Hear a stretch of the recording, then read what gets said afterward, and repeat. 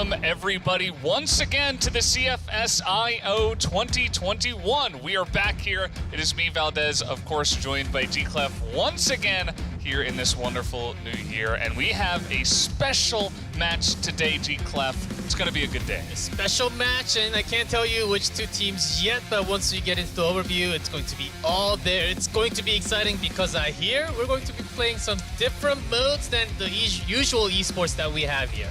Yeah, it's going to be pretty cool. You know, this is what we want from kind of the special mode, right? We got a couple of teams in, and we play some for fun matches and see who comes out on top. 3 different modes are going to be played today. We're going to be playing Elimination, Deathmatch, and Free-for-all. And we're going to get to see which team comes out on top. Yeah, of course, you guys will be very familiar with all the modes, but let's see how the actual pros play these modes because they're going to be awesome good. And we have some different point system along with it, and we'll explain that later in the overview. And of course, we have 3 different modes. Elimination mode. Of course, everyone should be very familiar with the mode. We have the respawn area, and you are pretty much locked in for the first 30 seconds, but you have lots of different weapons that you can sort of choose from. And within this, you have to talk to your teammate. If everyone wants to take AKM, like, you can't just take AK here. So I think first talking to your teammate, which gun you have preference to, I think that's an important sort of rule within the team first. Like, I want to go sniper today. Like, let me know what kind of gun that I can have. It's going to be spread out over the map. Yeah, and just, you know, some extra information here for you guys, just in case you forgot. Just some extra points that you will get for some of the more difficult to use weapons. More difficult to get some kills, right, with a knife compared to a AWM or something like that. So definitely going to be a balance of, do you want to use the overpowered weapons and try to get, you know, as many kills as possible, although you'll get less points, or do you want to try and go for the difficult type of kills? Yep, different type of points, and if you get a nade or knife kill, that's, I believe, 100 points, which is going to be roughly very hard. Knife kill, I don't think we have even maybe a single kill within the entire tournament, I believe, last year. So it's going to be awfully hard, especially when there are going to be lots of communication happening between the teams. Yeah, so I'm just really excited to get into the special match, G-Clef, and it's appearing that we do have this match ready to go. So let's hop into game number 1 right now.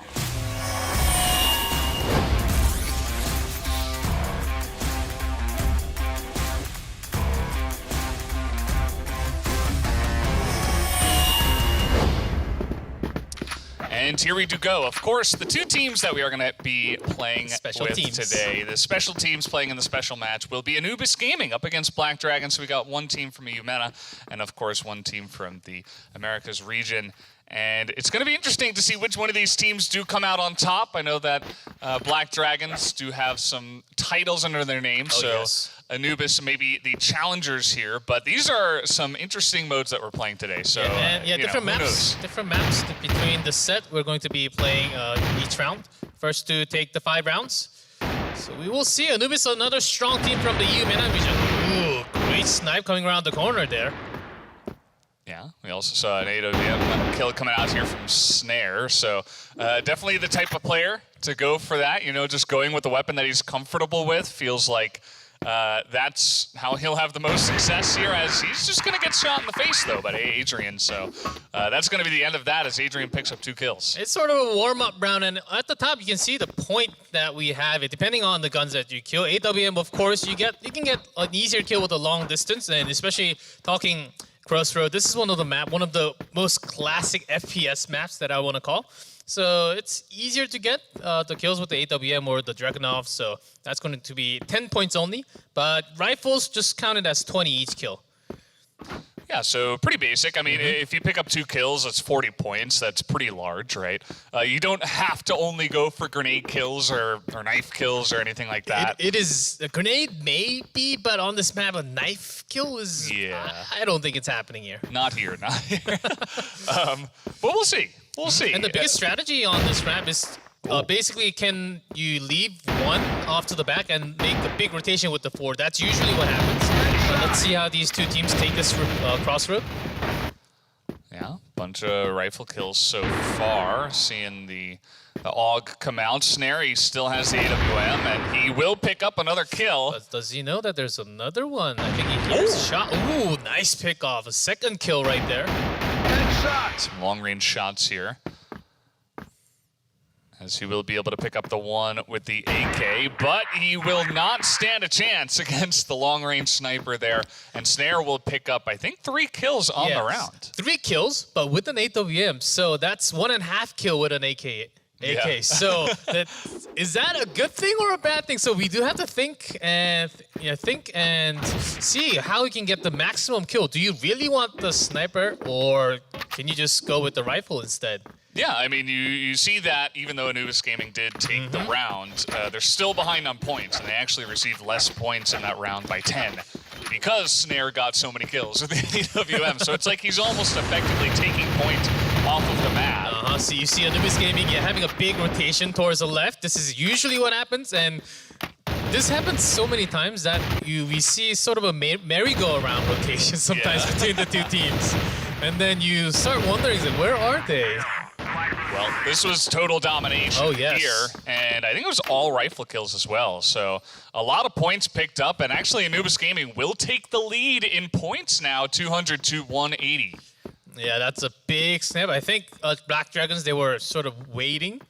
Didn't really have information which side they were coming from, and then they just started collapsing from the right side.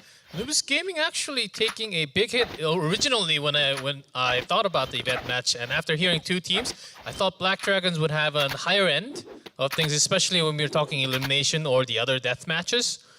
But right now, another one. Anubis Gaming taking the lead. Yeah, Snare he's really consistent with these kills. So even if he's getting less points, I mean, he's still doing great work, especially in this position. Yeah, in this position with 2 HP. Yeah, That's why you can only get 10 points for this thing. But Jake, you are on the other side, getting 2, trading with 1. Double kill. Yeah, GDSC actually able to trade back a lot here, picking up a bunch, but he actually gets shot from behind. His touch and finds the angle here. And that's could gonna have be been a another knife round. kill, I guess. Yeah, That could have been a knife kill for 100 points. I think he should have gone for it. Maybe. If he dies, it's 20 points over to the enemy. But if he gets it, that's a lot, 100 Yeah. for the team. So I think that was a pretty good risk that you could have taken. But again, just going for the simple kill doesn't net you 20. So it's kind of like it's a pretty big swing, but definitely just going for the straight up kill might be better. And then I see a Dragunov picked up by Yusef. That work. Gets a kill. Going for the long range. CDSE though will pick up 1. Jaguar getting in here though. He picks up 2. As he kind of just goes down the middle and catches them by surprise. Anubis Gaming, they're just breaking in through the middle. They have they're just going on with the fire. Says, okay, we're going to go left. Let's break into the middle. And Black Dragons is actually acting defensive in this map. Well, Adrian picks up that final kill. And that's going to be good for trying to catch up. You know, the points are still very even at this point. Yeah, only 30 points away, so 1.5 kills for rifles. And 3 sniper kills away. And first to take 5, Anubis Gaming still taking a round win. Round ahead. So just deciding what they want to go with here. It looks like GDSC has, switched up his idea. He's moving away from the rifles into the snipers. Yeah, another gun that's really good on this map is AUG. And you do see a lot of players picking that up. GDSC actually not performing as well. Because when we talk about snipers, it's usually GDSC.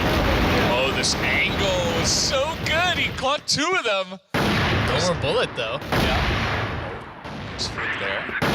It's actually going to be a round win over the Black Dragons. So nicely done. Able to snatch a round back and also take the point lead. 30-point lead by Black Dragons this time. So we'll see. It's quite close, and Black Dragons, we can see them reacting a lot more. And ever since they changed more into the sniper guns, I can see them doing a lot better. They're trying to catch Anubis Gaming from rotations, and that has been working for the last 2 rounds, which kind of stopped these invasions by Anubis Gaming right now. Definitely on a map like Crossroads, trying to get a read on your opponent. Very important. Trying to find out which angle they come from. It's a couple of rifle kills going over Yusef. Make that 3. He is showing up big now in these later rounds. But does he know that there's another member waiting for him? Right there, Adrian. This is Yusef. Okay, but they know where he is now, and it's 2v1.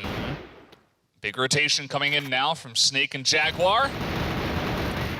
That's going to be it. The MP5 picks up the kill for Snake and just racking up the points here. They're 1 round away from taking the victory. And MP5, I think MP5 should get more points, maybe like 25 points at that 5. There are certain tiers, Clef, that we must adhere to. Yes, and I don't think MP5 deserves to be in that same tier, but regardless, 20 points. And Anubis Gaming about to take the match. Let's see, 2 seconds. Yeah. All right, Snare.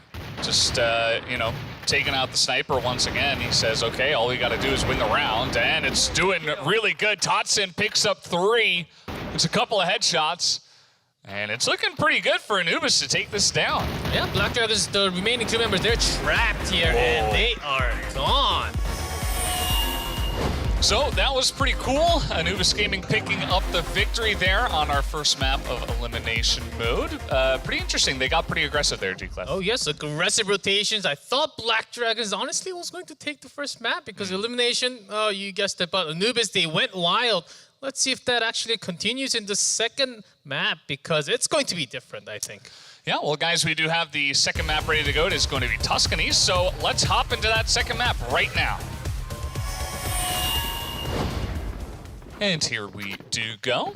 Once again, elimination mode. Second map here coming on in. And let's see if either of these teams try to change up their style for the map. Another wild map because there are gates and you can pretty much bait your opponent or even your teammates. Sort of the same as Crossroad, but not exactly because you can get into the alley side. And especially from Black Dragon side right now, the alley is quite occupied, as you can see. I like the grenade play, trying to stack them up, and if you do that, allows a chance of a grenade kill, but actually Yusef just sitting back, and that's going to be 3 kills for him, feeling the pressure. GDSC is peace out, man. I'm not staying there. Yeah. If I were him, I'd hide it in a corner and try to get a knife in him, but instead, it's just going to be a sweep. All 5 members of Black Dragons do go down. Only Totson was the casualty on the side of Anubis. Yeah, depending on the weapons that spawn, you might be forced to pick up some snipers, but this isn't really the map for the sniper gun. As you can see, Anubis Gaming already taking the 5 kills with only rifles. That's why they have 100 points already. And the alley side is exactly where you plant your grenade. And Anubis Gaming should be throwing the nade right on the box right now. Perfect spot right here. Although, this is also a perfect spot for Black Dragons to try to stack grenades. Yes, both teams trying to go for that 100 points. Yeah. Oh, getting aggressive now is Black Dragons. AKT coming in here, and they pretty much sweep him up. I like this aggressive push, gets a lot of value, and that's going to be kind of the opposite of what we saw in round 1. Catching up here is Black Dragons. Oh, yes. Of course, you can stay at the gate and try to go for those peak shots or into the center shot if you can get a chance to. But unless that really comes through the other team, it's going to be really hard to get a single kill in each round.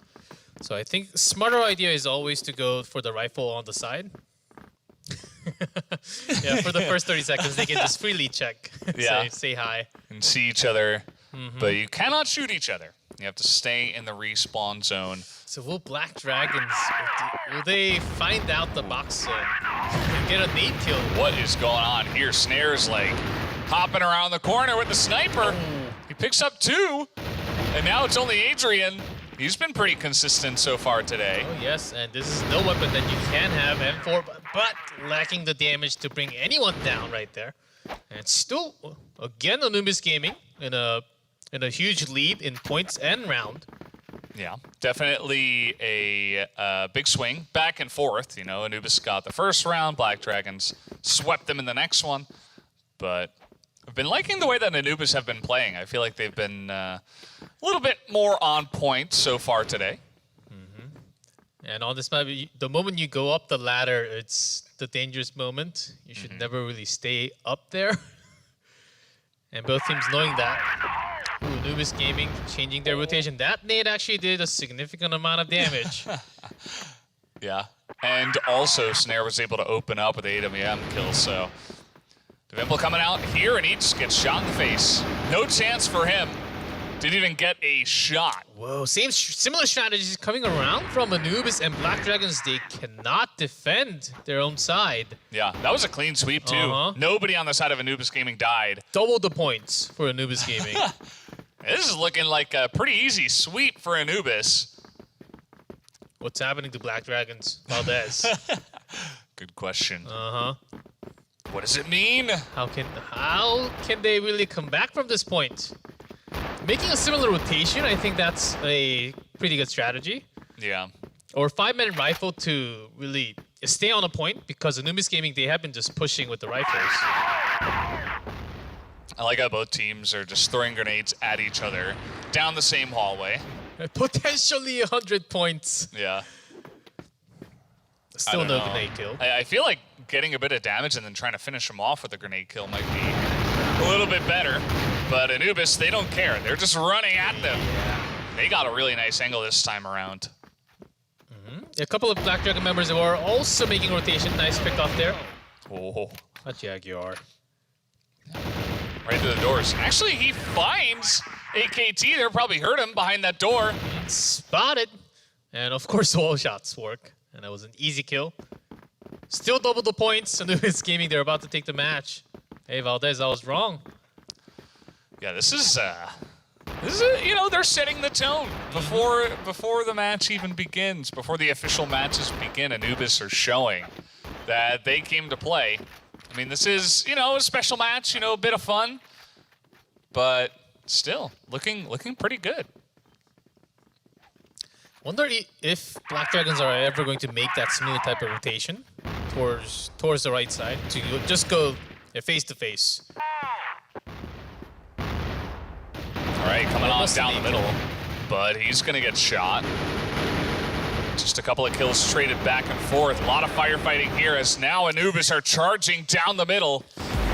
And that's it. Anubis Gaming takes the second map also. Wow, what a surprise. Yeah, Anubis crushing them here today. The first one on Crossroads was a little bit more even, but this one was a landslide victory to Anubis.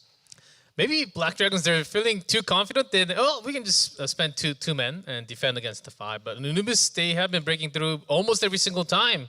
And if this is not going to be stopped, I can imagine. So I switched side now. As you can tell. Flip-flopper. I think they can take the entire thing. Yeah, well, this has been a couple of good rounds here for the elimination mode for Anubis. But we're going to go on to Tombstone for our third map of elimination mode. So let's hop into that right now. Here we go. Black Dragons looking for revenge in their final chance in elimination mode, at least. Another hectic map. I guess you can boost up and you can go up to the aisles, and a lot of the members can get caught, like 1v3, 1v4 situation. Sometimes that works on this map. So let's see if Anubis Gaming can have a clean 3 in a row map sweep here. Well, that would be making a statement. Black Dragons, you know, coming out here strong, though, in the beginning, just shooting right down the middle. Able to pick up 3 from there. And you see Snare, he's got his grenade.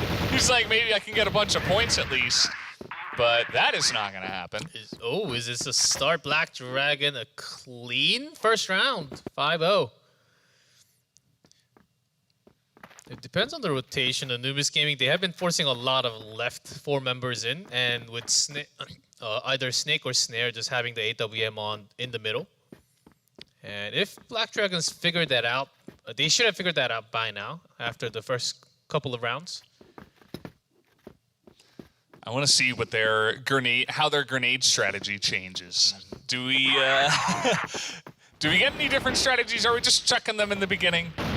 Or are we actually looking for the eliminations with those. Yeah, good info. Adrian peeks out, so they knew that Anubis Gaming. They spent 2 men towards the center. Wow, what just happened?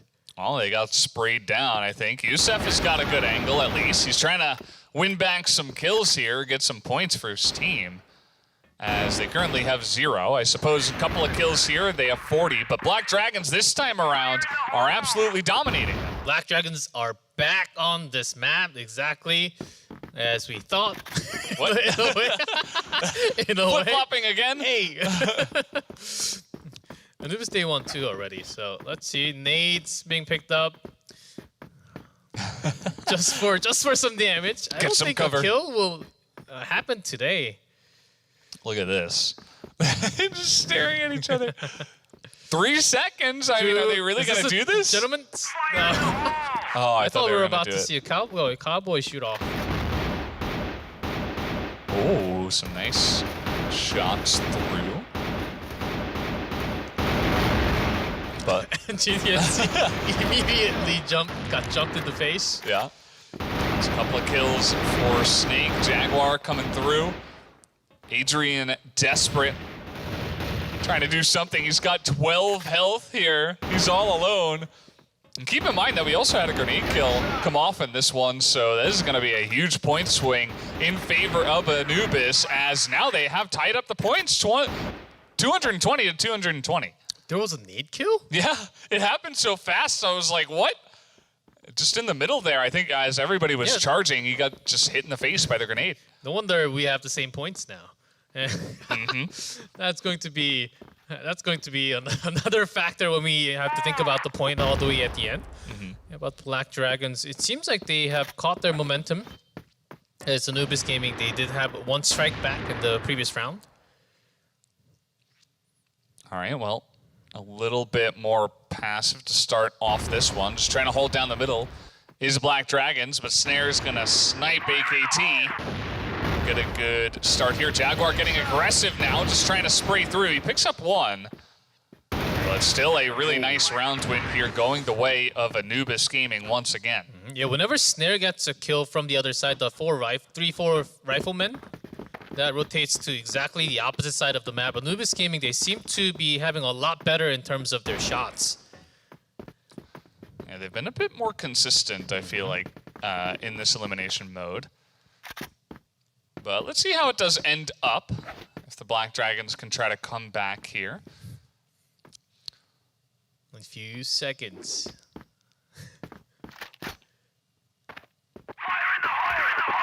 All right, some shots down the way, and that's a nice headshot on the enemy sniper. Black Dragons, an awesome start here. Nice teamwork there. Absolutely dominating them. Jaguar only gets the 1 sniper kill. That's 10 points. It's nothing. Just got 1. But Black Dragons still maintaining the round lead. Yeah.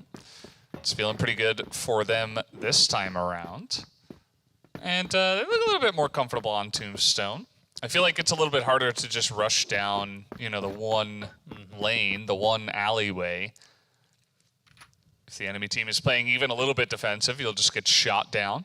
Yeah, because most of the shots are going to be longer distance in this case. That was dangerous. Yeah. But he picks it up in the end.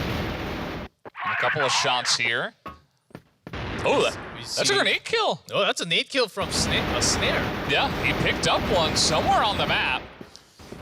And Snare, you know, even though his team is losing here, he picks up a bunch of points for them. At the very least. Snake maybe sneak around, look for the knife. If I were him and it was 1v3, I'd just hide in a corner somewhere and wait for them to find me, and maybe I can get a knife. But that's a good strategy, but you can't win the round with that. So yeah. See, Snake picks 1, almost gets 2. Yeah, good try, but, you know, now Black Dragons only 1 round away from taking the victory, even though Anubis do have the point lead. Might be the final round as Anubis Gaming on this map especially. I think they are better in the shorter distance combat than long distance rifle shots. Needs a lot more precision. Definitely very true, as we are seeing here. I mean, Dotson was a guy that was rushing in. He was getting a lot of entry frags, but now he's 0 and 5 on Tombstone. It's a total flop. It's a total flip-flop from the last map that we did play. Good start here for Anubis. See if they can finish it off, but we're trying to run down the middle. Devimple is going to pick up a couple. And GDSC is also alive. Snare with an AWM. Picks up one. Oh, but they know where he is now. It's going to be up to GDSC to finish this off for his team. He's able to find one, gets him through the little wall there. Yeah, 1v1 now. This is dangerous. And Snare has the AWM, so GDSC, if he knows that, will try to find a good angle to flank him here. Oh, spotted right there. That's and good. Snare did not see GDSC. So GDSC in a better position right now. Yeah. That's exactly what you want in the 1v1, but Snare was able to spot him here as he's going for the nade kill, but he actually gets shot in the face. That's going to do it as, well, you know, going for the extra points, but it does not work out. Yes. That is something that can happen in elimination mode. It was a funny moment where Snare just said, okay, might as well just go for the nade kill, or I'm not going to make it with the nade WM. So Yeah. the Black Dragons, they at least bring the final map, making it into 2-1, but that's not everything that we have for today. Yeah, of course, you know, we did just finish off with our elimination mode here. We had the 3 maps that we just played off there, but we are going to be moving into the next mode here. We do have Deathmatch, and let's take a look at the CG and see what else we have prepared for today. Yeah, the second match will be the Deathmatch mode, which I'm pretty sure a lot of you guys are familiar with to get your hands warmed up. You just respawn, kill, that's basically what it is. If you don't know what Deathmatch is all about. So we go for 150 kills, and the first team to reach that point wins. That's simple as that. We're going to be going through New Mexico and Chip, the 2 most common maps, I would say. But on this, only CFS official weapons, so there's a big change. Just, you know, see which team is going to be the best. And I feel like on Deathmatch especially, you got to be fast on your toes. You gotta be looking for those kills all the time. Yeah, in Deathmatch, once like there's a big sweep, like a wave of attack from the other side, there are some games that you can never go back to the middle point. You basically respawn and die, respawn and die, respawn and die all the time. There are some games like that, and I wonder if it's going to happen at all from the pros, because that's usually what happens in this deathmatch mode. Well, we do have our first map ready to go. We have it loaded up. It is going to be New Mexico, so let's hop into that for Team Deathmatch mode right now.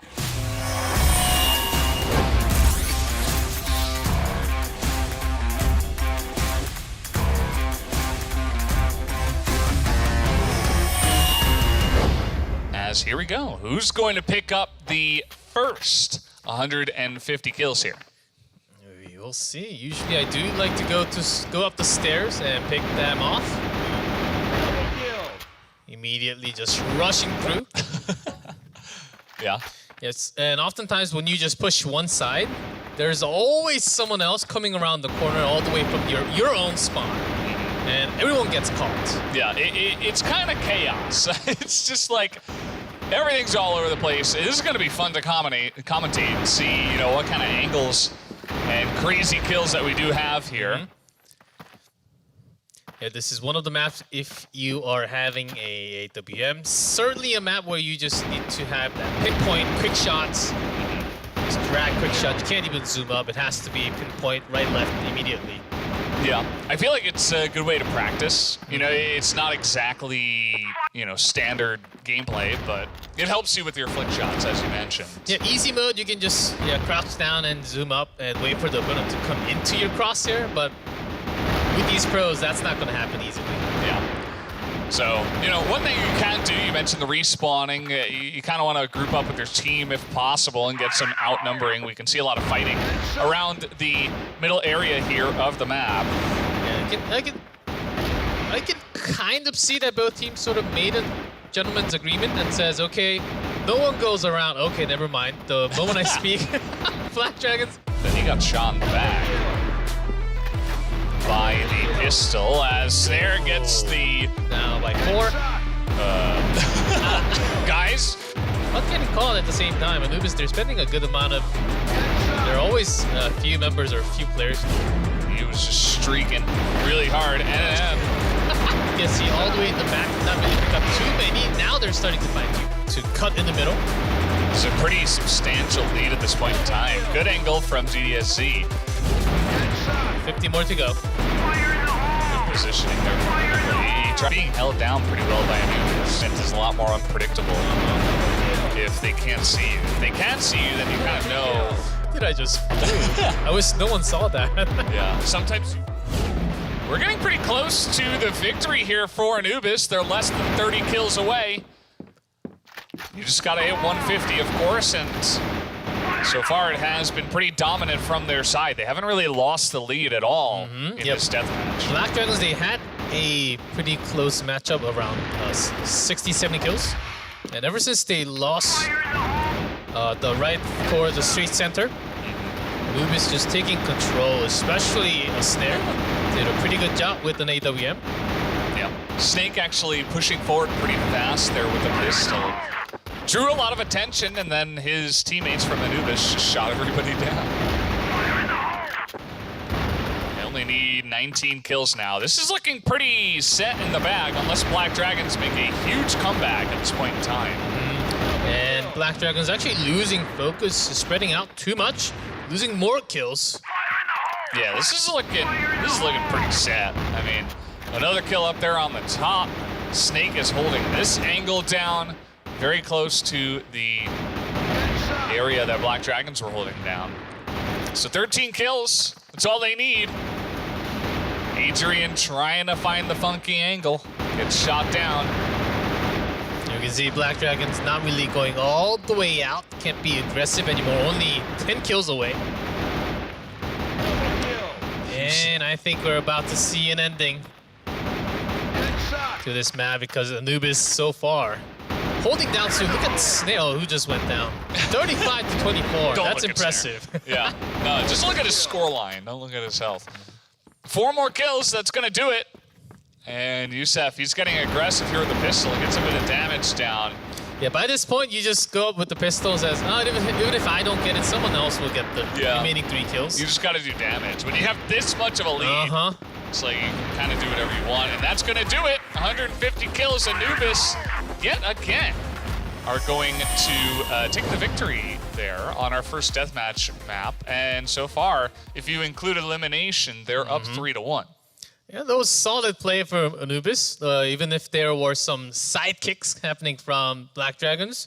Yeah, Anubis actually handled that pretty well, only giving like 1-2 kills from the side. Black Dragons almost caught up in the lead, but did not really maintain that. The box zone by GDSC, that once that was hold, I think they had a chance to really come back, but Snare, I think, was the MVP on that map. Yeah, absolutely. I mean, he was just stacking up the kills, and we'll see. You know, I mean, they had a chance there at around 67 kills, as you mentioned, but after that, Anubis did take a big lead. Guys, we have the second map ready to go. It is going to be Ship 4 Team Deathmatch, so let's hop into that right now. And here we go. Let's see how the strategy changes up here on this map.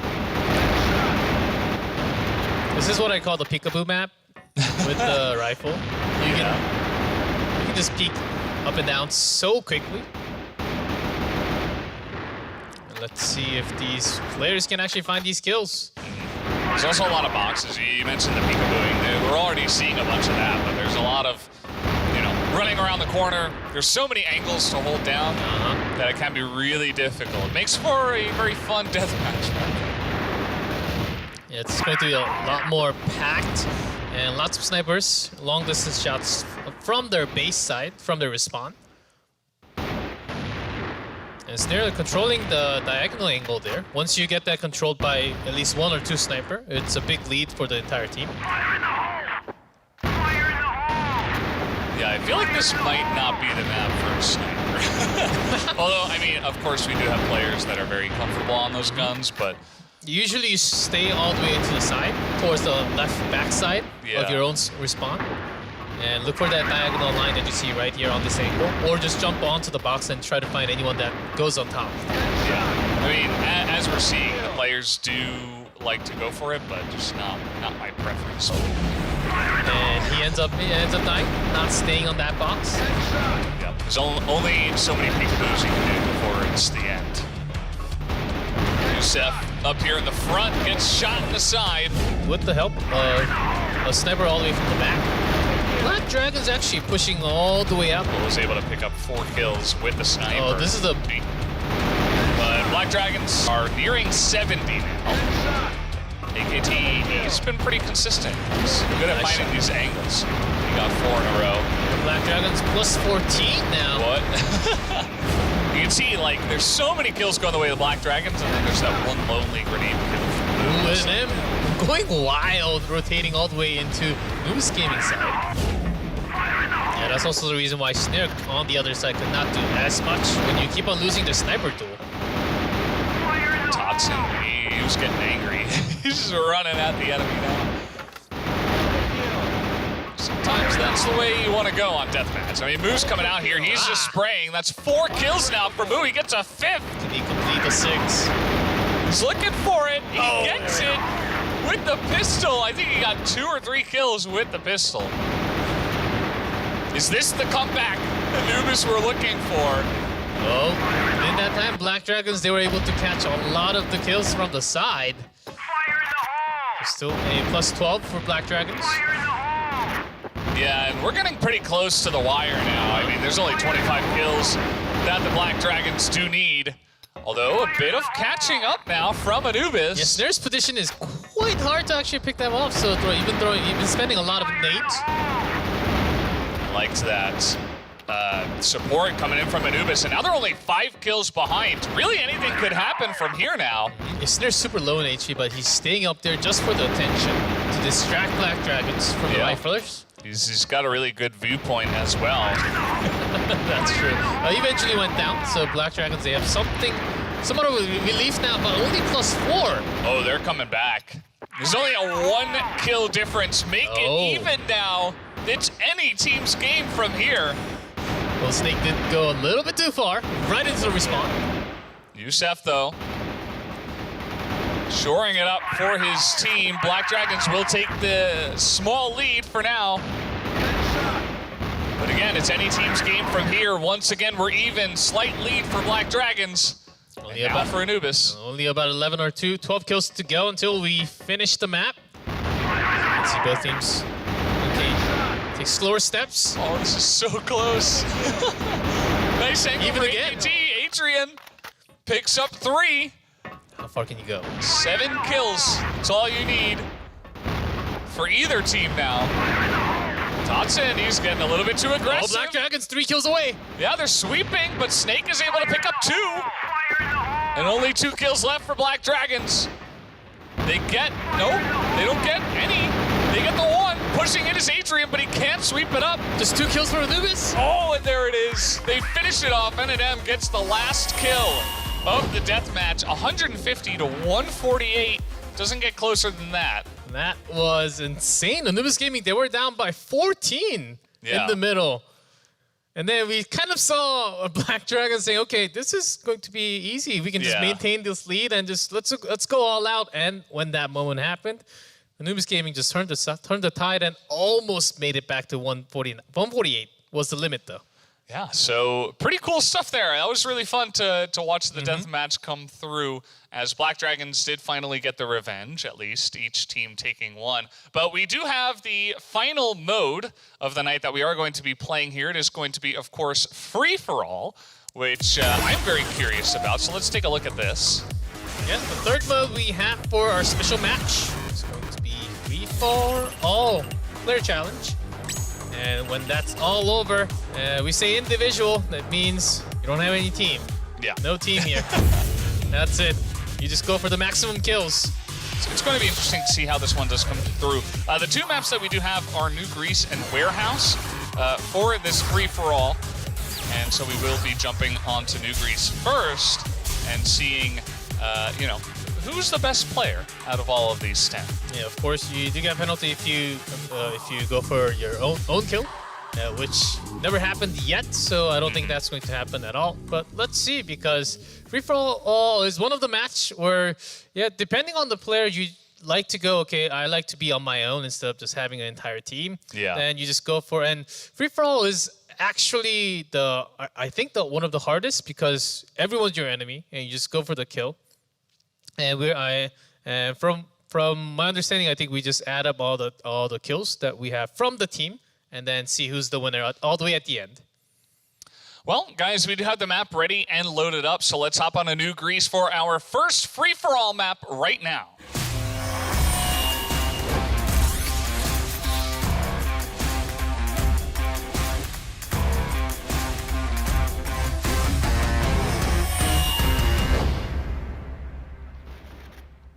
As here we go. Of course, first kill going the way of Adrian, and it is truly a free-for-all. You just gotta be a great lone wolf and see, you know, how many kills you can pick up. You see anything, you gotta shoot. That's what you have to do. And so far, Yusuf and Adrian getting a lot of kills, but not totally in hand. There's some safe spots on this map for a sniper, and I think that's where Snare is right now. Yeah. On free-for-all, as a sniper, you kind of just gotta find a corner, and with 2 lines of sight. Yeah, this is where you do all the damage and someone else steals your kill. Yeah. That happens so many times. That's really the free-for-all. Especially if the guy doesn't commit, you know. Just kind of shooting at each other, and then he gets shot in the back. Yeah, as you guys can see, the hardest person doing their job right now is the observer. If you get lucky, you can get like triple kill moment, but that's going to be good. The moment you see. This isn't going to last long. This is going to be good for our team. That guy didn't have any idea either. Shot in the side. You have no idea where the enemy is going to come out. Temple's crushing. He has 30 kills right now. It's all about him.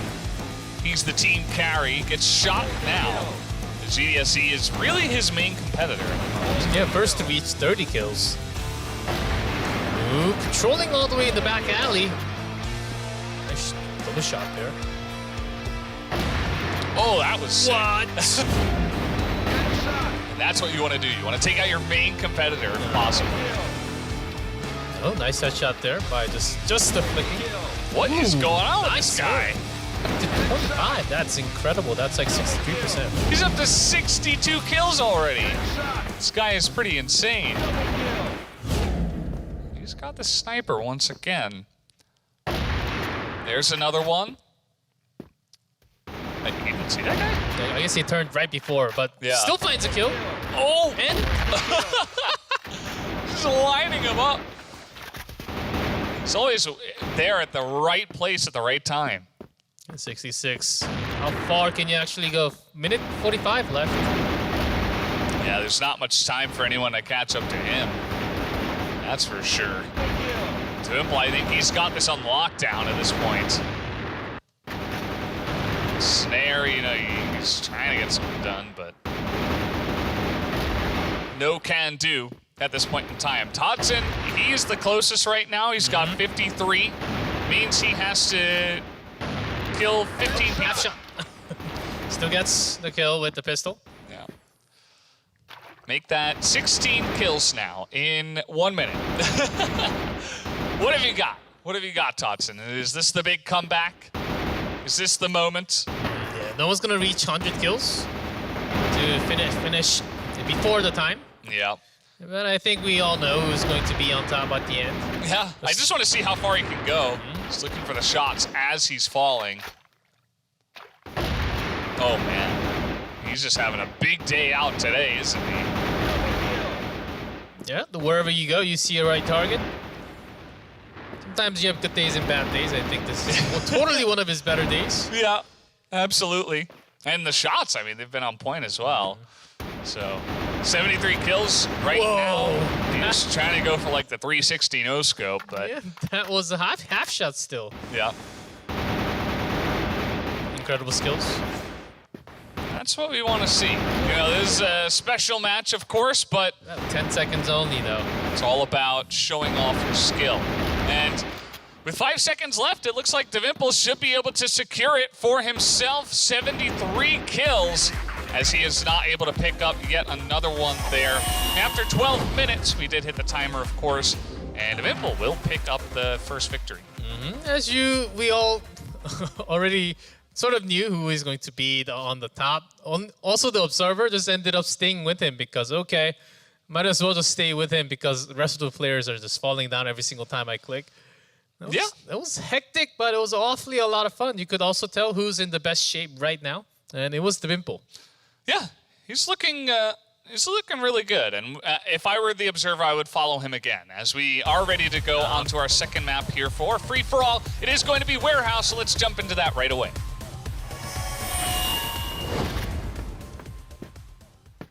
Now, let's see here. Warehouse, definitely a different kind of map, but will Devimple be able to get the back-to-back wins is the question. This is going to be one of the larger maps.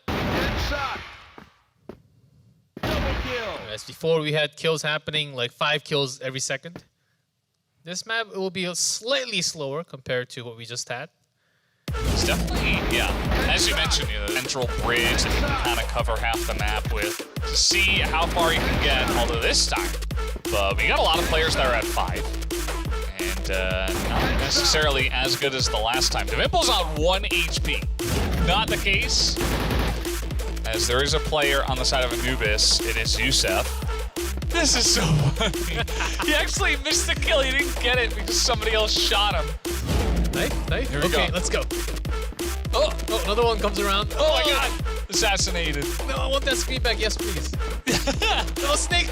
Let's just watch this. Wait, what? No, No Nate. grenades? Oh, and someone comes around with the... Yusef comes around.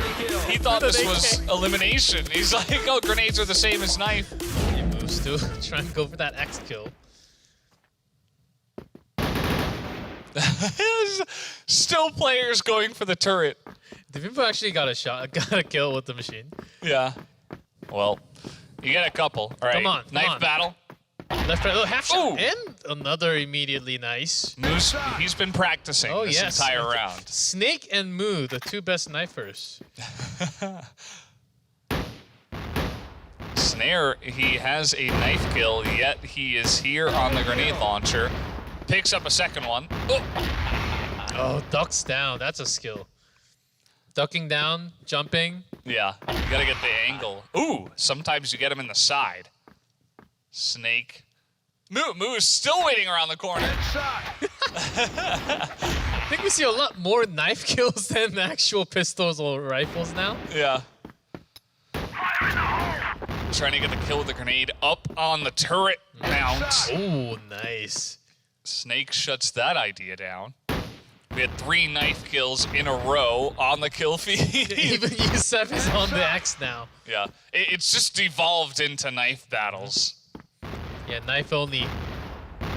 Final minute. Knife only rooms, usually nades are available. Uh-huh. All right, let's see it. Moo, he's getting the angle. Oh, run away. He's looking for the flank. Snake on the chase, finds Moo behind him, and Moo gets the kill. And Yusef comes around, says, okay, he must be confused by now, but Moo's the king. We had like a train of 4 people just running after each other with knives. How did that not kill him? Well, that's gonna kill him.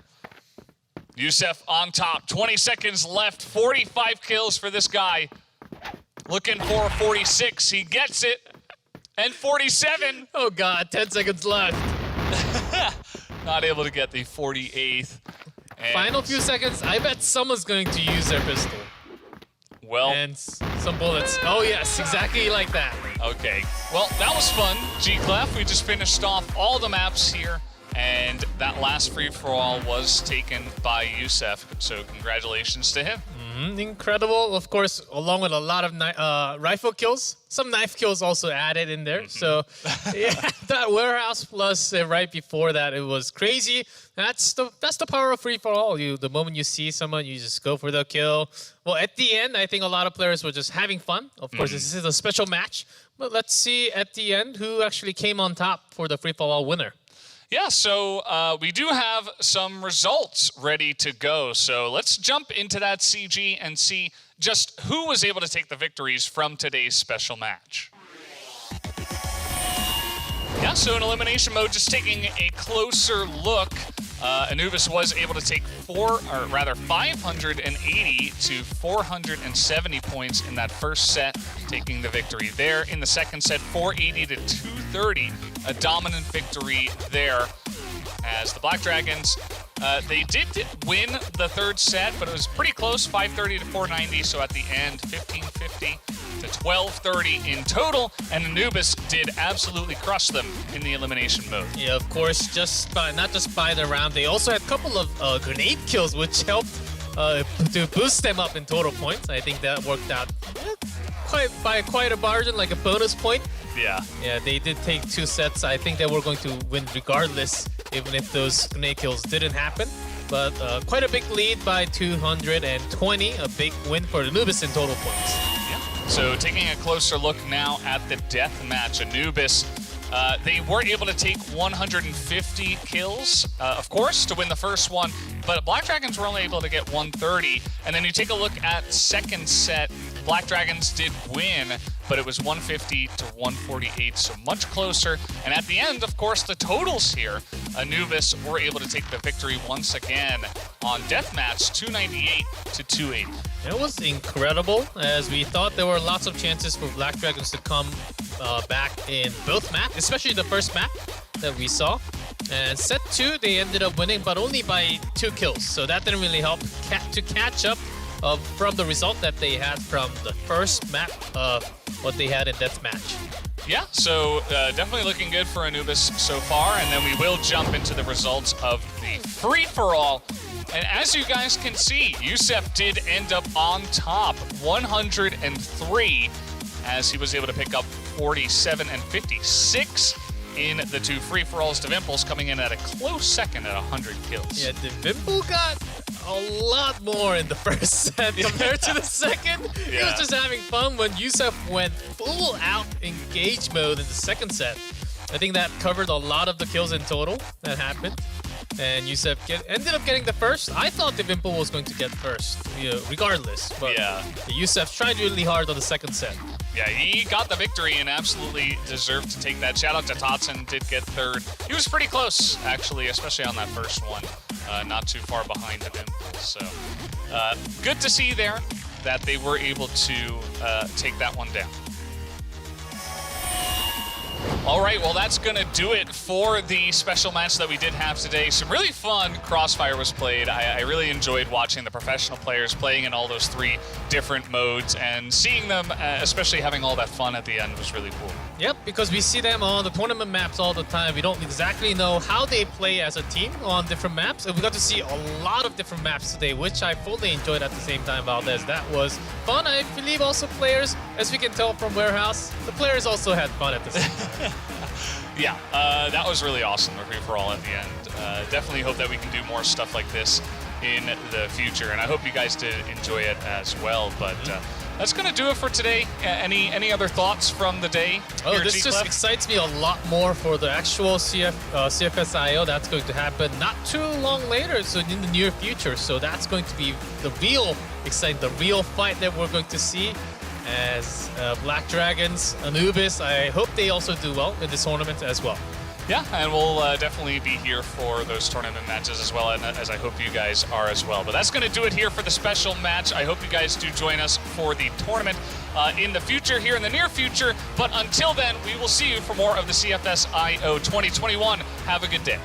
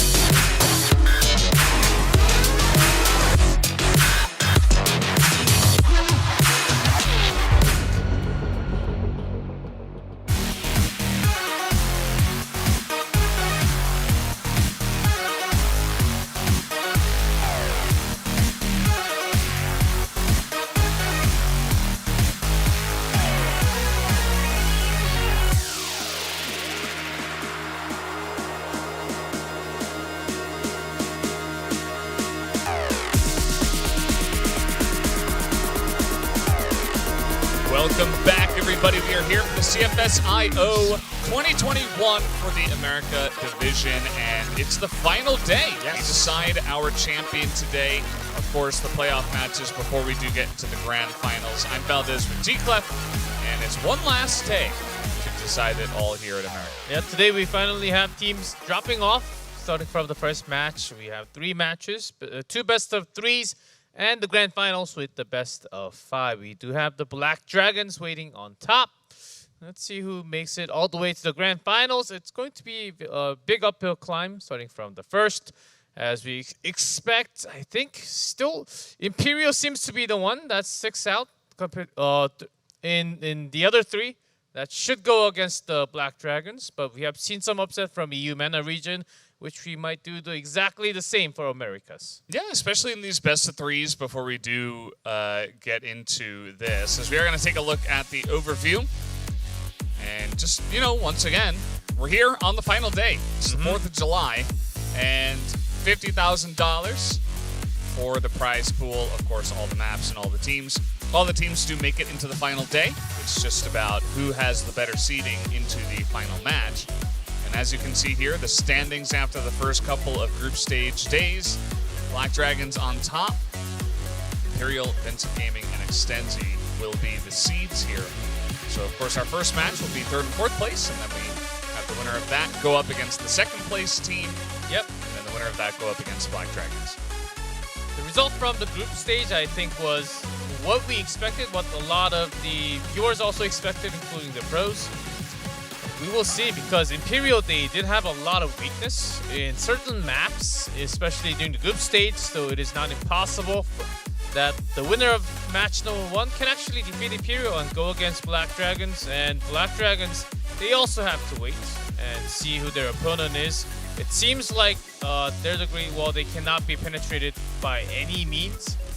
But the impossible might happen today. It's not like if Black Dragons have won the tournament already, they're the huge favorites, and everyone knows that for sure. But it is never 100%. It's never 100%. It all comes down to who performs on the day. We always say it. Vincent Gaming is definitely one of the teams that can come out here big and try to upset. Would expect them a little bit more over Extenzi, who are not able to pick up even 1 win in the group stage. Vincent Gaming able to pick up that 1 win. And you can see the numbers, they're not half bad. They have some superstars on their lineup. And it really just comes down to, can they play better on the day? Especially J57 winning a lot of sniper. Instead of cutting down the opponent's snipers, he actually goes into the rifler's position and take those down immediately. So he has a unique spot within the team. And also RN, who can certainly show up powerful, saving the team 1v2, 1v3 from time to time. So that squad certainly has potentials. Yeah. Here we are taking a look at Extensi Gaming. As you can see, the 5 members coming in here. Asuka filling in, and you can see that the numbers are okay, but not as good as the other teams. And although we have had some really big pop-off performances, especially from TRN, Dutty, even KN as well, they just haven't really been able to find enough to get the wins in these best of 3s. Not exactly, and the player that I want to highlight here is actually Dutty, who is totally in the dark, can't see anything. Whoa. Just the red dot on the screen. But his KD is not the highest, but because he performed poorly on the day number 1. But his day number 2 was totally different. He was carrying the team yesterday, so I expect Dutty to be the MVP of that squad. You would expect that. Let's see. Okay, we got a Black Widow ban, we got a sub-base ban. So Port and Compound are our first couple of maps, and then we do go into Ankara. So 2 of the maps that I think got the banned out the most in both regions, Port and Compounds, they're going to be the maps that we start off on here. So pretty interesting maps that we do have for this first match. Yeah, Extensi banning sub-base is also interesting. I thought they were also pretty strong, but I guess Vincent Gaming showed a lot more strength on that map. Yeah, for sure. So guys, map number 1 is all loaded up. Let's jump into playoff match number 1, Vincent Gaming versus Extensi Gaming.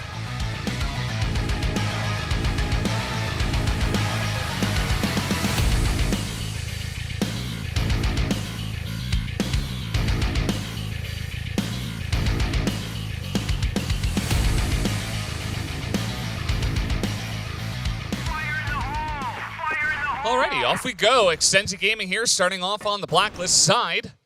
As the boost. Gonna have to try that again. Let's see exactly what strategies we see here. Extensi Gaming in their last matchup, they were definitely going very hard, rushing in a lot. Almost just feeling like, okay, well, we don't really have a great chance to change our outlook right now. So let's kind of get in there. But now it's a different day. It's the playoff match.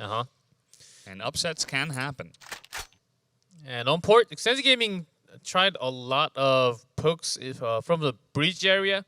Of course, right now, staring in the warehouse, waiting for the perfect flash time. Here it is. It's a fantastic start, actually. TRN as well follows up with the AWM. So 2 kills very cleanly onto the B site here. Yeah, even the smoke really cut off the sideline of the backup coming into the B site. So the 2 members sort of trapped there. Yeah, even Borzen who's coming around has to wait.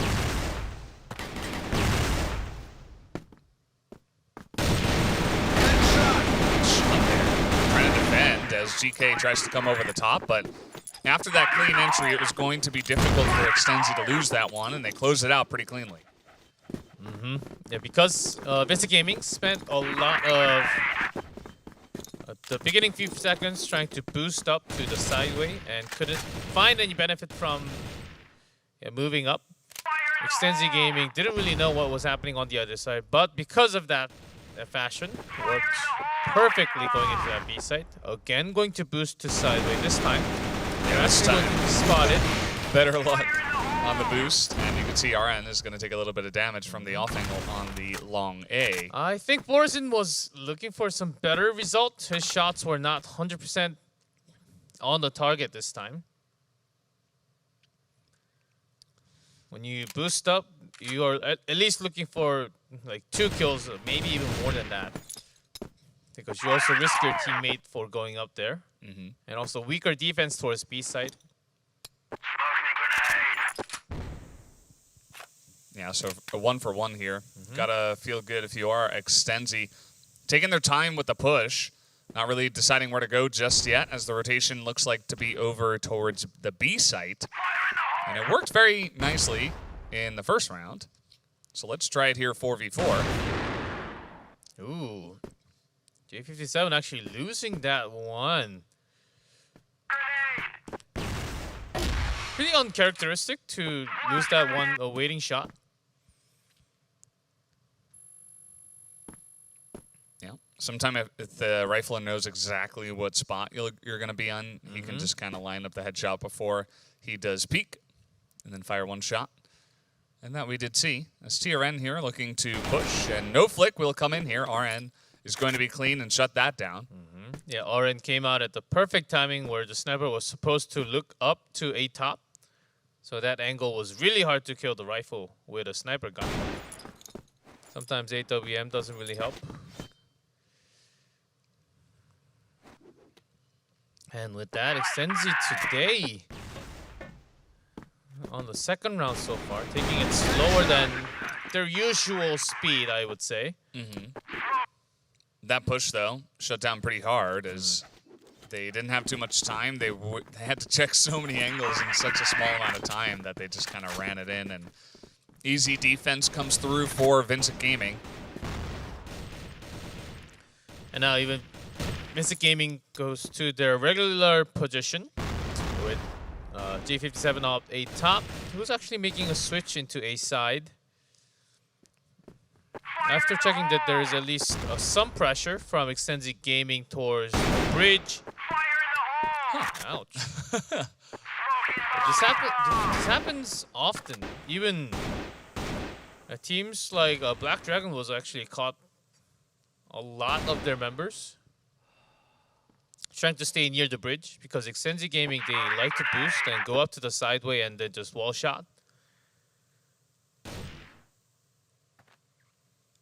So that's one of the strengths that they have here.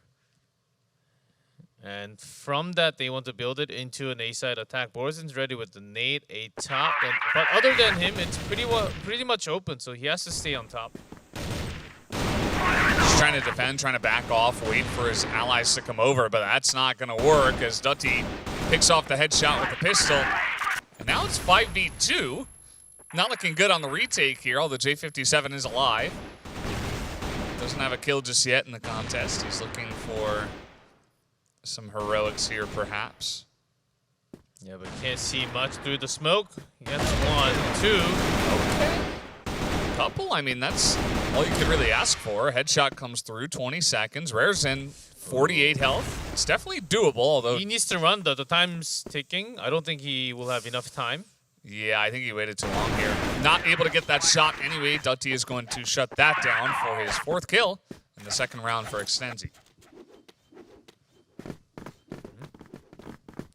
Yeah, with 5v2, it was going to be rough, but Vincent Gaming at least grabbing a few more kills, registering kills to begin on this map. But Extensi Gaming, unlike the group stage, they're actually using a lot of the time. Most of the time during the group stage, it has been just rush in A, rush in B, mid, whichever way they want to go. But this time they're actually going back and forth a lot, moving to C4, making sure they actually go in at the perfect timing with the right flash and smoke together.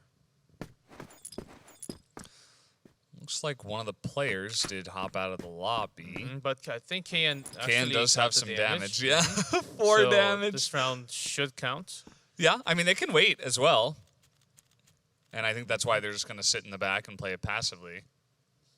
You can wait for a reconnect. Yeah, 4 damage off. Yes, we got the word that we will continue the round. As Vincent Gaming right now, they're saying, what's happening? We don't hear anything. Where are they? It's just a really slow push. Are you sure we were playing against Extensi Gaming today? Because the group stage, they were totally different. There's Dutty. There's in ready from the center passage. Oh, and they're just swarming them now. As no reconnect comes in, that's unfortunate for Extensi. But yeah, 2v5, 40 seconds. Still trying to make something happen. Looks like he may have gotten some information over there. Just trying to check for any ID tags. Well, he's not going to win that firefight, but at least they know that Borzen is here. Trying to get that info now. The flick is not on point. And that is going to be the win going the way of Vincent Gaming. So 2-2.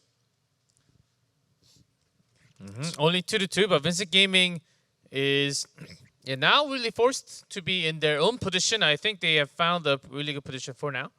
Yeah, not having J57 on top of A, I think that's one big difference that they actually made.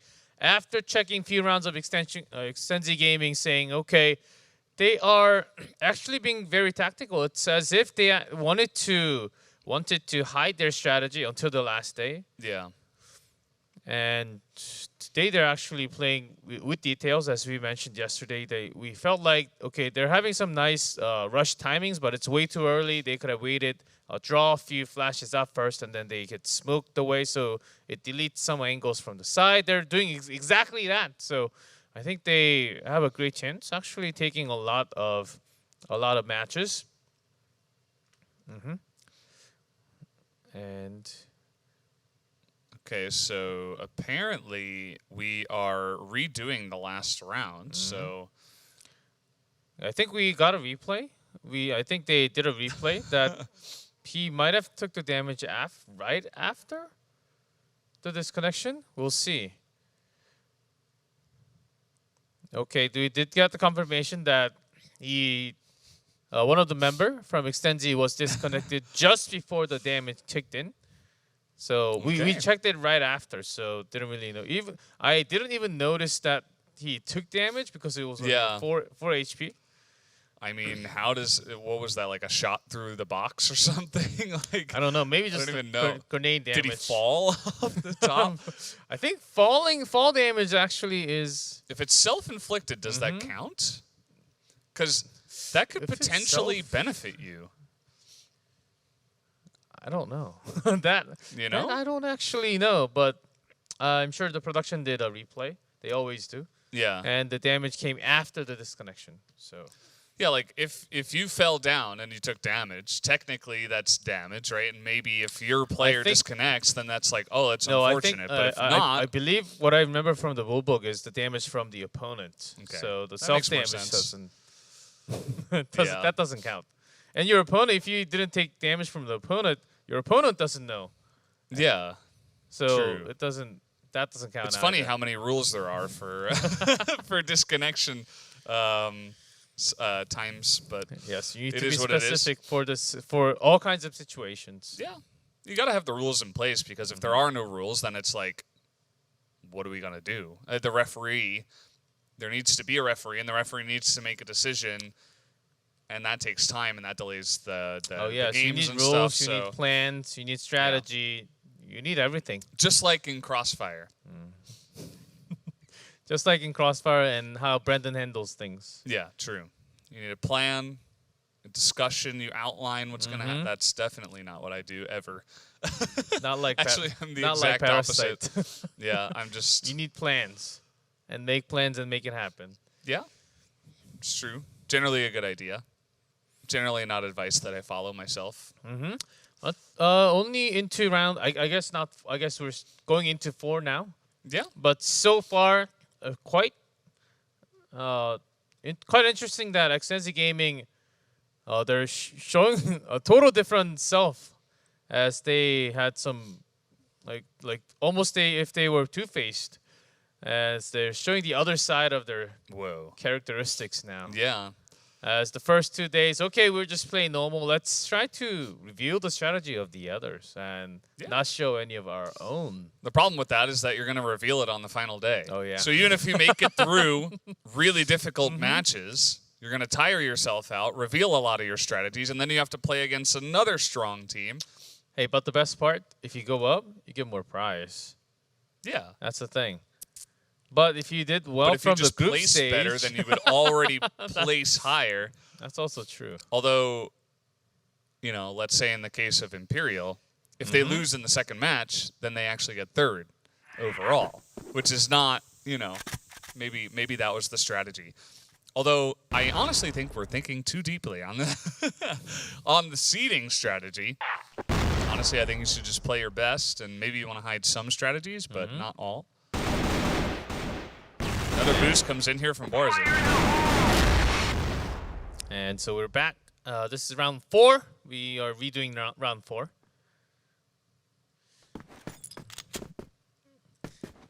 And again, Vincent Gaming, they're really trying to boost up from Sideway.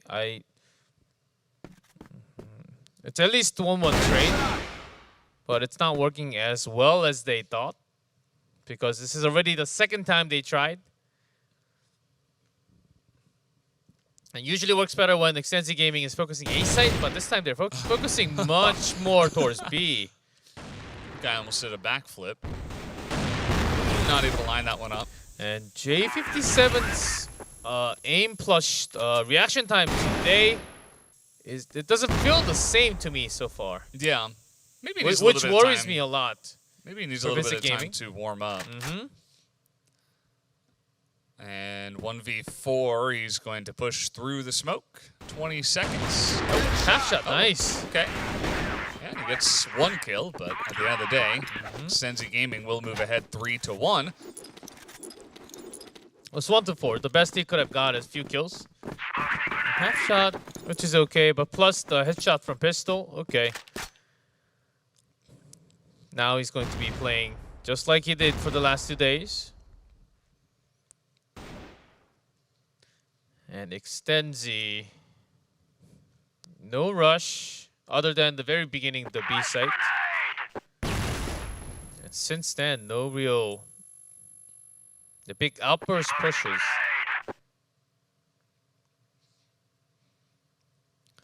Yeah.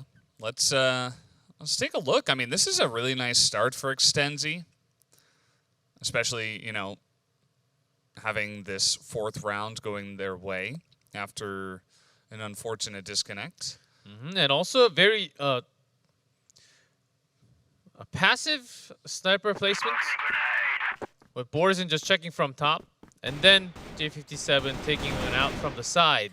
Yeah, but headshot onto J57, and Borzen hasn't exactly been solid over on this A site. And right as I say that, he's going to prove me wrong and pick up a couple of kills here. Oh, TRN. Dangerous switch, but a bold move to go to pick up the rifle. Pick up AK at that moment, facing the opponent from A long. But he makes it out with the C4. And where does he go? No real defense from B side at all. All three members left alive for Vincent Gaming, actually rotating towards the BL base. Yeah. And TRN might have no idea that this is coming. He's got to get aggressive and try to set up 1v1s. Okay, there's one. Now 1v2. Well, not fast enough on the flick there.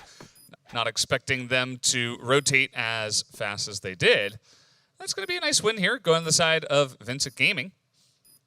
As it feels like he's actually waiting to give a chance for one of the members of Extensi to get back in the game. Yeah, I think that's what it was.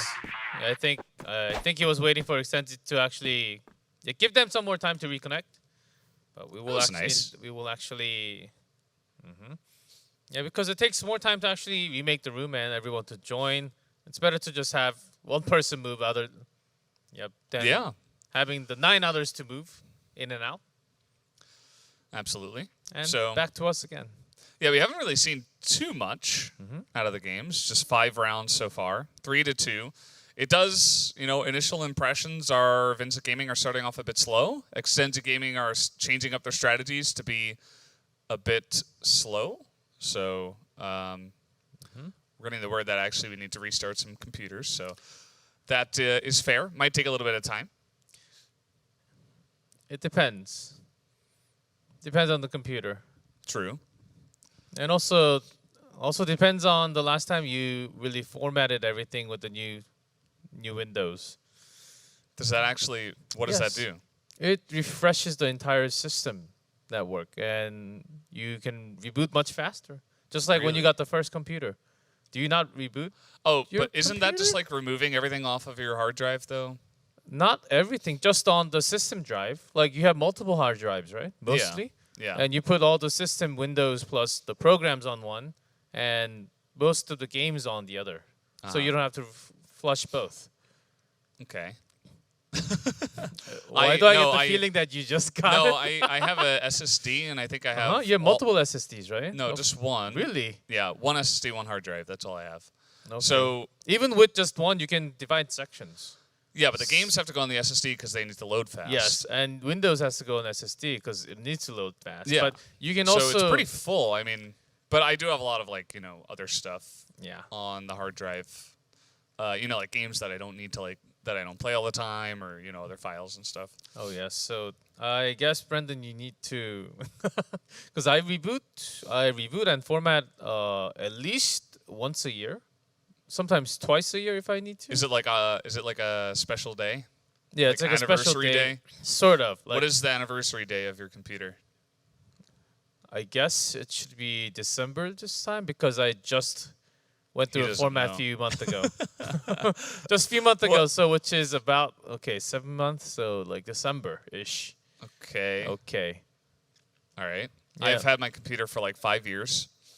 I don't think I've reformatted even once. It's just there. It's just hanging out. I'm kind of scared to do it at this point. Who knows what'll happen? Maybe it'll explode. Everything will break. Yeah. Could happen, right? I mean, everything works for now. And the player cams, of course, so much better to have all the player cams this time. We have JK on Facebook behind. It's kind of funny checking to his see. fan website. Making sure he has more follows after his super play. Yeah, go ahead and follow him. I don't know, It's one of the Do what best you gotta things do. as pros to go back to your own tournament and just clip a few of your highlight moments. Then pull it up on your social media. Yeah. And it's like, oh, I'm this good, guys. He's just gotta pull up the one highlight from Compound, and then maybe he'll be re-energized reinvigorated. And that stays forever. Like, even when you get children or when you become grandpa. Like, back in my days, I used to be this good at shooting games.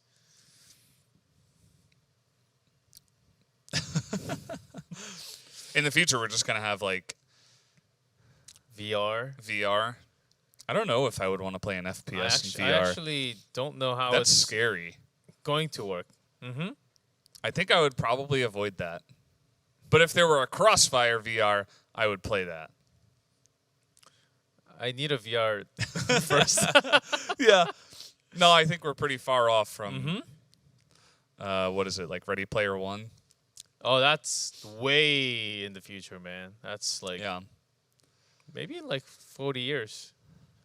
I'm guessing. Yeah, it's probably like 30, 40 years. I feel like technology is always accelerating. It's way too fast. Like, if you just go back like 15 years. Yeah, it's like exponentially accelerating. We barely had 3G 15 years ago. Yeah. Yeah, so. Well, even just the difference in what we have today compared to like 5 years ago. I'm trying to think of a specific example. How did I even live 5 years ago? with no 4G. Well, there was Crossfire 5 years ago, so it was fine. I actually played Crossfire starting longer than that. Longer than that. And my computer back then, Did you have multiple hard drives back then? Really? Even back then. 2 hard drives. I think I figured out what a hard drive really was about 4 years ago. I mean, I kind of knew, but I didn't actually know like what piece in my computer was the hard drive, and like, oh, you can put so multiple you never in and customized connect them. your... Yeah, never. I would always just, I'd just go to a guy who makes computers, the guy, or I mean, even in the past, I would like select, even if I was selecting certain pieces, I didn't actually know like, oh, okay, this and that. It would always just come with one hard drive, and that was like, oh, that was it. Yeah, I think the hard drives, yes, but I think the one big change was SSD when solid state drive came out, and like, there's a huge difference in loading time. Then I should get the better one, right? Yeah. But at the beginning, it was super expensive. So now it's still expensive, but not as much. Yeah. It's definitely worth, though. It's very worth. Compared to the capacity, it was super expensive back in the days. Definitely. Do you want to guess what graphics card I'm using? 5 years ago. Oh, 5 years ago? 5 years ago, I got don't this even computer. know. Oh. And it was like middle range 5 years ago. Middle range 5 years ago? It's not a good one. CPU graphics integrated. No. Integrated no, graphics. not that. No. It's a what do you call it? GeForce, or is it NVIDIA? Like 800 something. Slightly 5 years better, ago, right? Yeah. It should be Slightly about better. 800. No, slightly better. Really? Yeah. It's not the 800 range. The 900 series, right? This is how we spend our time. Okay, we got the game We're up back. here. Okay, let's see. Can we stay in the game and not disconnect? That's what I'm most interested in right now. Fire in the hole! And TRN still holding AWM. As we always mentioned, this is the map where we see the most 5 AKs from Blacklist. Yeah. TRN, he's kind of outlier. He likes to go against the grain, And think still outside of the box.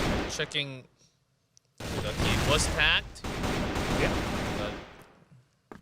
Yeah, no damage, so not bad. And they did check that there's no boosting until the warehouse entrance. And with that, there's some movement from Vincent Gaming from the bridge, but that's about it. A top and A side still staying. All right. Let's see when they actually decide to push here. A minute. Yeah, there's still some good time. There's still 2 people in the middle who are now rotating over. It is going to be a B push, as you might expect from this position. As here we go, pops out at exactly the right time, but Rarison is not going to win that fight. GK from the backside, he's able to take down 3, and he's still alive, but does get traded back. And just 2-2, J57 is coming with Borazin. And checks that there is no one from the side. All right, KN, can you do it? He's got the angle, but no, only able to pick up 1. And with no plant, there's no defuse. There was a lot of time there for VG to take that back. Yeah, with Expensive Gaming trying the same tactic with smoking towards the alley from the GR base. And just taking 2 down with the immediate flash. It worked again. Just yet so close to getting a round score again. I think Expensive Gaming should also consider moving J57 from A side to B, to the B side backstairs or the side, which worked a lot better during the group stage. Because now you know that Extensive Gaming tried that twice. Ooh. It's a nice little kill. Borazin was pushing out on A long. A little too far. I think right now the last thing you want to do is try to push into Extensi. They're sitting back and they're just watching all of their flanks. They're not pushing. They're not getting aggressive. Rotations on them, I think, just won't work for the early stages of each round. So I think this is the tactic that Extensive Gaming has brought us to win. GK trying to get the big spray down. He only gets 1 kill. A pretty good flash, and the smokes come down now. So Extensive Gaming has so much time on B's site. Even more by keeping his range from the Beware. Trying to land those headshots, and he will. LC great at keeping the backside here. RN just trying to push down the front. He's not going to be able to do so as Extensi will take the lead once again, 4-3. The key to Extensive Gaming's round wins right now, it's that exact smoke that we have just seen. Cutting off the backup members from the bridge or the A side.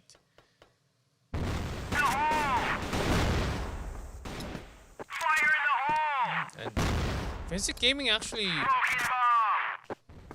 reacting weirdly enough. I thought they would actually change a lot of positions from A to B. Not approaching directly into Extensive Gaming. But they're acting the opposite. Maybe it's a different thinking where you have to be aggressive. We can't just stay in our position. We're getting dominated every single time because we do. That's another option. And if you stack a site and you're wrong, that's also not great. As the push is going to come in, and that's another entry kill from KN. This time the rotation comes in at a good timing for RN. You can see they're beginning to read the timings of the pushes, but it's still good for Extensi here. Yes, the smoke here is the problem. Yeah, and you can just stagger your smokes, your flashes. You have 4 people still alive. Extensi, they're looking really good here. And LC is also doing really well covering the other side all the time. 16 seconds. Borazin is alone. He's able to get 1, and down he will go. 5-3 for Extensi Gaming, as VG have just not figured out what to do here on the GR side. VG should have figured this out at least 2-3 rounds ago. Now they're pushing into B, and Extensive Gaming exactly the opposite, going towards A. Hyarin got a half-shotted, still alive. What is it with the sniper A on top? He's able to get a bit of damage done, and now GK on the rotation gets a headshot. LC has been solid, and the top of A is secured. Asuka going to put down the bomb here. Extensive Gaming did lose 1 more member, but as long as Nutty stays alive here. Great timing on that one, but it's traded back. Asuka is incredibly low. 1 pistol shot would do it anywhere on the body. As the rotation comes in, there's the shot. G57 gets the other one, and that is going to do it for this half. As Vincent Gaming will at least be able to secure kind of the halfway point here at 5-4. Yeah, but 5-4 is not the score that Vincent Gaming for sure was looking for when they started off from the GR side, as they have to get a lot more done. Their switch this time in the first half was way too late. I thought they would take it very seriously and react immediately and change their position. But for some reason, they decided to actually keep the A top with the A top with an AK and off to the side with J57's AWM. And the B side defense was surprisingly not that effective. It was broken through really easily, even without effective flash.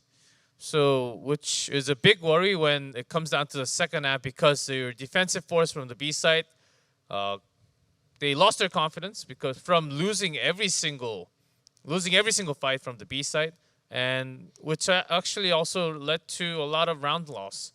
So they have to get everything together as a team and start fresh from BL, but that doesn't have to happen easily. So I think momentum is still in a big swing for Extensi Gaming. Yeah, I mean, you could definitely say that. I think that, you know, VG being the favorites, and the fact that even though it seemed very obviously they were having trouble figuring this out, they were still able to secure 4 rounds. I feel like there is hope if you are a VG fan, if you're hoping for them to take this map.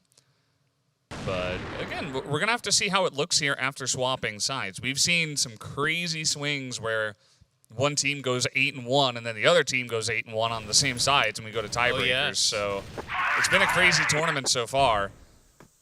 And that's why we keep repeating that. Really, it just depends on who's going to play better on the certain maps. Vincent Gaming and gathering up towards the sideway. TRN waited that long to jump on top of sideway. Now he's back off. This could give a lot of trouble for Vincent Gaming. They checked. The check comes through. GK is going to pick him off.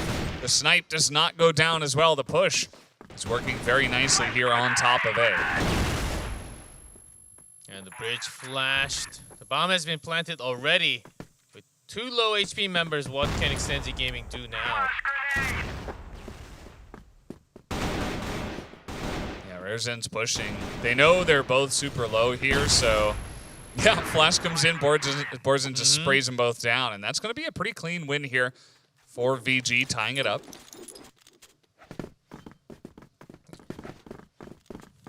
Yeah, Dotti actually had a pretty good chance. Also TRN, but that long distance AK duel, it's a hard one to win at that distance. But if he stayed there, just like he is now, he could have got a lot more done.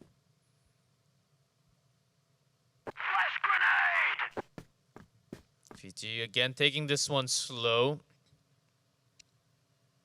Making sure the sniper is checking towards the bridge doors. And last time LC was actually caught trying to move in between. That shouldn't really happen. Maybe once during the entire match.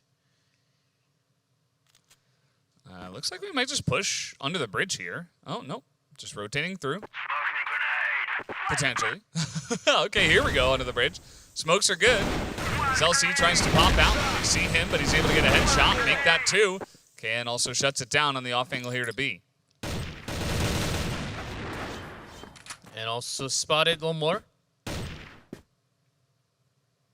All checked and done. They know that the 2 has to be staying towards the B entrance.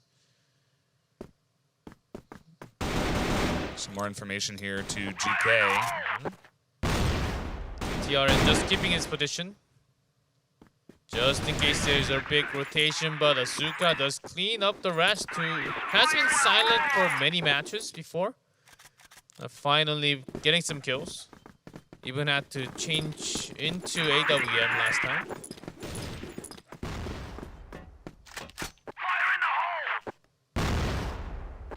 It is actually Asuka staying A top with an AWM. TRN and Asuka changing roles. And let's see how that actually works. when it comes down to a long rush from Vincent Gaming.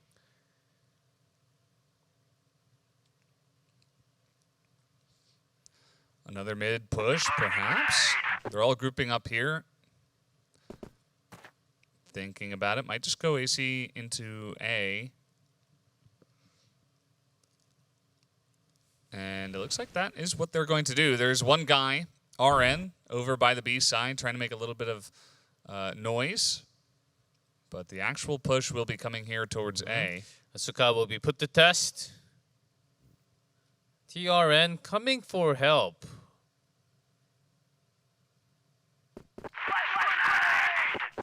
Flashes are in. Some shots onto Asuka, but nobody dies just yet. They're going to hound him as the push is good. J57 also gets a snipe. Even the LC who wanted to come help from the side, stomped from the bridge section. That was a nice shot from Arizin. This is going to be an easy cleanup as the wraparound comes in. We are all tied up at 6-6. This is closer than I expected. This is one map that I thought maybe VG would just clutch it and just pull ahead, but that is not the case here. So here's the thing, Valdez. Do you think switching Asuka into AWM is actually helping Extenzi so far? Because my opinion is that during the match, changing the role doesn't really help unless you have specific map-specific strategy for it. So far, that has not been seen at all. Yeah, and I feel like Asuka, he's had some good plays with the rifle. So the AWM this entire here, tournament, and then all of a sudden he's on AWM now. Definitely an interesting decision. He's up here on top of A, and that he's kind of just holding down this angle, but it hasn't been exactly working well for him so far. So let's see it. I mean, we can see his view, or we were able to see it down there in the picture-in-picture. There it is. Push comes in.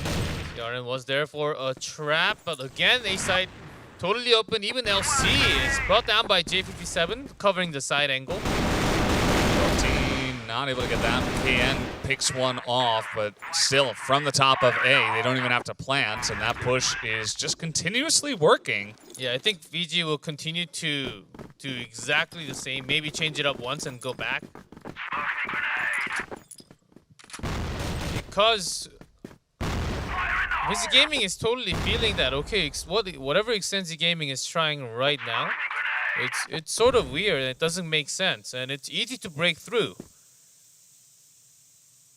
Yeah, but because they have tried A side 3 times in a row, I think they change it up once.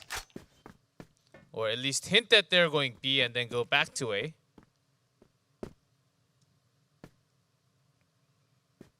And Extenzi also made some adjustments now. All 5 riflers. All AKs.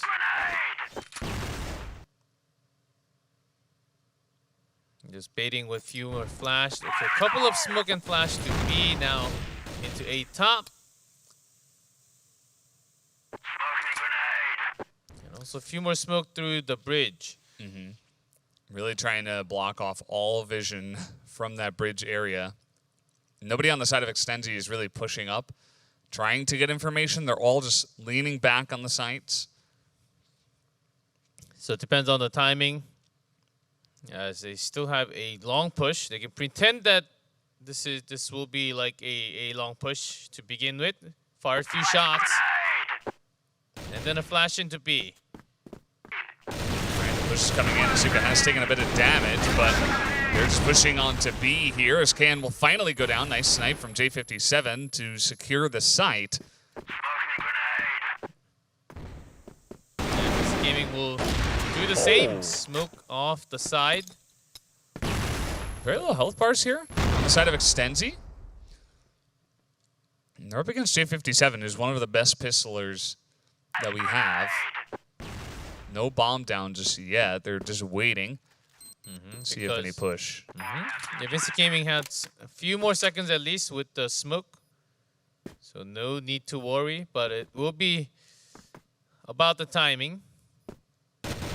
Oh, they're not covering behind here. They're trying to isolate LC, but LC's trying to buy time so that TRN can come from the behind. TRN gets a massive angle, but he goes down, and that's going to be a big clutch moment from J57. Picks up the rifle and is able to spray them both down. TRN had such good chance, but his first few bullets actually missed.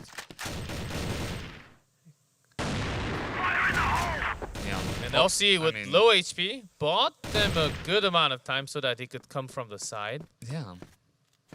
And the fact that that was just totally kind of left open, that he could just walk into the site, not necessarily the best look for VG, as they kind of committed to the one side and they were totally caught off guard.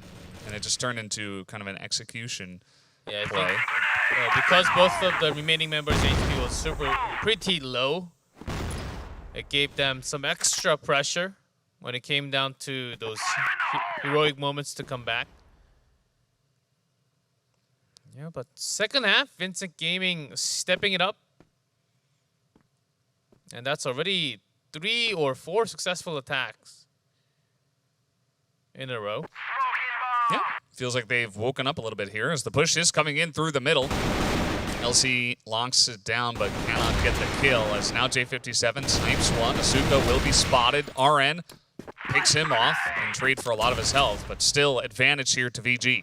And then picking up C4, going into the B site is the perfect rotation. It's slightly late because of that C4 dropped all the way back, but it is just TRN left alive anyhow.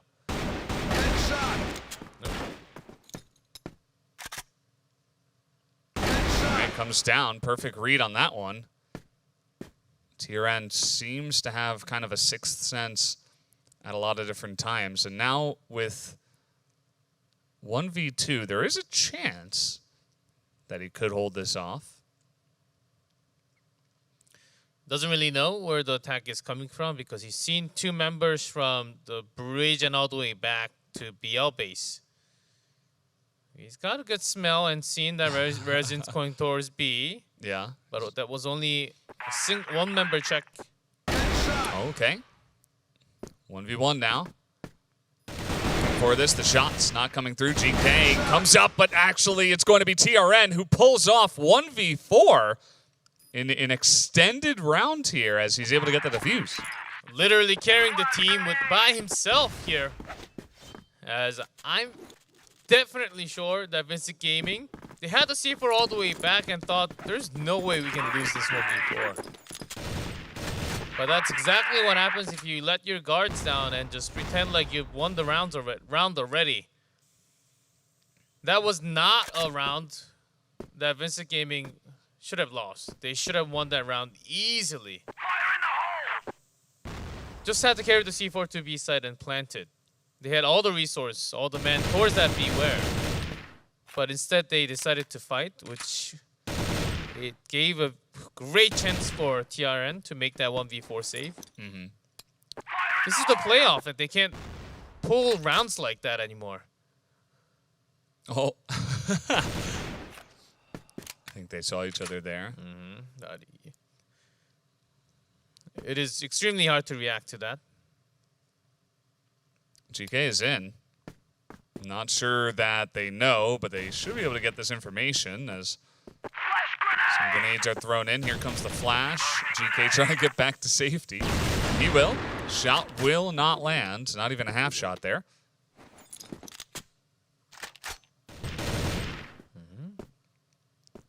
Okay, and just slice to the side. Does not get hit by that AWM. Let's see how decisive Vincent Gaming moves in through. Because I'm sure that last round might have affected them just a little. TRN here again in a cold box spot. Yeah, but this time around they could just be ready for this as the reaction not fast enough. And J57 gets a nice one here. Asuka in the corner trying to go 1v3, but he cannot. And it looks like VG, with this strong push, this could be the one that secures them ties. Now quick rush into a top, bomb planted. This is what they wanted in the previous round. Now 4v2. W has been somewhat quiet for the entire match today. So much damage. 9-7. VG on the doorstep of taking map number 1. It's been a shaky road, but they're getting the job done in the end. That's all you can really ask for if you are VG. And something else interesting is that Extensi Gaming from GR side, they're not actively coming out to B entrance at all. And there was a time when Extensi Gaming would control either A long or into the center passage, the warehouse to B. But that is just not happening at all. And I think that's something else that Vincent Gaming also felt, that they had to back off, because you can always get dominated by the timing attack from Extensi Gaming. Ooh, a nice little base spot here from TRN. He's mixing up his position. Certainly going to help on the defense as he picks up the initial kill. Exactly what you should do during the tournament matches. I haven't been a huge fan of VG's under bridge pushes. This time it's quite different since it's been opened from the side and also A site. And they're just going to back away, rotate over towards B, it looks like. As Dutty is in the corner. He's all alone for now. We got KN also joining. They're going to check that corner first. And KN, he's trying to get the angle here. Looks like he was checked. Rare's in. Able to get that one. And down he will go. KN and Asuka. They are holding on. There's a lot of low health bars here. And the flank is good from TRN. He's able to pick one down. And that's going to be Extensi Gaming picking up this round and giving themselves a chance. Vincent Gaming in that attack couldn't really deliver the position, as they were initially delayed by the flash, and also the attack didn't really connect, where they had a member low.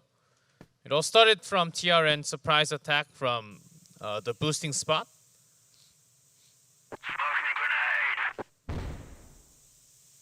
So the nightmare of TRN really kicking in hot.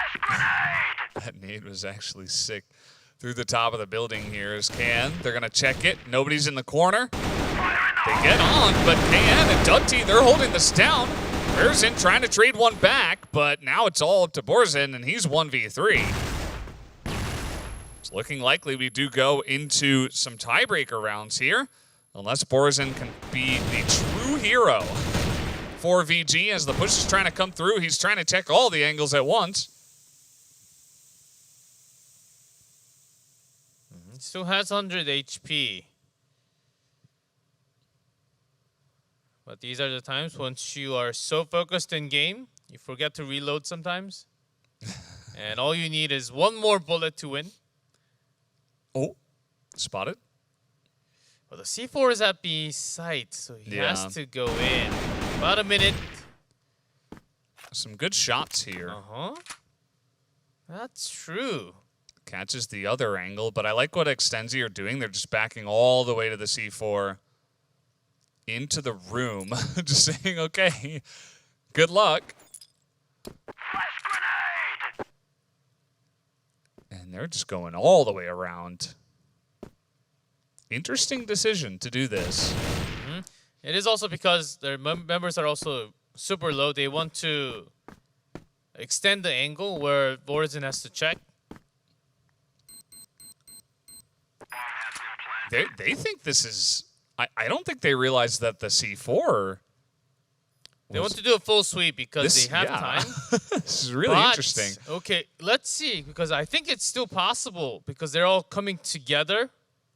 And there are two low HP members. It depends on the timing. Borzin, he's not looking the right way, and his gun will be shown from the side. Yeah, I think they're going to know. 16 seconds. Oh, they don't, but 1v2 now, a couple angles, and they will be able to get it. We will go into tiebreaker rounds here for the first map, as LC is going to get the defuse with 5 seconds left. That is plenty of time. And taking their time, they did to make sure that they could secure this one. bring us on to the extra round. So an interesting map to start here on court. As usual, TRN carrying the team. For Extenzi, who as an entire team, really playing not the exact same game as yesterday or day number 1. But here, yeah, TRN really showing some powerful moves without that 1v4, without his switch from that A-side position. This could not have happened because there are lots of silent members towards Extenzi Gaming today, surprisingly. Yeah, it's pretty interesting. I like how Extenzi have changed their strategy. I like how things have kind of slowed down a little bit. And even on Global Risk as well, I don't think we saw, there was like 1 or 2 players that pushed up.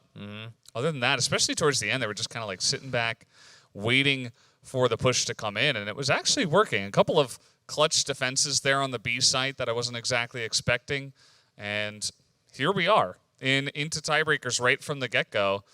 And yeah, I mean, if you're a VG player, I think you would be expecting a little bit more dominant play here, but not exactly coming through.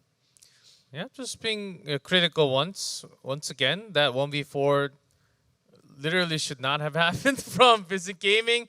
I think they really let their guards down, saying, "Okay, there's no way." It feels like when you're thinking, let's say you're the 4, like you're only the 1 out of 4, thinking, "Okay, there's no way we can lose, so I can go do whatever I want," right? But at the same time, the other 3 is going to be thinking exactly the same. Yeah. And that's when you lose, when as a 4, it feels like you have the other 3 behind you, but you're actually alone when you have that kind of thought. And I think that's also the reason why Vincent Gaming finished so low compared to their expectation from the group stage. But let's see, it is extra round. Extenzi Gaming still having some chance to move up to the 2nd round of the playoff. Yeah.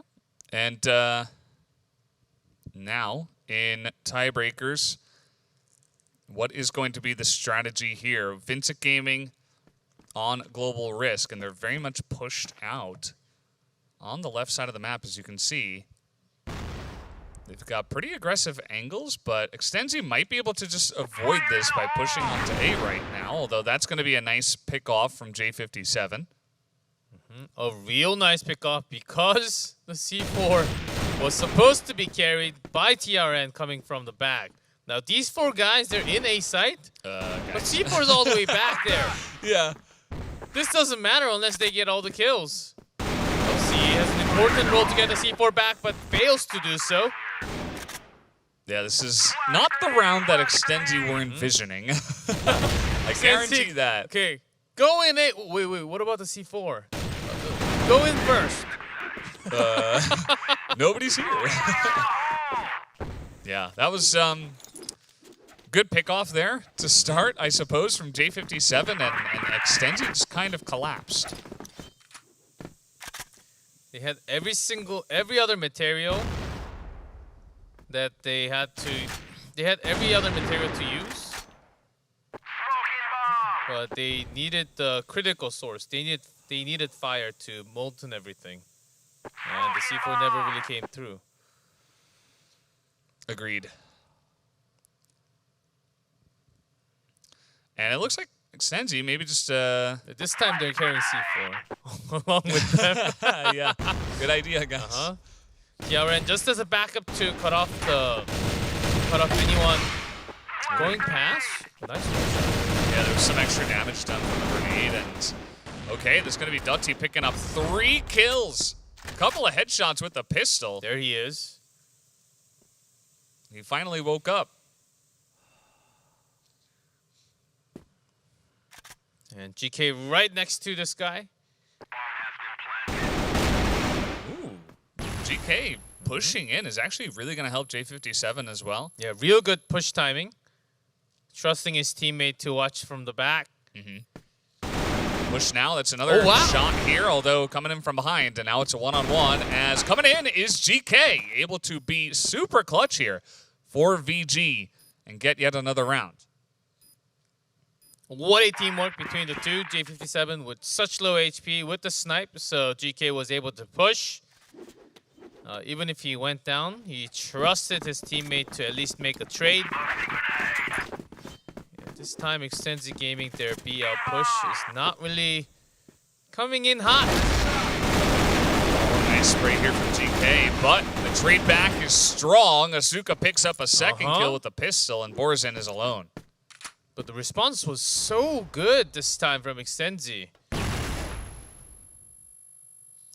And Borzin slightly late with the push. Okay, there's one. He knows where that grenade came from, so... He saw the nade, so going for that wall shot. Didn't really hit him too much, but he gets the kill. There it is. Straight through the box, and that's going to be 3 rounds in a row here on the Global Risk side for VG. And that is definitely a great look, especially because you remember the first half of the regular rounds. That was Extensi on Blacklist, and they looked like they were in total control. Not this time in tiebreakers. And getting all 3 it's big. Certainly, we've seen a lot of things happen where the first team will get all 3, and then the second half, the other team gets all 3, and we go to the golden. But this time, VG was super dominant, and even with the last wall shot, like you see, okay, something came from that behind that box. Yeah, like you still have, like, you're still there, right? Just went for this wall shot, easy clean up there. Yeah, and Extensi really losing control in the extra. Their BL attack when they were first half, when they went into the B site with the flash and the perfect smoke to cut off the backup, that worked so well. Yeah. It works so well 3 times. I think 4 out of 3 times at least. For sure. But when that's not working, well, we run into trouble. Yeah, I mean, we saw it not work right there. It's pretty rough for them, and now they got to win 3 in a row on Global Risk. They have some momentum, actually, towards the end of the regular rounds, where they were behind and then they won a bunch in a row from the GR side. So maybe they can replicate some of that success.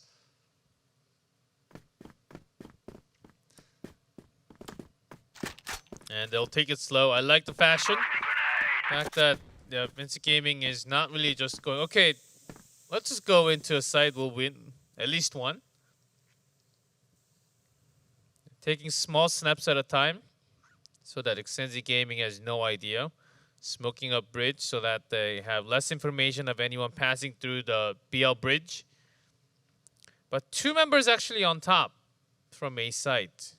So not a bad idea to go for a middle focus defense.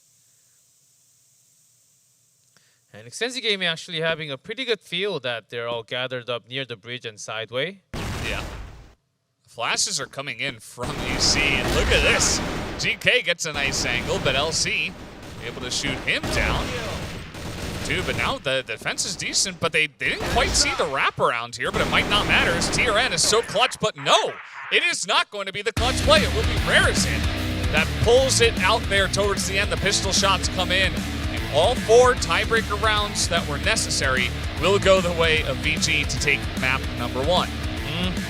Breaking through A site first, and then coming from the bridge to cover up from the side angle.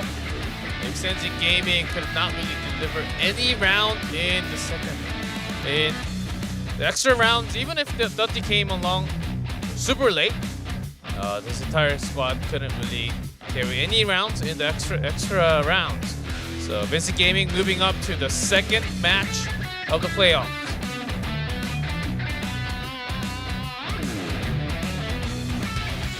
See what happens in the next one. As taking a look at some of the highlights, you can see that there was a lot of focus actually on the side. Also, I liked some of this flex towards the bridge, but also at the same time didn't like it. Mixed results that push.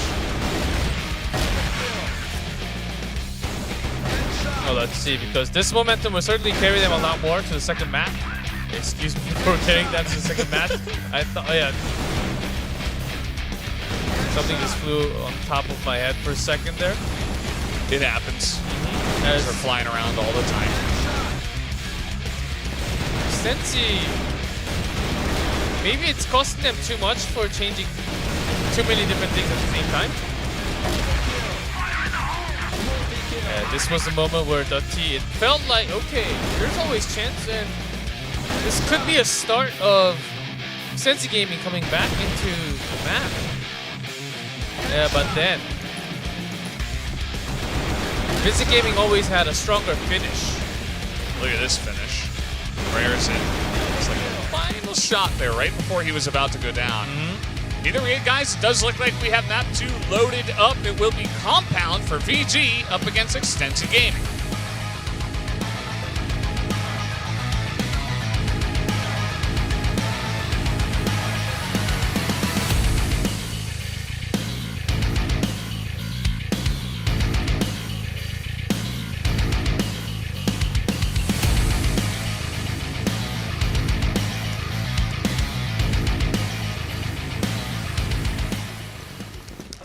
Alrighty, off we go onto Compound.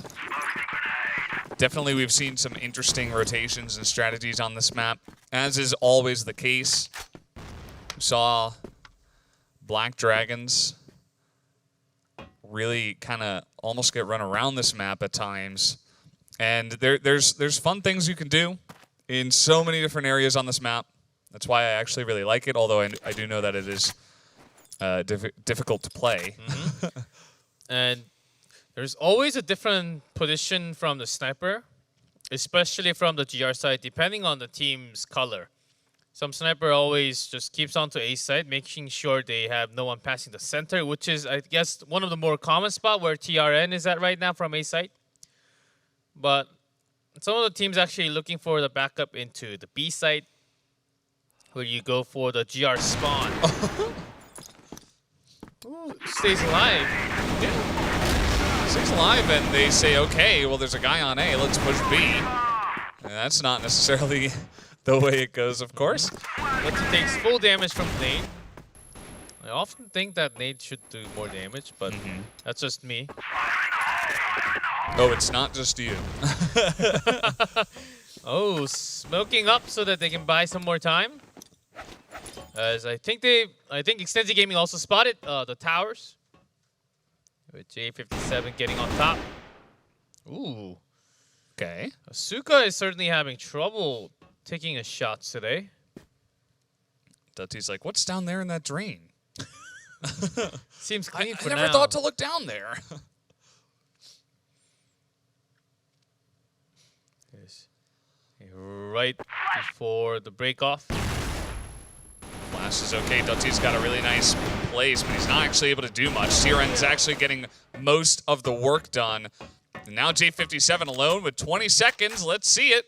A couple of big flicks have to come through, and that will not happen. As Yeah, that's Stenzi will take round 1. Yeah, that top-bottom double position rifle with a single sniper, unless one out of the two is doing something else. It is impossible to just get one down and escape with that low of a health from AWM player. And now Vincent Gaming. This is their usual rotation. They do not just run off to the center plaza. They always go through the A passage. This time maybe even considering fully attacking into A long, but there's a trap set up. Yeah, and VG, if you are careful, okay, they do see him, and okay, at least able to trade one back. As TRN, he's also in position over here by the A site, but the push not coming in just yet. As there was actually a push from Extensi into the double pillar room. They're able to pick off one guy. And that is why it is 3v4 at the moment here.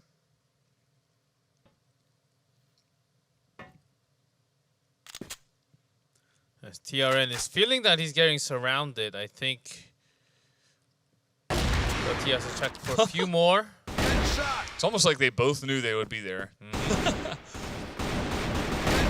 Nice shots here from KN. Warzin is just running on in, trying to win the spray fight, not going to actually come through. And Extensive Gaming solid through 2 here on GR. So far, Vincent Gaming testing the positions from the GR side. And no movement into a long passage. This time controlling the double pillars. Okay, they've checked the nade. At least knows there's one approaching from the B entrance. And then a huge rotation into A. This is interesting. Yeah. I don't think Vincent Gaming has ever really pulled this quick of a rotation. LC off angle. GK had could not respond at all. And that's a spot that no one actually goes to. Yeah. It's pretty far up, and you can easily get outnumbered if they're all charging in together, but because it's so unexpected. Yeah, that side box people usually don't check. Yeah. People usually don't even use it at all, unless you're just jumping on top of an enemy.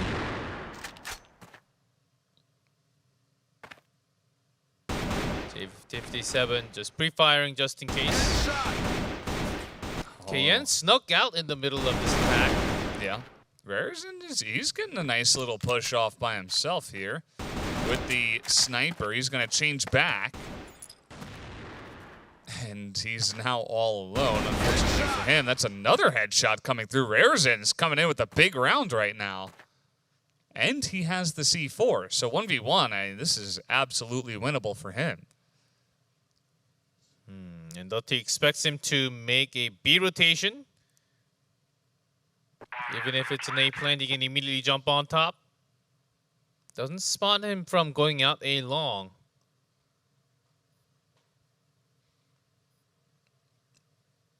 Yeah, this A long plant, I mean, he could even back off if he Both knows. players still do not know. All right, there it is. Huge round from Raresen. I think he picked up 4 kills that time around. Very clutch moment for him, as it would have been pretty awful to go down 0-3. And so that's going to keep their hopes alive.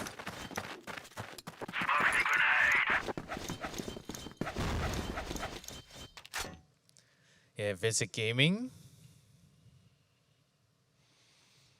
This type of quick rotation was really cool, even after getting stumped by LC. They still managed to pull it through with the super play of Raresen.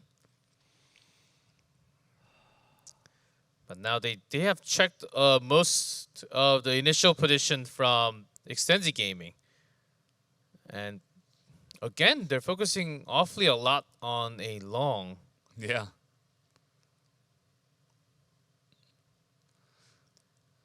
Maybe they decided that it's harder to check every angle from B entrance.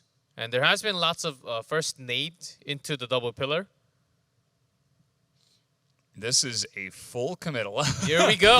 All 5 members come through, and there it is. KN's got a nice off angle, but he's being swarmed right now. And down he will go. Another kill comes through from GK, and the push is successful for now. We'll just do TRN Dutty, pushing through the cage into A, but flashed all the way. So many angles to check through, and he's alone. And 1 health as well as he's pushing in. He was literally on 1 health. And yeah, okay. Vincent Gaming, they strike back. This A-long play is pretty interesting.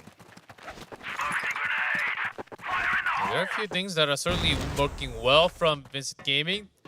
Checking into the double pillar and having few throwables into B is actually giving some pressure towards Extensi.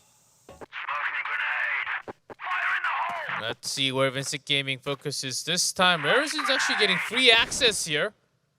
He just... Oh, they have no Oh, idea. they checked. Dutty checked. Yeah, thankfully. And there's the headshot come around the bend, and Raresen is just on fire right now. The Here on center compound. spot was totally open because of the quick rotation from TRN.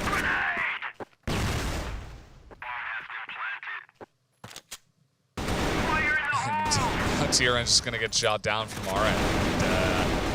LC trying to take all the angles here. He's not going to be able to do it 1v5, and VG will move ahead now. Rar's in there saying, okay, there's no one in the middle. What? Something's wrong. And when you go into B, they're both not looking at you. Yeah. One looks at you, but with a grenade. Awkward moments. Crossfire lore. And let's see. I mean, they're grouping up here towards A-Long again. And LCN one more member off to the side, right? Oh, and this time it's red. J57. He doesn't want to get caught off guard anymore. KN has been having some nice headshots today. And even TRN misses the drag. Yeah. This is a pretty huge turnaround from VG. The first 2 rounds looked pretty helpless as the defense was very solid, airtight. But now 4 rounds in a row. Rarezen will be taken out, and he's been one of the clutch members. You can see in his 9 kills so far. And that's just going to be a couple of shots that come through. RN and J57 able to deny the A retake.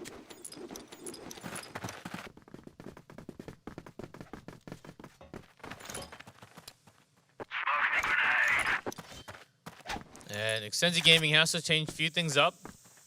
That's going to be TRN approaching into the tower first. And also putting pressure from the pillars. Border is ready, spots one. One's not that bad because all his teammates are actually taking control from the plaza.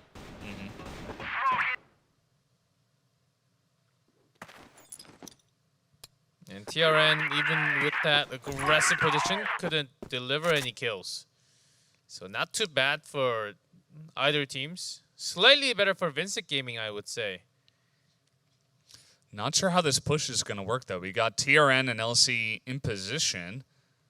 LC watching the same angle. And, oh, again, he's not going to be able to get it. And they read where TRN is as well. GK on the entry is solid. Yeah, GK, that movement was incredible. And jumping on top so that TRN has a harder angle to shoot at you. Yeah. Nice flash as well, right in front of him. And not able to get the angle. And Asuka now, he's got to do it alone, 1v2. J57 watching the long. Okay. Knows that information. He's super low in HP. Doesn't really matter. And he still got the headshot. That's the way it's got to be. Again from J57. And 5 rounds in a row for Vincent Gaming now. Extensi, they're losing it. Even with the initial approach. But I do like this new position now, though. A double center, 180, and also, again, out to a room.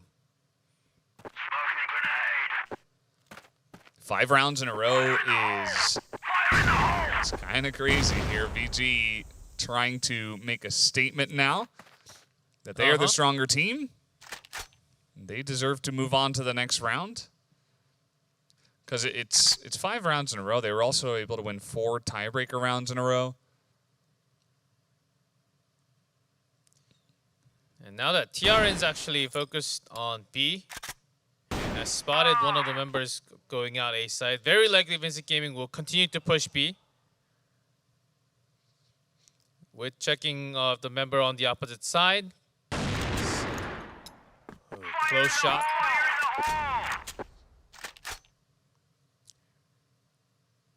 Freezy waited a couple more seconds for RN to join the squad. Oh, that flash. TRN had no chance. Really nice push comes in, and that's going to be them on top of B right now. Another snipe onto Asuka from J57. 5v3 with the bomb down on B bottom. This is going to be difficult to lose. KN gets a couple, though. Let's see what he can do as some shots are coming out here. And actually, now it's a 1v1, and he's got the health advantage here. And the time is enough. Look at RN. He's really biding his time, and he's going to be able to pick it off. KN could not land the final shots there as he had to rush, and RN will be able to clutch it. KN there, I think, rushed just a little bit. I thought he had totally enough to defuse, plus to actually stay at the bottom, which would give him better position. All right, now we're just throwing caution to the wind as everybody's pushing pillars. And this is a massive win to Extenzi. Look at the HP of Dottie and Asuka. They don't even exist. They don't exist anymore. They're like papers That's in like the wind. 1 HP and 3 HP left. Yeah. At least they got one final round of the first half to, after losing 6 in a row against Vincent Gaming. Yeah, it's pretty huge. And now let's see. This shot this time from J57 not going to land. He has been quite solid. You can see 9 and 5 so far.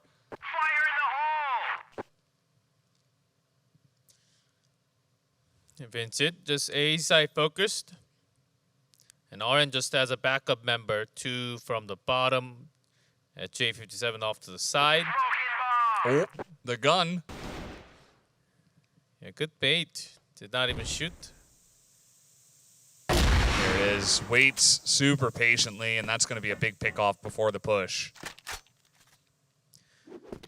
Oh, TRN also opens up a central shot from the tower. Got a lot of guys here on the bottom of B.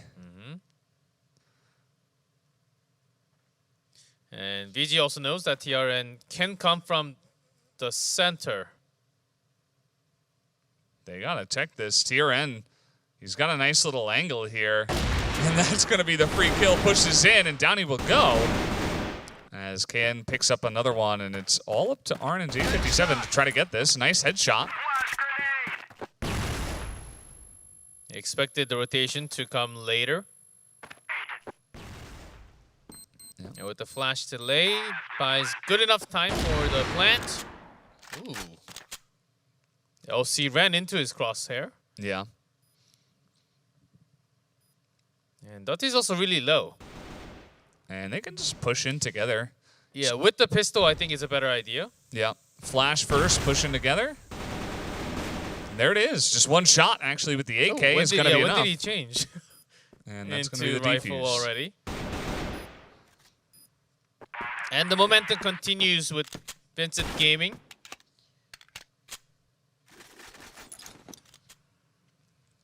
And not too many chances left for Extenzi Gaming already. As they were quite active, taking into the double pillars, but RN is perfect here. Flank. Get some support from GK as well. And there is RN. Just one more guy left for the clean. Oh, not the clean sweep, but at least the win. You can expect it here from PG as they just get the spray down. And LC will also hit the ground. 8-3 is the score. And the first map was much closer, all the way into tiebreakers. But since the 4 tiebreaker wins, Vincent, I think they've really got some win under their sails now. Now Extensi, they're still not giving up from the double pillars, and still lost one more from GK. TRN was expecting that after seeing him earlier on. Even RN's having an AWM. He finds a kill into the tower. Jeez. And KN, everyone wants an AWM right now. So the tower, from the tower checking into slightly into A, into the B entrance. Morrison's off to the side. Shot here from RN. He's been really on a roll with this thing. The KN still holding ground towards A site. Trying to go for the flick here. Yeah, J57 has to stay alive. Ooh, RN goes down in the middle. Well, they can just push together, and that's the one flick, and okay, that's going to be the shot coming through from KN. Especially if against the sniper after the first shot, likely he will change off to the pistol. So it is always better to jump out and attack because of headshot potentials. Fire in the hole! Fire in the hole! Ooh, is this all out center plaza? Whoa, Whoa. that Grenade. that nade did more than like 130 damage. Yeah. On TRN, LC Asuka. I guess it must have been multiple nades that were thrown at the same time, and then the Rarezen's one got. I thought we were final about kill. to see 5v5 center plaza rush. I mean, we did for just a moment there. And then they backed up after seeing the amount of nades being flying. Yeah. This is going to be a bit rough now for Extenzi to push, but now they're trying their hand at A-Long. Yeah, most of the nades are already out from Vincent Gaming, at least the damaging nades. Right, good position here from Boris, and he's only able to get one, but RN follows him up, and with all these low health bars, it's looking pretty dire for the side of Extenzi. Just Asuka, 8 HP. He can just spray through, and that's going to get the job done. So 9-4 is the score. One more round. They're on match point to try to move up to playoff round 2. Extended Gaming, potentially a final attempt. I think safer way is always to go to a passage, but Central Plaza already consumed by Vincent Gaming. Yeah, they're just pushing in. They know, okay, we just got to take one round, and That's they will it. get it done. 9-4 will be the final score of that round as hugs all around, high fives. They move on to the next round. And there was a little bit of a hiccup there on port. This is the thing about this final playoff day is that the other two teams, they're watching this and they say, that port wasn't very clean. It looks pretty good on compound. Maybe we just ban compound and we can go into the next map and feel good against you. Yeah, Vincent Gaming had that one strategy they were weak against.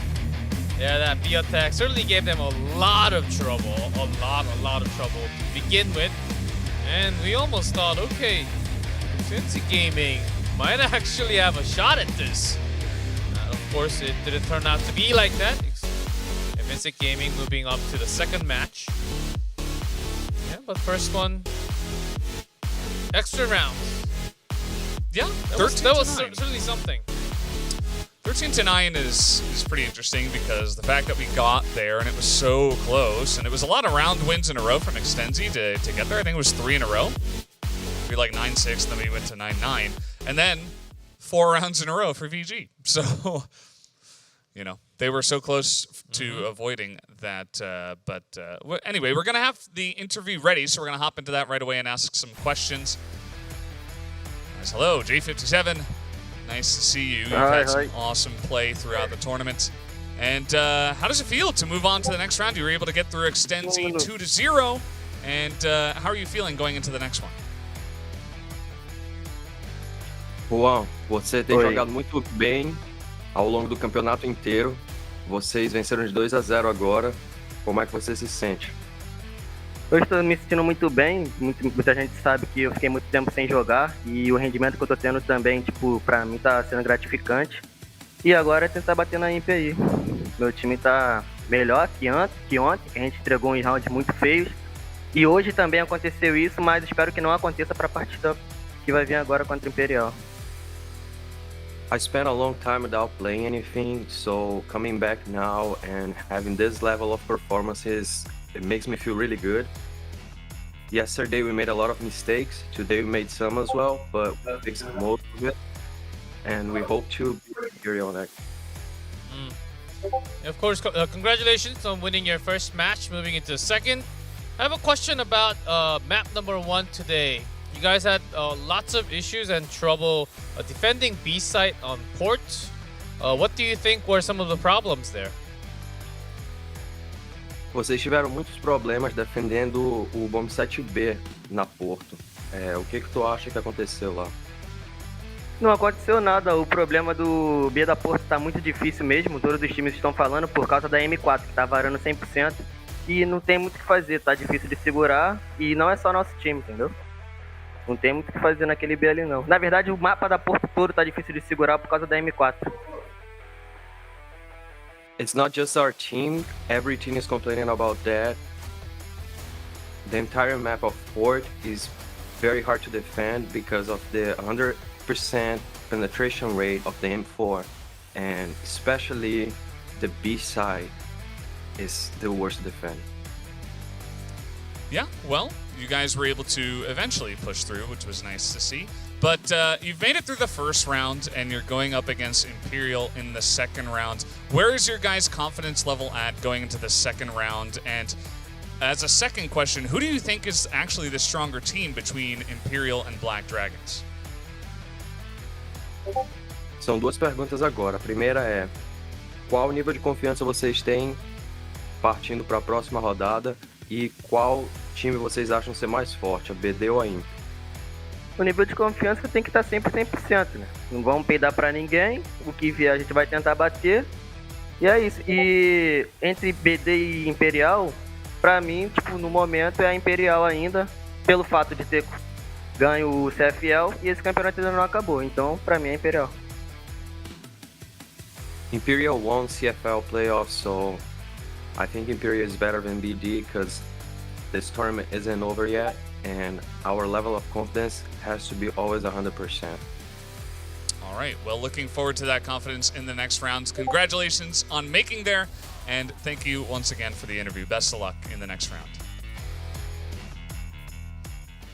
Parabéns. So, always good to talk with them. And J57, he's had some huge clutch moments, and as he said, you know, you got to keep that confidence level 100%. It's the final day. You only got 1 day left to make your mark here on this tournament. Yep, and every single time they are going against a stronger opponent from the group stage, so I think they have to make everything count from now on. Absolutely. Well, guys, we are going to close out the first match here. When we come back after the break, we will get into Imperial up against Vincent Gaming. So don't go anywhere. We will be right back with that second match.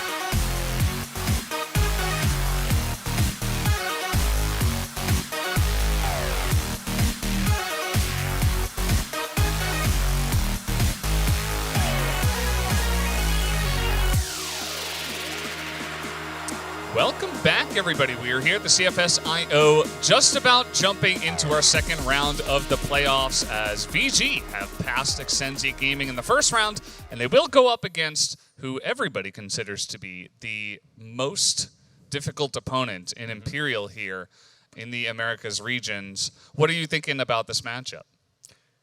It's going to be incredibly hard, of course, for VG. Because Imperial, well, even Black Dragons, they're also thinking that Imperial might actually be at least at the same level to us. And Imperial actually got second. So a lot of the viewers are also thinking that it has to be Imperial versus Black Dragon finals. And VG actually showed a lot of their strategy. Even though it was a 2-0 win, it wasn't as super dominant first match. So I'm expecting Imperial to take the favor and go on top on this match. But let's see what VG can actually do. And if they can actually give some trouble or even win against the number one right here. Yeah, it's going to be interesting to see. As we are kind of alluding to, VG definitely the underdogs coming into this matchup. As Imperial Esports, they are just kind of on another level right now, winning in their region and gaining the respect from everybody around. And you can see here some of the numbers that they have pulled up. I feel like everybody's really kind of reached the next tier. And especially Pepe, you can see he's got some sick numbers here. These are the stats from, of course, yesterday, which was day 2. And yeah, it's just some really good stuff. And I'm curious to see which maps we're going to play on as well. I think Vincent Gaming really has to consider banning. Whoa. Lots of hype energy before we jump in. Showing some team spirit there. It's the secret of their success. And lights off. The thing is, yeah, they really got to get those lights off. When they do, they play better, I can tell. Here's VG. You saw them in the last match, but if you need a refresher, here they are once again. We just talked with J57, and he mentions how, yeah, you know, the M4 recoil over there on the B side pushes on port. Nobody's really liking that right now, and we'll see if we even see that map. And obviously, he's got the best numbers from his team. Very clutch player. Will they be able to challenge them, and will we see ports? All questions to be answered. I think very likely because they here Vincent Gaming should consider banning a Black Widow, very likely. I think that should come as number 1 or maybe number 2. I think it really depends because their compound is certainly good, better than the other teams that we have from Americas. And leaving ports, sub-base is something else that they have to think about. But I think Black Widow comes first when it comes to ban from Vincent Gaming against the opponent right now. Yeah, absolutely. As it looks like we are going to take a look at the map bans here. Compound is banned. Imperial saying, nope, we do not want to play you there. And Black Widow comes through. So Jeek Left, the analyst, is correct. And take a look at this. Port is set 1 once again. And then Ankara and Subbase to potentially finish us off. And we've seen what Exenzi Gaming could do against Vincent Gaming from port. So this could actually benefit Imperial a lot.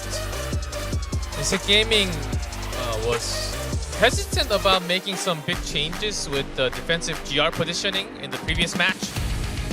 If they continue to do so, Imperial will basically dominate them. I think they have to make a quicker shift in this matchup.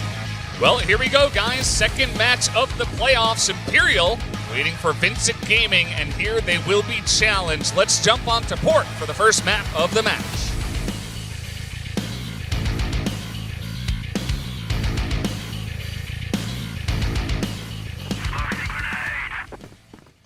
All right, off we go. And it looks like VG are going to be starting off on Blacklist. Oh, so yes. let's see if they can bring in some of that strategy. Imperial starting GR. MG on a top. We have 4 M4s and an AWM. Okay, that's actually... Oh, GK actually went in alone. Yeah. Doesn't happen that often to go in alone. unless there's a separate attack at the same time. But it's the first round, so just testing positions, where the sniper is, and so on. It's clear that VG, they believe in what they were saying in the interview from J57. It doesn't actually pay off for them this time around, but still, going to be a lot of damage done to Fefe, who still has the AK. He's heading over towards the bridge and towards the A site. Yeah, after seeing GK make an entrance to B site, MG transferred over to B backstairs. Makes sense to guard up the B site just in case they rotate back. And here it comes. Yeah, here we go. No shot comes through. MG, the second shot will be sound, and that's going to be another kill coming out from Yu Zhao. As Rare's in, he's been clutch in the last couple of matches here for his team, but he will be shot down by Lucam, who just puts the pistol to the head, and that's going to be the first round here, 1 on defense for the side of Imperial. Good defense. But Vincent, Imperial already had 3 men defending B. They had an incredible read towards the B site entrance. This time, Vincent Gaming moving in slightly faster towards the bridge, actually going in. Yeah. Here they come, and not expecting this much aggression, but Notson is able to cover the back of his ally. Is RN able to trade one back here? Actually gets a couple. That's also because nothing came down from a top. Could not get a cover angle from the bridge. Oh. Push comes through. Borzen is able to follow up on that one, but MG still alive. Notson as well. And these two have been huge for their team, although RN a bit bigger this time. As Notson gets the information. But looks away just when he's about to face RN. So does some damage, but no kill comes through. So Notson here. He's at full HP, but a 3-1. And the thing is, the time you gotta go. Might not be enough. Nope. Not this time. Good hold here on the B side. RN doing a lot of work for his team. And that's going to tie things up here. 1-1 on port. That V-Sec attack after the bridge was not so clean from either side. So I think Vincent Gaming, within that time, found a pretty nice opening.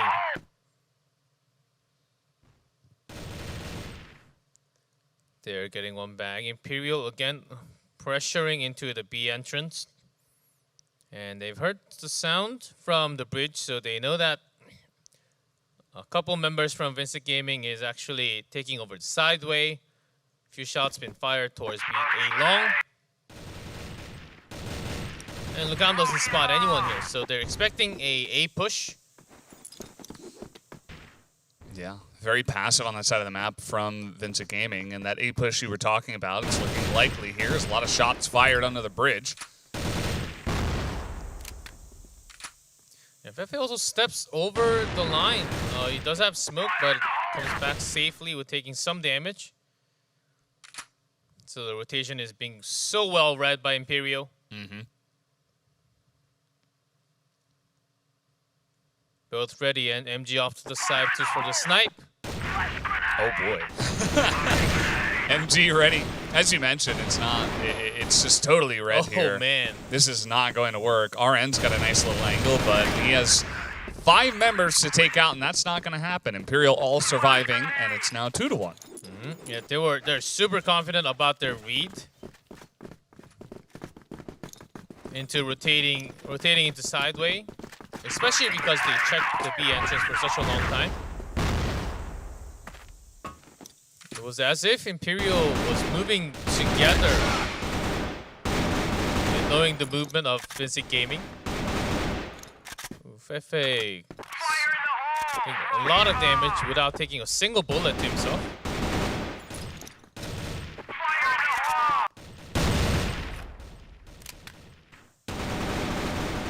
Let's push mostly stopped for now, and Fefe is actually going to take it one step further. Rizal, I think, getting some good information as the shots through the box. Certainly helping out as Knotson gets the other angle. And Lucom is able to support. Imperial, they're popping from different angle and making sure they're backing up after firing couple, at least like 10 bullets, and then they back off. Their teammate is backing up from the other angle. So the members from Vincent Gaming is getting caught by all these openings. So far, Imperial, they dropped a round. Yeah, because Vincent Gaming found the right hole, but so far it's pretty much domination on this map. It's been good for the side of Imperial. Not really worried about those B pushes, and VG haven't really gone for super aggressive ones. The ones that they did, they actually did win the round. Able to push up there. And speaking of which, Fefe up here on AC thinking about getting aggressive. No one to the sideway. Can't hear anything off to a long. Fefe, the perfect angle. And there are a few smokes in the B entrance. And what a nade. All right, the push comes in through B. Calm trying to support, but no, it's going to be GK with the M4 getting those shots down. And the bomb is planted. So Imperial as well, struggling with these B pushes. And a quick bomb plant. And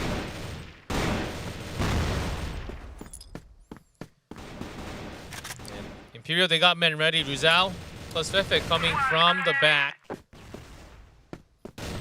So that's why Knotson's buying a lot of time from the side. Yeah. Oh, those push. The push in from there, and they spot the guy behind the box. That is a clean retake as it's 4 for 0. As they take 4 down and all 3 of them live. And Knotson's goal, even if he just went down without taking a kill, he was supposed to just buy time. That was his initial goal, but he took 2 kills to himself. Which is better than doing his... He's done more than a person's job already. What a retake by Imperial. It shows the amount of concentration that they have. Yeah. Sometimes you can get pushed in the B site and it feels really dire, but the retakes are strong. You can still get round wins in that manner. And now VG, they're transitioning over to the A site, but again, this is red. I mean, there's 3 people here from the side of Imperial. The spray comes down. The push is not exactly strong. A lot of damaged members here, and MG is in position all the way on the back. He has just been landing these snipes, although J57 finally able to trade one onto Lucom. Blown up by the nade. Yeah. MG expects one to come up to from the side. Push doesn't work, but MG gets one. He takes out J57, so let's see. Jumping down, that's not going to work, and so VG will be able to pull a round back once again.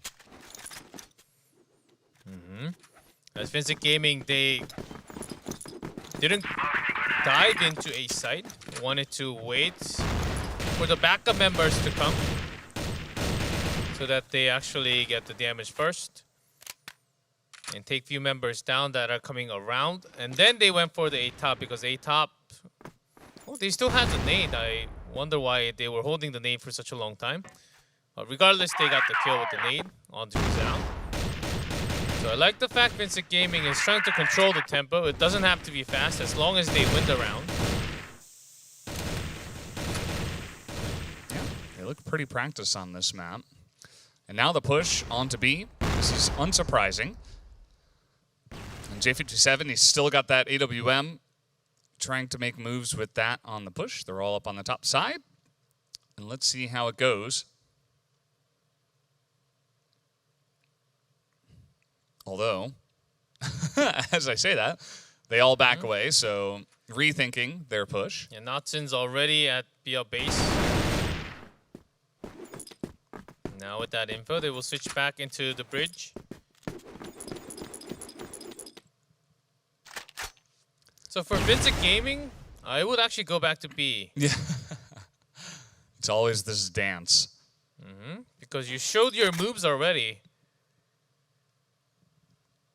Yeah, and Imperial seemingly reading this. Fefe still in position. Lucom behind the box in the corner. As Lucom gets one. He's on the off angle, but they know he's here. And look at this. The two of them just able to line up the shots and totally stop the push. RN did come through the bridge side and got 2 kills on his own. But B-side push actually failed, which means that C4 stays in B entrance. RN might just rotate all the way back, but only 27 seconds left now. Yeah, this is going to be pretty rough. And with no C4, you just got to get the kills. And speaking of which, there's a kill. And the push out from Lucom will be good, though. 5-2. As Fefe and Lucom, the two of them basically just stopping that whole round from going the other way. It is certainly pretty good for the BL push onto the B side. And what a wall shot. But MG responds immediately to the slightest angle there.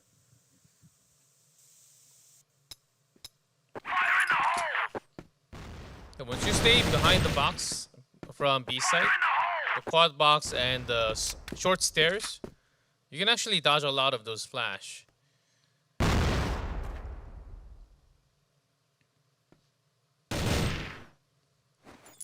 And we saw a lot of the time that Vincent Gaming was actually using some different position to defend.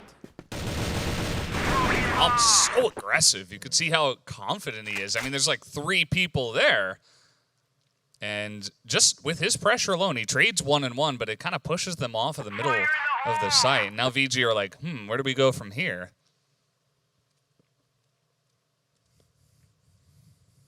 It's looking like an A push with the rotations that are coming in here. Notson is alone, and this isn't a spot where you can buy time. Well, he's able to trade at least, and MG is here on the rotation, not able to get the shot down though. Nice jump for more information, and he can wait for Fefe as it's going to be 2v2. Fefe spotted J57 crossing into a top. They're both pretty low, and that's the reason why MG goes back to M4 instead. Great choice. Takes some damage, but oh, good angle there from GK. But at the same time, as you mentioned, that low health bar here from J57, it's not going to be the easiest hold for him. Fefe back to AWM. Just for a moment. It's the other way. All right, Fefe. Can you retake here? AK just has to do some damage. Ooh, that's going to be big. Snipe comes in from J57. Keeps the hopes alive here on port for VG.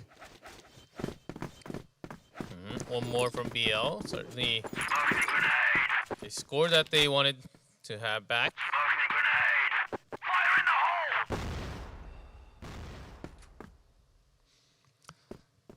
And you can see here VG this time around, they're just waiting back.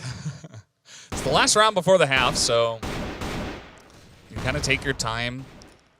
Think about exactly how you want to push in here on the Blacklist side for your final chance. Unless we do, of course, go into tiebreakers, which at this point, I mean, Imperial do seem very much in control, but at the same time, 3 rounds so far taken here from Vincent, so it's definitely possible for them to force tiebreakers or maybe even win. Yeah, lots of aggressive moments from GK. Trying to poke into the tiny window there. And he's got a nice angle, but at the same time, it's very well smoked up. As you can see, the push comes in, MG able to get one, but Ryu Zhao is kind of totally isolated, and the push comes in on the top of A. And it is very successful. Lovely distraction timing, as they also had lots of flash from the bridge side, and then immediately turning into A side and attacking at the same time. Nice shot there from J57. Goes 6-6 on the half. And now we will swap sides, and let's see how things will change if Imperial have any other interesting kind of strategies for changing the sides here. At least Vincent Gaming was able to bring the final 2 back to themselves. Well, here now, Vincent having, of course, A top with an AWM and an aggressive positioning from the B entrance. They're actually taking control from the center passage. That's big that he was able to trade that one back, Rizal, because Fefe kind of, he was kind of out in no man's land. He was looking to push in towards B alone, but there were actually enemies in there as well. So Yeah, Rizal always taking one down. At least the trade, or even when he can't, he would chase until the end to get that kill. G Clef's favorite teammate. He does his job. He trades 1 for 1. Consistent, solid. That's the best teammate you can all hope for. Okay, 1 for 1 there. RN, he has been stepping it up big time. I mean, he was not necessarily the guy we were always calling out on the first and second day. But towards the end of the second day especially. And today, things have been very good for him. A top flash and then rotate to the bridge side. Wonder, and still will attempt again. Even after knowing that there's a sniper. Okay, really good distraction from A long and from sideway at the same time. That was a really nice flick, but he wasn't able to quite land. And now Raresin is low as well, and GK has to do it alone. He's already picked off 1. And here he comes pushing in. The C4 is out in the corner there. GK able to pick up another one onto MG, who couldn't even land a shot. Zhao finally picking that C4 up. He knows that GK is right behind those boxes on the side. I don't know if he knows 100% where he is. And look at this. The plant comes down, and that's going to be all the information that GK needs. Pops up, gets the shot. I think he didn't know he was that close. Zhao must have thought there has been a big rotation. Maybe even going for a sideway rotation back into A long. That was certainly not the case. He was right next to him. Oh, J57 actually attacking all the way far and escapes without taking much damage.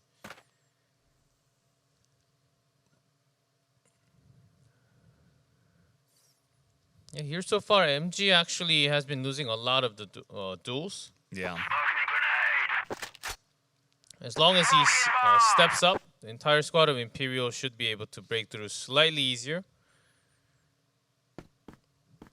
And now Vincent Gaming actually changing the position against Imperial. Push is coming in. It's actually looking pretty serious. As they are committing to this, MG able to pick off 1, but Raresin's getting a nice angle in the corner. But he immediately gets shot down by Notson, who picks up 2, runs out of bullets. But his teammates do come in. They're trading 1 for 1. J57, we've seen him pull this off before, and so I never want to count him out in these scenarios. And as I say that, he loses. Rizal has been getting a lot of through smoke kills, wall shots, which has been helping a lot for Imperial. And also that B-side entrance was well done, but Vincent Gaming had a lot of flashes in, but no one to actually combine the flashes, turn the flash into the kill, because they had all the members at B low into the passage. It's always great to have multiple flash. Ooh, able to follow up. There's Lucan. Whoa, That even is huge. RN was supposed to grab the easy kills. Yeah. Blue Kami's, he's so good. Yeah, and another bait at the entrance. GK is going to let go of 1 and then go for the side attack. Hey, he gets 1, does a bit of damage. Close. Flashes are good. They're going to push Rarizen back. Bomb will get down very quickly here onto the B site. Oh, GK. That was the moment where he pulls off 4 kills by himself and turns things around. Close one. He's in a bit of trouble. They can try to isolate. Not going to happen. As he looks back and gets shot down, but Rizal's right there to help him out. Rare's in the last one down. 11 seconds. Low health bars, though. He needs to get in right now. But they're 5 delaying. seconds. They're Yeah, delaying not- perfectly. Yeah, not enough time. No way they will come out. They can just wait and win over time. So Vincent Gaming again fails to go for the defuse. Imperial, they're using a pretty good tactic, using a lot of their time. Second tries the... Nope. Third try. Okay. Here we are. Borzen is able to trade one. Fire in the hole! Fire in the hole! Smoking bomb! And RN, let's see what he can do. He's supporting over on the A site. Imperial not really pressuring anywhere just yet. Thinking about the A side. Some shots going down here on the bridge as Rarizen actually pops up to try to challenge, but he takes a lot of damage. Yeah, there, J59, 57. Takes one down from a top. Sniping down from the sideway. And they spotted him maneuvering over to the left side, so they're just going to push in. Really nice spray from Befe, and he gets out. Yeah, we're taking minimum damage. There's nobody on B. It's only RN. He is pushing in. Okay, he's able to get one. Nice play here, but still a mountain to climb. And that mountain will not be climbed. Not in that round. 8-5 now. As Fefe has a really big round that time around. Vincent Gaming is trying different things, especially the boosting from the A stairs and the sideway, but Imperial, of course, is doing so much more everywhere else. And not just starting with the B entrance, they're controlling towards the B bridge top. And really not challenging into a sniper position after losing few kills. It feels like GK's losing his mind trying to figure out a way to hold that push. He's tried so many different things. This time it's a shoddy. But the push is not going to come in through B. Not just yet. As his teammates are backing him up. MG with a nice shot, but he turns around. Yeah, GK just went down. He had a shotgun ready, but MG took him down from a mid-distance.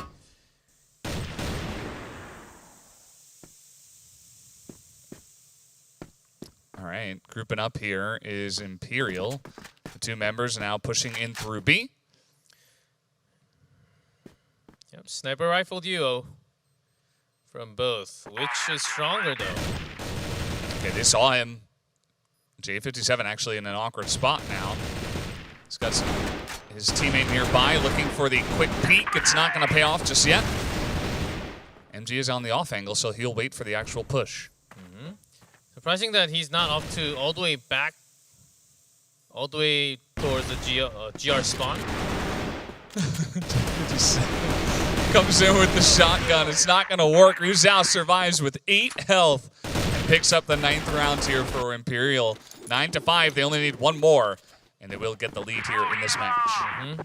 Yeah, J57 might have just thought, okay, this might actually work better than my AWM because it's going to be closer combat.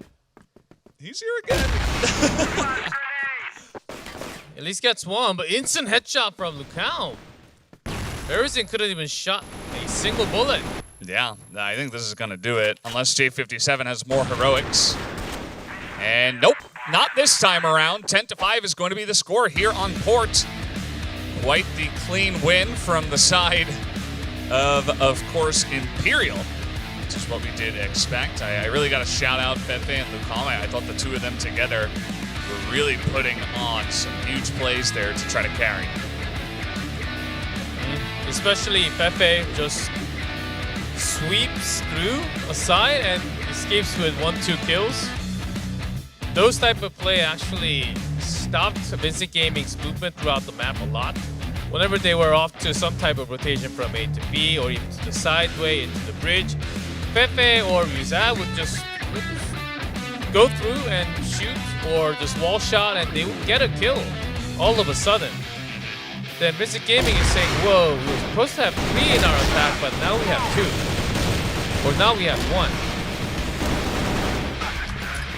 Really like the support shown by a lot of the different members. It feels like the communication is really good on the side of Imperial. It's always seemingly at least 2 members or guys that immediately back up their allies. And you can see it. I mean, they're able to outnumber many times. They get the perfect bait angles. They've just been really clean. And now, of course, I think we're going into Ankara, if I'm not mistaken. So that's going to be interesting to watch. Yeah, T-57's drag and quick scopes on this map was even better compared to the first match. But it was also because MG on the other side was not really showing his par movements. It was mostly AK the riflers on the team for Imperial doing the work. But with this overall much more dominant play from Imperial, I think they can just carry it into any, not just Ankara, any type of map, and just carry on a very similar strategy. Yeah, they just look like the much stronger team here. And I think VG, maybe it's time to pull out the weird, wacky, and wonderful strategies. WWW. The Extensi Gaming strategies. Maybe. I mean, it's just wacky, break the door, and see what happens. At some point, in their own regionals and here, there have been many times that Imperial were able to take the cake, and I just wonder at what point do you kind of lose some confidence and say, okay, what are we going to do now? We got to try to switch something up.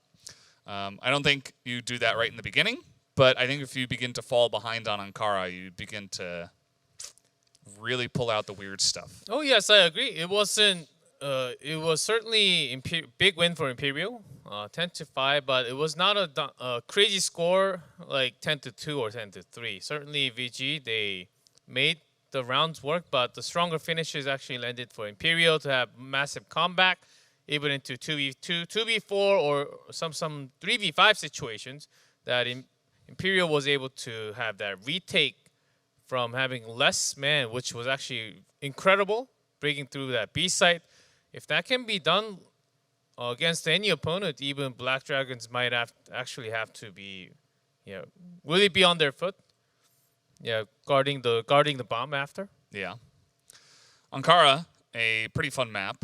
I feel like both of these teams are pretty good at it from what I've seen, but I don't know. It's going to be interesting to see what kind of strategies they use. I think the snipers on this map will be pretty important. I think that MG has had a little bit more luck. Yeah, MG actually goes out all the way to the air duct and goes out for the kill into quarter passage. They do that a lot, with the air duct and then the play from center, the two-pronged defense. Yeah, MG actually loves to peek out and go get those initial kills to begin with, which actually became one of the weakness into the group stage because he was also performing not well. Just on that GR round. So let's see if that's also the case today, because so far slightly below par level for MG only, but rest of the squad feeling pretty good for Imperial. Absolutely. Well, guys, we do have the second map loaded up. It is Ankara, so let's jump onto that right away.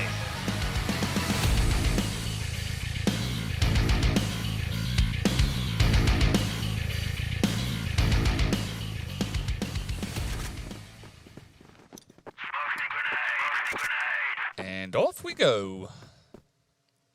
On to map number 2. Started off the day. Oh, we got a couple of, actually 3 Imperial members that are not in here. So let's hop back to us. Notson versus the world. I'd like to see that. He's a great player. Yeah, just checking because it's before anything, nothing happened. So just a remake, 0-0. But the side has been revealed. The sides were revealed. What did you see? Not much. This Imperial. You said it was revealed. Imperial GR. Imperial GR. And then I was wondering, it's like, oh, there's no MG to the air dog. It's like, oh, all our talk about MG is ruined. And then I realized MG's not even in the game. Like, what? Just wait, guys. Losing to disconnects again. This is the way it goes sometimes. But I think it's not the worst because it's better than having a remake in the middle because we have to do it again all over again when we swap sides. True. Very true. We didn't have any issues there on port, so I would assume it's just no like issues a one-time thing. And we just hop back into it. But I've been known to be quite the good caster cursor in the past, so I take that all back. In the past only? Like 5 minutes ago. That is still in the past. It's true. It happened before now, so that's in the past. It's always whenever there's a big compliment about a player, the player would die immediately. Yeah, I don't know why or that happens. do something weird, and then everyone just types question mark in chat. Yeah. Or it's like, oh, he hasn't really found luck here, and then he just gets a couple of headshots with a pistol. It's like, are you listening? Like, did I make you angry? I'm sorry. That's not what I meant. Yeah, that's usually the timing for any type of esports, not just Crossfire. That's the thing about caster curses is that there's a couple of things. You need to have accuracy, but also you need to have timing, right?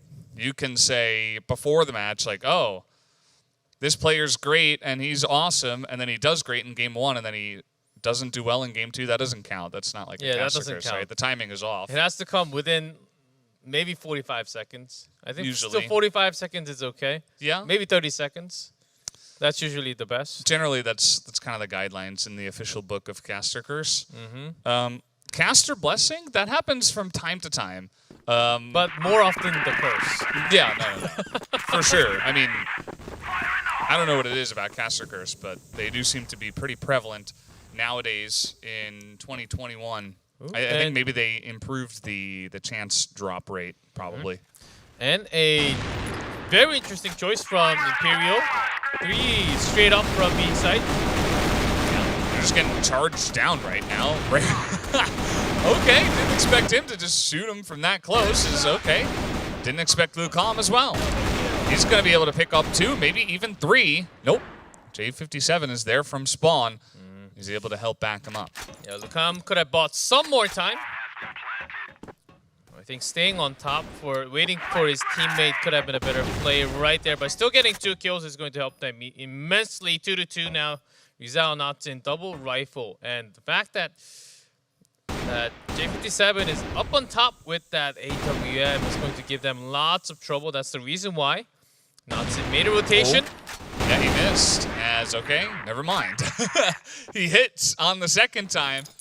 Interesting play there from VG, charging straight through the front yard and taking that very swiftly. And luckily, no one was actually watching the GR base or even yard. So they had free access, which means that backup can come directly.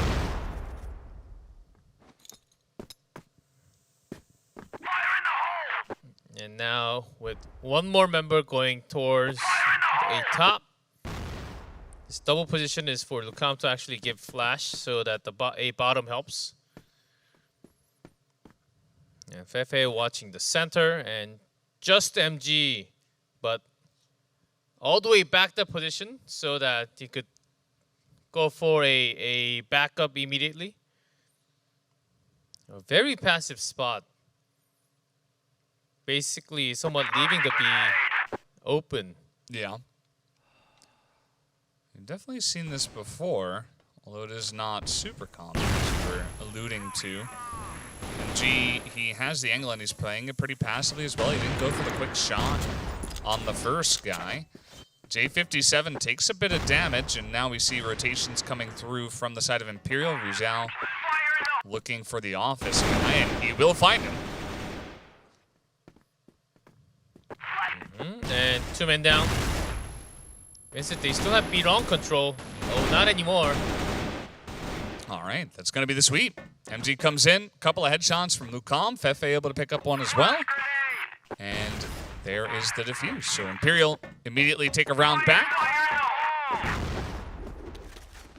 Imperial's rotation all the way back far is incredible, and how they go for the retake. Is they take the first one down from the far side, so the defending position, which in that case was BL, has to think about the position coming around first, and then Imperial goes back to the yard, to the side B, which makes creates a big headache for Vincent Gaming because they don't know where to look.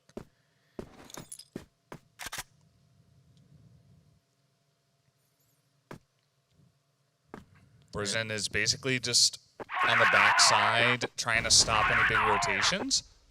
And VG are just kind of freestyling over here in quarters, thinking about how they're going to attack this. As it looks like Air Ducts is the play. And it is just Rizao top. And after the smokes, he's feeling it. That A side attack can come anytime. Yeah, and he might. That was pretty close. Feel like he was very close to getting sniped down. He's going to get all the information that the A site is compromised as the rotation will come in. Lucom and Notson able to pick up a couple before the bomb even gets planted. Those two positions were crucial now. A side is much more surrounded. Only 30 seconds left on the clock now. But with 5 men. They're going to spot Good him in check. there. Yeah. Brzin now he's not able to get it done, so Imperial a couple of very dominant rounds in a row. Not a single member down on the retake. That's incredible. Both taking the quarter passage down first, checking the box, and then covering a passage. If Imperial can take the sights back like that all the time, why not? Why even guard first place? They can just leave it open and go for the retake. I mean, it's kind of what they did, you know? And it helps that when you do that, you get information elsewhere on the map. And this kills the confidence level for Vincent Gaming because, okay, we had 5 men, we had the bomb planted, and we're supposed to have the advantage, and we lose. What's happening, guys? Yeah. And you start to doubt yourself, your teammates. Not so great for Vincent Gaming, even with a round so far. This is a full rotation. And this is the 3rd time that Imperial took full control over the office, but Vincent Gaming, they're just checking this now. Spotted. GK is going to check the bait spot, but the spray is good from Notson. He's got a pistol and a dream, but he has teammates. Oh, man. Lucom also just came for help from the side. Yeah. And that's a full team wipe. It just feels like Imperial have their number here. You get this sometimes where it's like, you know, a relatively close first map where you see the underdog doing decently, but then immediately, swiftly, the favorites come through in the second map and kind of show you who's boss. So far, that has been the story, although even here, after a decent start on the round for VG. At least 2-2 trade with, when it comes to 3v3, much better for BL, especially on this map because the rotation takes a longer time. Smoke. Slightly short, but doesn't matter. It covers up the entrance. And G here just watching the A plant site. But even if you do, you still can't control all the side. Okay, Brzin able to trade one back. He's got information on Notson here. Another nice spray comes through. And there it is. Able to take 3 by himself. Nicely done. And Vincent will come back here for the team. A-side plant from BL, controlling the passage, controlling the quarters. behind the boxes, even if you don't step out. It helps the defense so much more for the fact that they have to use a lot of time going for the retake. But Borison, if he steps up with those kills, it's time for Vincent Gaming to take back control on the map. Still, from Imperial, Lukam's position is quite wild. Right next to that big door. Rares in, he's going to push. There's the headshot, the spray. Unneeded as RN does not commit. Fefe pops off here once again. Nice defense.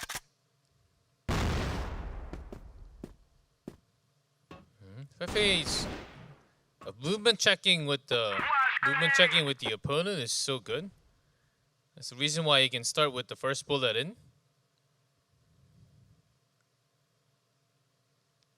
Ever since the first round, Imperial they can't leave the yard side open because that breach was actually pretty heavy.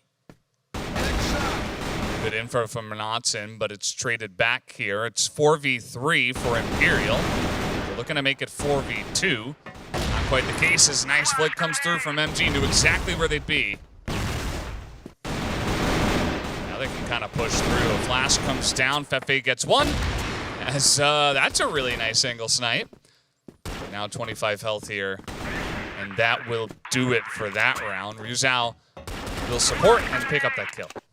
Ryuzao's defense from a top. Oftentimes when the time comes where you get an opportunity and when you think that you have a slightly better chance of winning, even if you do, Ryuzao backs off, waits for his teammates. The perfect teammate you will always look for, giving your team a better chance with more men instead of going in by yourself. And Knotson does go down because he's always watching the stairs, but Ryuzao is covering for a backup. All right, well, they know they're pushing now, and Knotson's got an interesting angle. Ryuzao on the backside of the site gets another. And the rotation that does come in here from Imperial is good. And four-man push from Ace. Passage. Oh, that's not going to work. Control. J57 here, he's got to go 1v4, and that's not going to pay off for him. Imperial take another round, and they are in full control here on the GR side. They look kind of impenetrable. I think Vincent Gaming should be thinking about the yard or B bottom push. This A side, even the retake seems to be working really well for Imperial. Right now, the things in Vincent Gaming's head has to be giving a lot of headache. Again, a air duct, and it is just Ryuzao.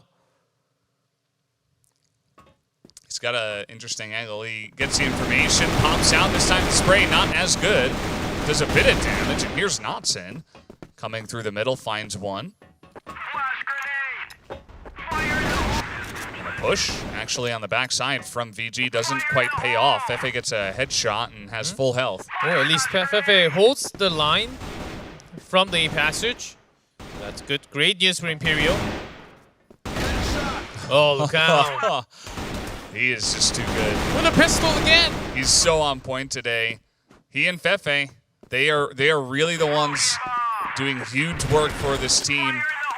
Knotson also with 7 kills. This squad seems like they're really on a roll, and they're the favorites for a reason here. 6-2. Big lead now.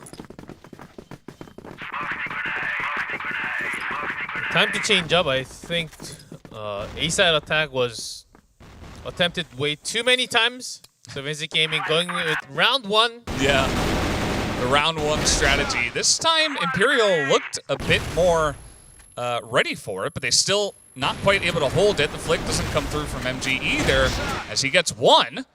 And Knotson also helping out. A bit of damage comes through this time, and it's cleaner. Let's see. As Sprayer's in extremely low. As Borzen super low with Raricine down, they know that one. Ooh, the spread doesn't really connect. Yeah, okay. 1v1. Shots. Borzen gets him. So this is incredibly One close. shot. One bullet shot. fight. Who's going to get at the pistol? And it goes the way of Borzen. A huge hold from him as we will go into the half and swap sides. And that'll make it a bit easier for VG to try to come back. Ooh, 6-3. Certainly better than 7-2. Vincent Gaming their yard. Attack finally works again. Let's see what Imperial is up to from the blacklist side.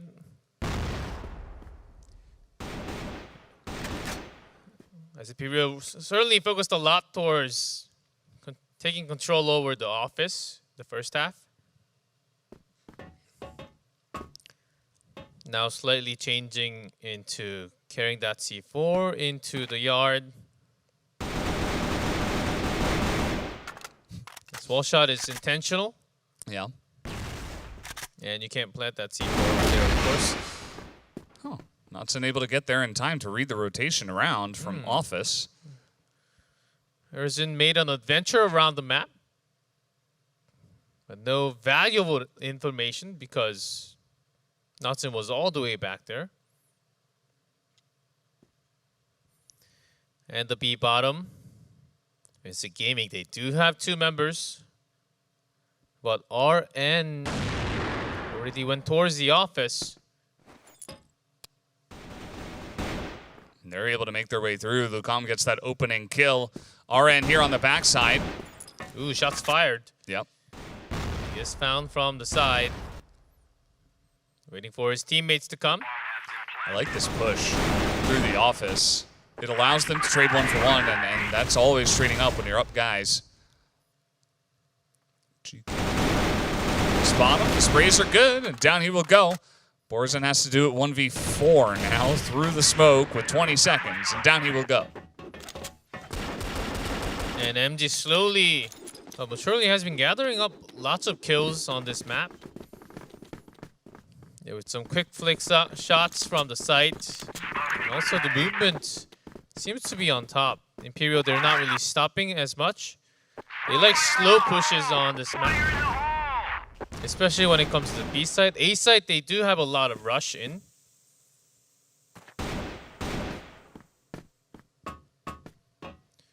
But against Vincent Gaming, understanding their playstyle, I think they have prepared something else. Not as usual.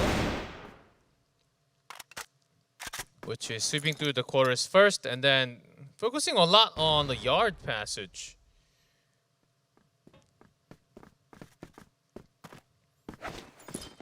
And Knudsen again looking for the back. Because Vincent Gaming, compared to all other teams, doesn't really send a member to stab in the back.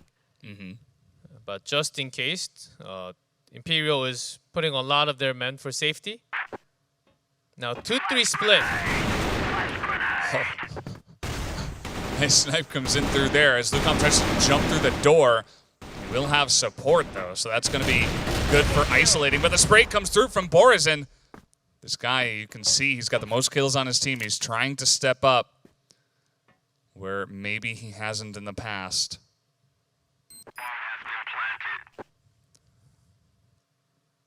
MG needs to secure this passage. Because Yuzhao somewhat in the open. MG, and they know he's got an AWM, so if they just He's work off to together. the side, which means that he can't get the second kill, even if he got one. Yeah, thought that one landed, but not quite. So VG able to retake here, 3v2. Nicely done on the isolations, and now it's 7-4. One round at a time here for VG if you're attempting to come back.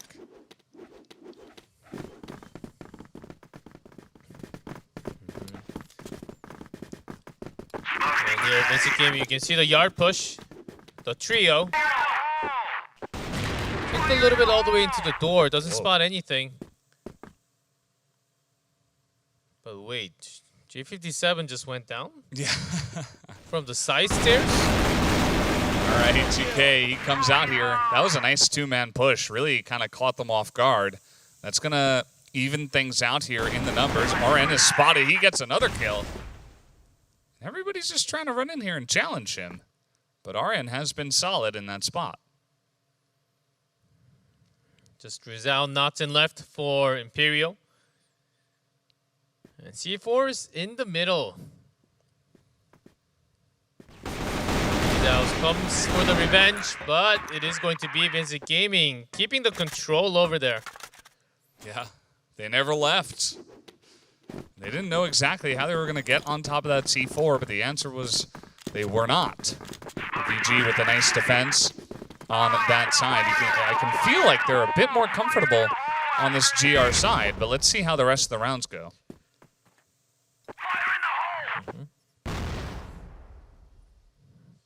As Imperial again focusing on A. Ready with the flash A top. Rosen is there. He's been so strong the last 4 or 5-ish rounds. Yeah, but quick backup from his teammate, and he backed all the way into the GR spawn. So it depends on the number of smokes left from Imperial. Still no bomb planted, so they can wait. Yeah. That's a nice shot. They have the C4 down in the site.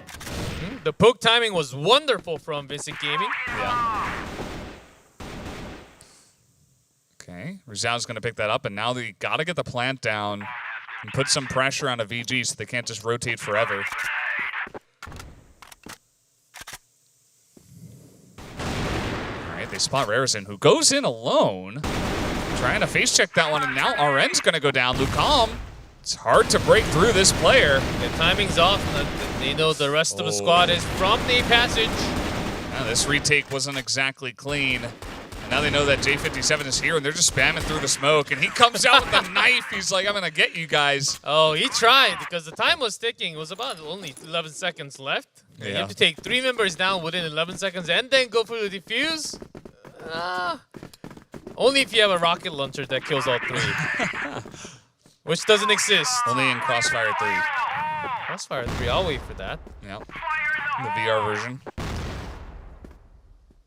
And yeah, I mean, that was pretty good. I think that the retake was pretty weak there from VG. I think that could have been orchestrated a bit better as a team. It was kind of like one guy coming in by himself, one at a time. And Imperial were very ready for that. And because that was a successful attack towards A, trying it once again, but now it's smoke. A bit quicker this time. And a quick Okay. flash. The side steer is controlled.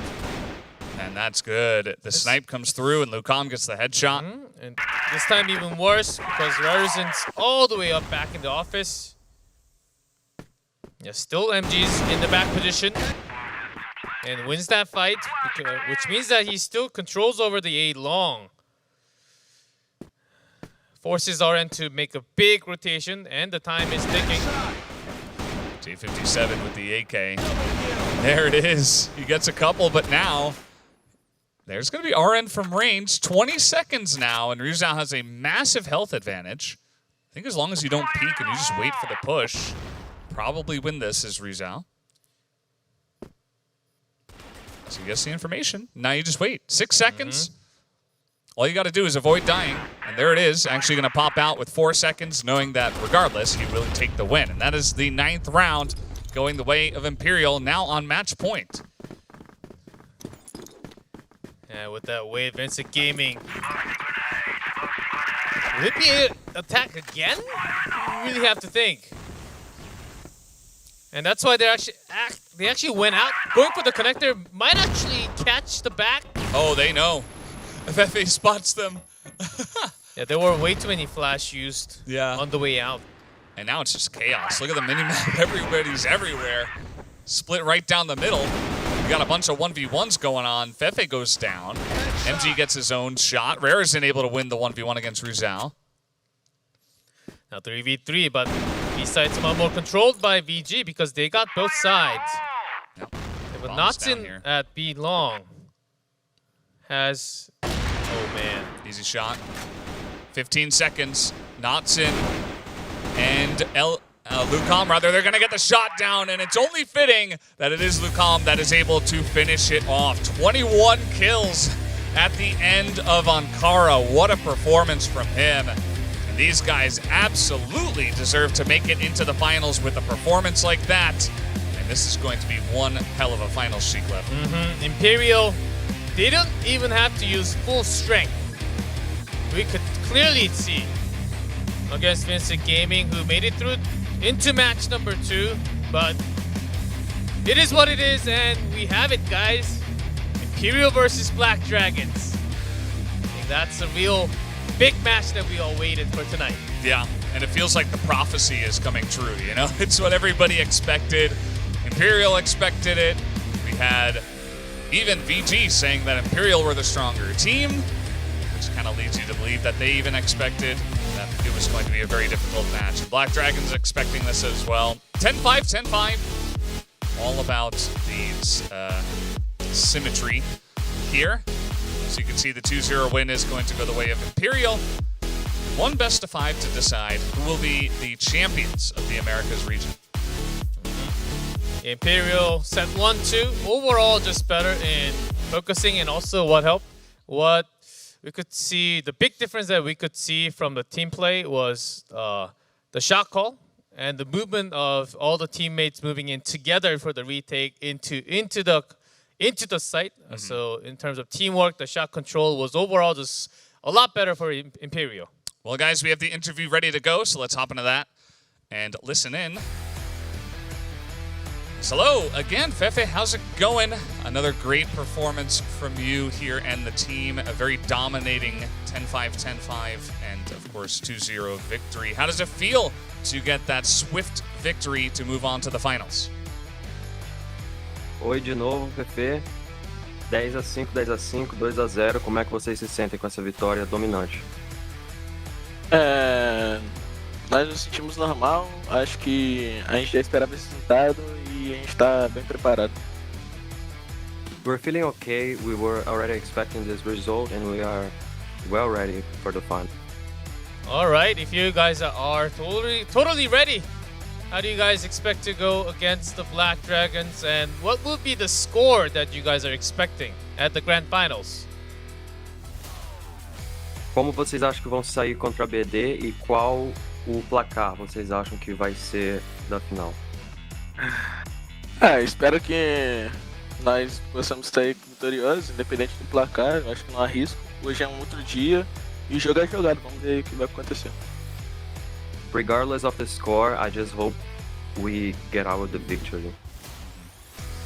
Well, you guys in the group stage, of course, up against the Black Dragons, you did suffer that 2-0 loss. And, after that, the Black Dragons still expecting you to be the strongest team that they will go up against. So any thoughts about trying to reverse what has happened in the group stage, and any, final thoughts you can give us before the finals? Vocês já perderam uma partida contra a BD e mesmo assim eles ainda consideram vocês como o time mais forte que eles podem enfrentar nesse campeonato. O que vocês acham que vocês podem fazer para reverter o resultado da partida passada e quais são os teus pensamentos gerais a respeito da próxima partida que vai vir? Acho que meu pensamento geral é que a próxima partida que vai vir vai ser uma grande final, assim espero. E eu acho que pra gente reverter a derrota que a gente perdeu pra eles na fase de grupo, eu acho que falta confiança. Eu acho que é isso, a palavra de hoje é confiança e é isso. Querendo ou não, agora é playoff, é final, é outro jogo e não é fase de grupo. Então vamos ver o que tem pra acontecer aí. I just hope the finals match are great and to have a different result than we had in the group stage. We need confidence. This is the key word for today. Okay, well, expecting that from you. I won't keep you any longer, as you, of course, will need to do some preparation for that final. But thank you once again, Fefe, and good luck in the finals.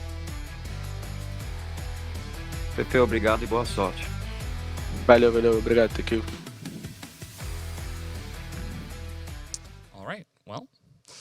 he seems to think that confidence is going to be what brings them over the line, as perhaps, in their first match against Black Dragons, they didn't quite have it, and after this win, I'm not sure how you can't have it, so I feel like they were playing with immense confidence in the match that we just saw. Yeah, also because of the score 10-5, 10-5, I'm sure Imperial didn't even have to show much against Vincent Gaming, so that because Black Dragons they're also watching, and they have to play more maps. It is best of 5. We can possibly go all the way to 5 maps. I think that's pretty Oh, likely, yes. actually, between these two teams. So, guys, we are going to take a quick break before we do get onto the final match of the Americas region. So don't go anywhere. We'll be right back with the finals.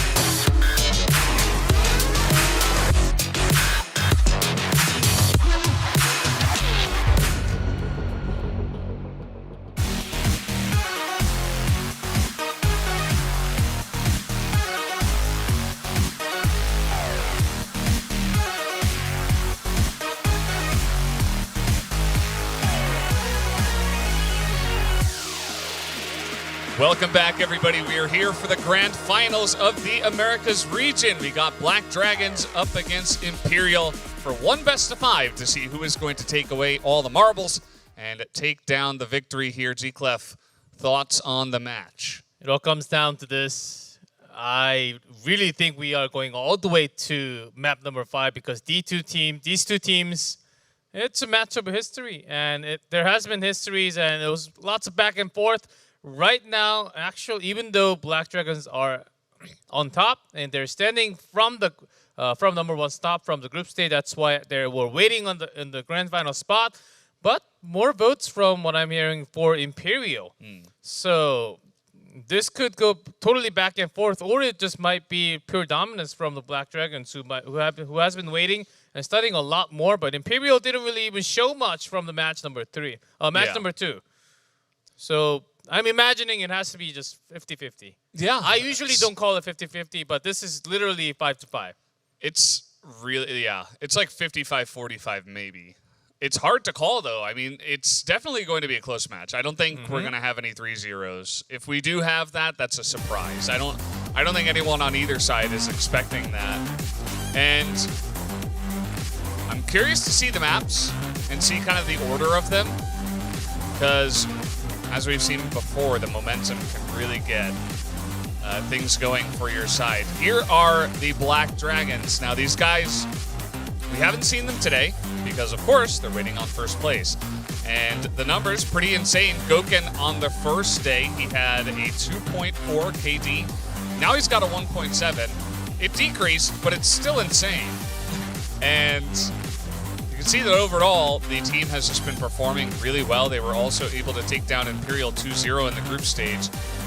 Talked to Fefe after the last match, and he said, yeah, I know that happened, but I want to try to brush that off, and it's really all about confidence going into the finals. If we go in with confidence, we can definitely take the win. They were able to do it in regionals, and we'll see if they can do it here in the Invitational. It's not an easy ask. As you mentioned, there are some advantages that go to the side of Black Dragons. They haven't had to play at all today. They didn't get tired out at all. Maybe that means that they come in slower, but still, they were able to study the strategies from the second match that we did have here in the playoffs as well. Certainly, and to point out the sniper duel again between Goken and MG. For the second match, MG was getting warmed up, and we could see towards the end he was getting a whole lot more kills. Certainly, the second map got his hands warmed up, but Goken I would have to raise my hand for Goken. He is an incredible attacking sniper and defense also. So I think it comes down to that. Well, having said that, the maps, of course, because they might have to play all of it, but it just comes down to the final map. And I think where Black Widow stands is going to be the most important part. If we end up playing Black Widow to begin with, I think Black Dragons will actually have a higher end, but if that map goes towards the end, Imperial might actually have a favor. Let's see the picks here. What is going to be the order of the maps that we do play? There's no bans, of course, because it's a best of 5. Compound is the first map, and then Port is second. We're not wasting any time before getting into the very interesting maps here. Subbase third, Black Widow fourth, and Ankara fifth. And that is pretty interesting to see. Compound, really could go either way, and that really, it's setting the tone perfectly for what this finals could turn into. And Compound 1 is maybe the best map to start off when we say these two teams have a fair chance. One of the newer maps compared to the others, and depending on the focus where they want to attack from, especially from BL, this could totally change what goes up and down for both teams. So I think it's the perfect map to start off. Going to Port, it's going to be interesting as Imperial made some adjustments into position, which we have seen from the previous match. So Black Dragons have somewhat of a heads-up start on that map. Well, guys, it all comes down to this. We are ready for the grand final match between the Black Dragons and Imperial. We will be starting on Compound for our first map, so let's jump into the grand finals right now.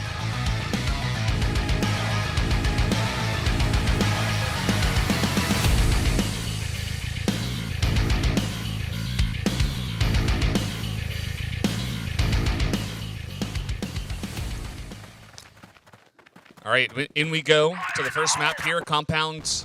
And we were having Imperial start off on Blacklist.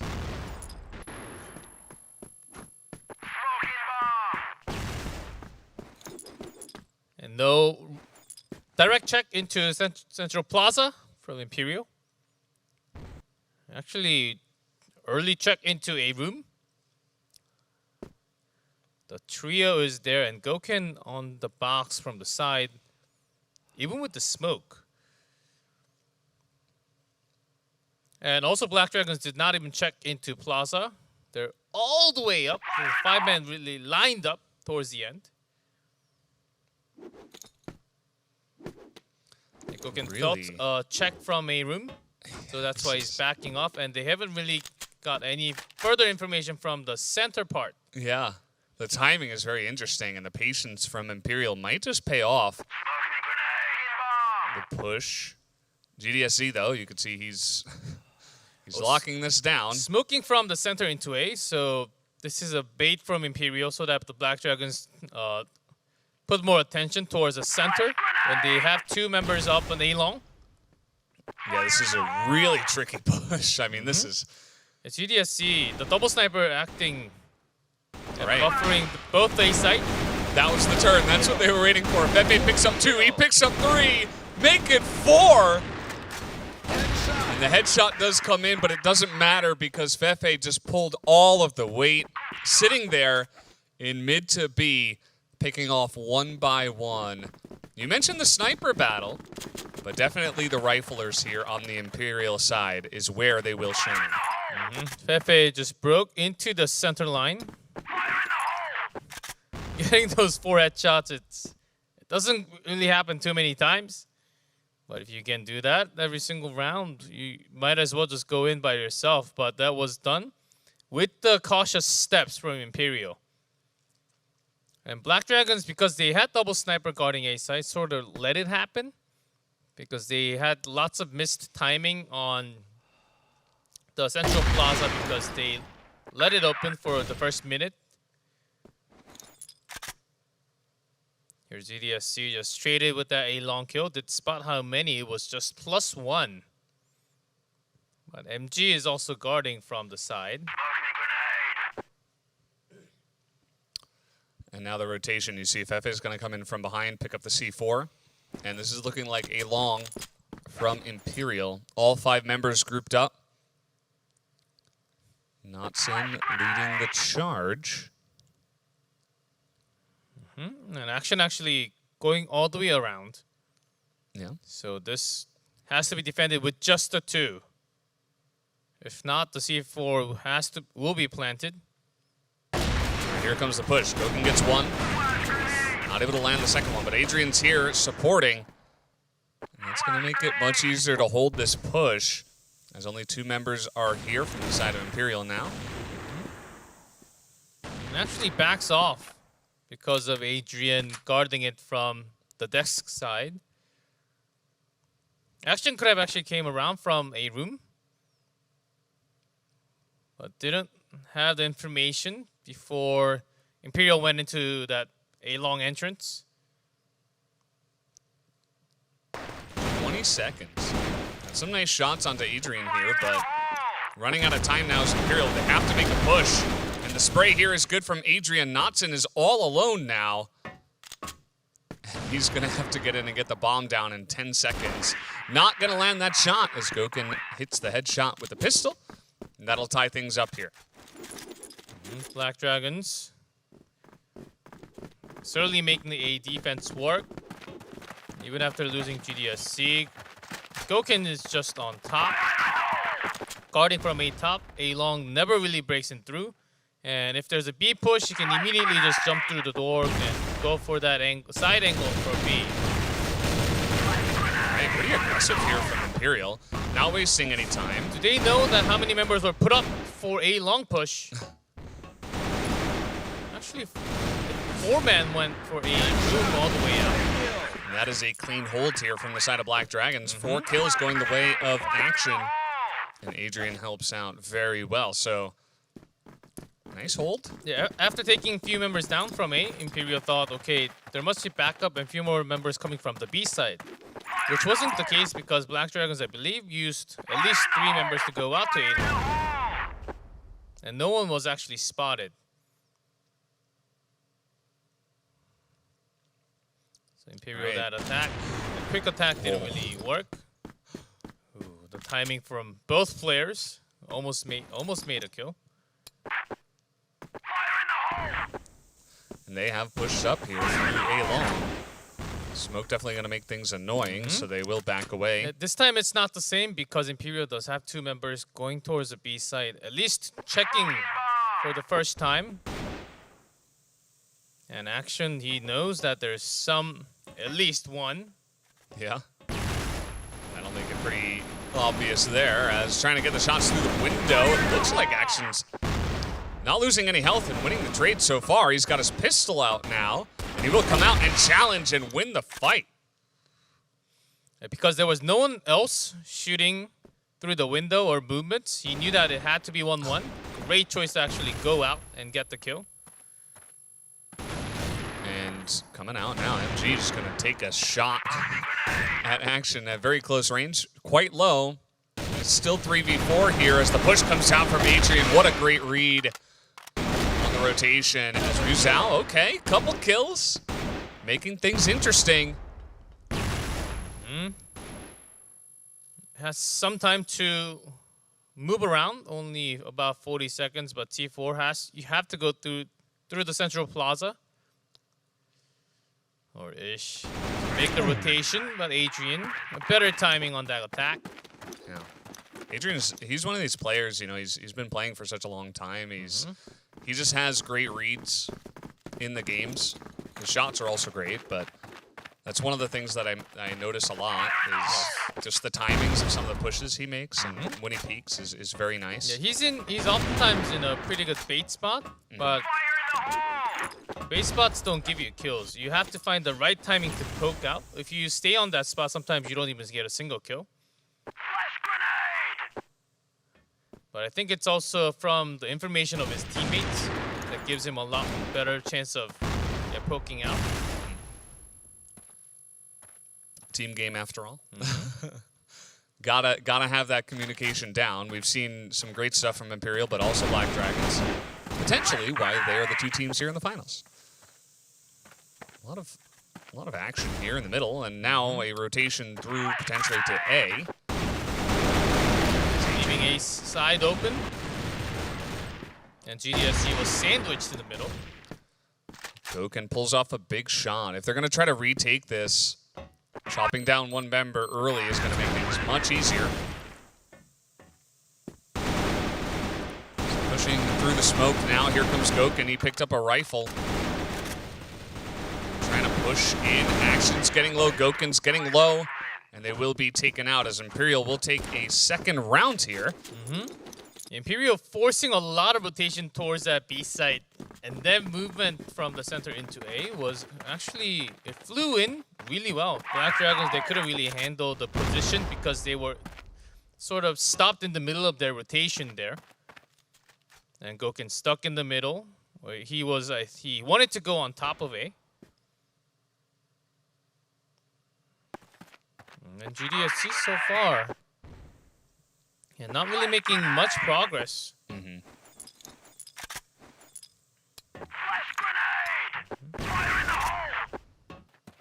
Maybe time to fold the double sniper action and go back with just 1. Call him with 2 headshots. And he pushes through, maybe a little bit too far, but again, it's a nice distraction for them to push through the middle. Exactly. He opened up east side by himself. And here's Goken, the one player that wanders around every single map. Okay. Nice reaction after the half shot. Yeah. He's seen MG, but he doesn't exactly know where he is. Picks up the rifle. And 24 seconds. Smoke is going to come in. Here we go. Good luck. Actually a decent grenade, but just spamming through the smoke. They know exactly where he is, so it's going to be very difficult to actually approach. So that's going to be Imperial tying things up. This is what we were expecting. Very even matches between these two teams. And this Imperial had one up, but the second and the third really started with Lukam's B push and how it affected the defense and the rotation from Black Dragons into B. Now tagged with the ID. Previous round, Lukam's rotation or push could not be stopped. Even before that, it was giving a lot of information to his teammates so that they could make an easier central push. And now again, central B entrance push seems to work a lot better. So let's try that once more. See that Rizal, he's such a great backup, man. He's like right there in position to help as his teammates push. Now he's the one doing the pushing through. He's going to get a bit of damage done onto Action, who takes down 2. Not able to take down all 3, but that is a valiant effort by himself.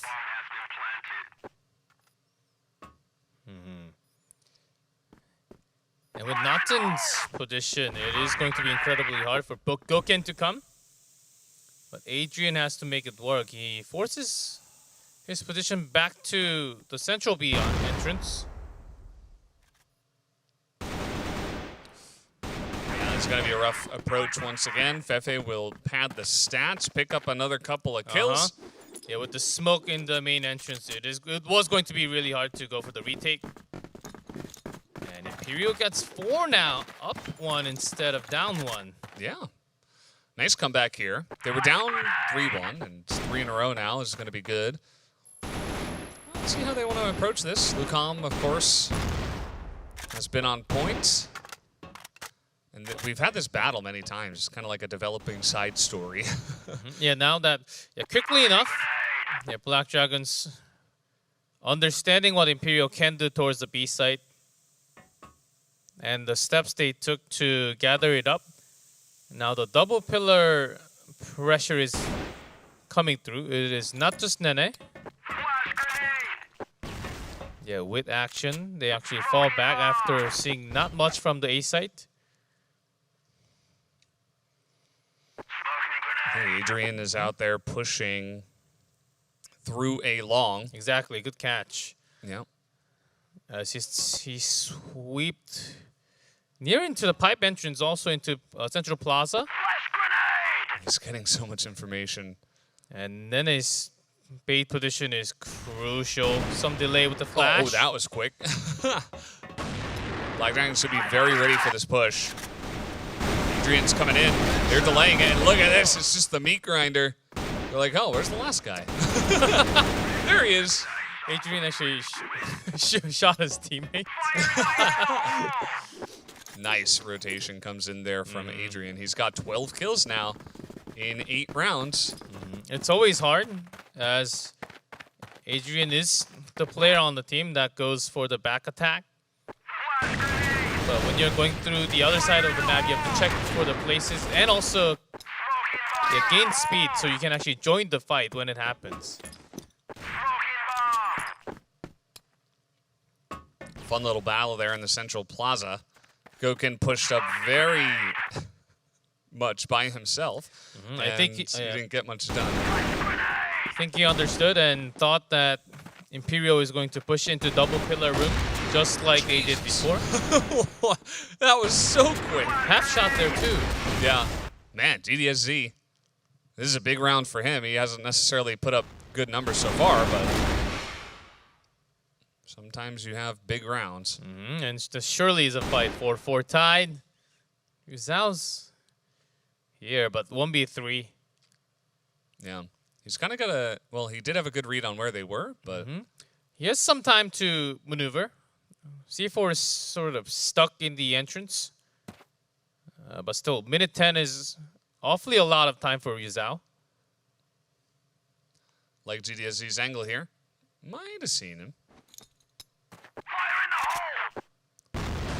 Spotted. Okay, that's going to be 1. Okay, that's a missed shot from GDSC. And 2 low members of Black Dragons. Oh, he turns around, though. Oh, he gets the 360 no-scope. actually happened there. And now it's 1v1, and Action doesn't really have any health. Wait, he doesn't know that Action's actually towards B side. Yeah. I'm pretty sure he's thinking that he's towards A long, either A long or hiding from A bottom. So Rizal's taking time, checking everything with 25 seconds. Checks in a little bit later. Action there on top. Head down.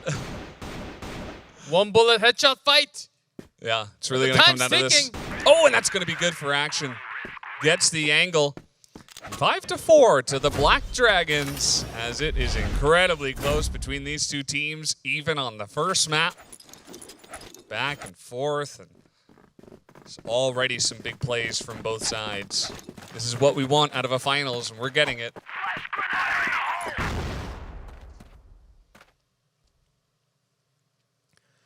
Now that Imperial, different strategy is Black Dragon actually left the center side open most of the time, if not all of it, towards the entrance at least. Imperial actually guarding the center with 3 men. And they also have MG in the front line position from B side. Yeah. And there's one guy all the way in the back there guarding A long, just in case. But this push looks like it is coming down the middle. And guess who is ready and waiting? Fefe and Imperial. Smokes come through. That's going to be a nice flash. As the crossfire does come through, Sal able to pick up a couple. And this is going to be good for the side of Imperial. They were so ready for this push. Yeah, the moment Fefe goes down, Kam and Rizal comes out at the same time because the angle actually overlaps, so it's better for the GR to actually go in and fire together. Hero had the right strategy defense here. Perfect position, and Black Dragons fell right in it. And maybe again for boosting into central or just double position.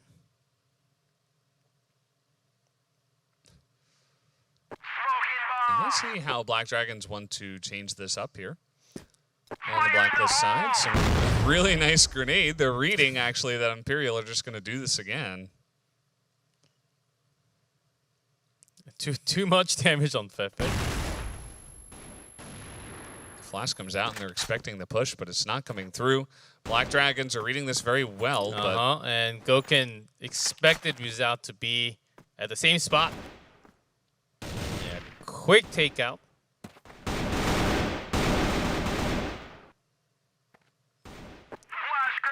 Knows that there is one, but with Fefe,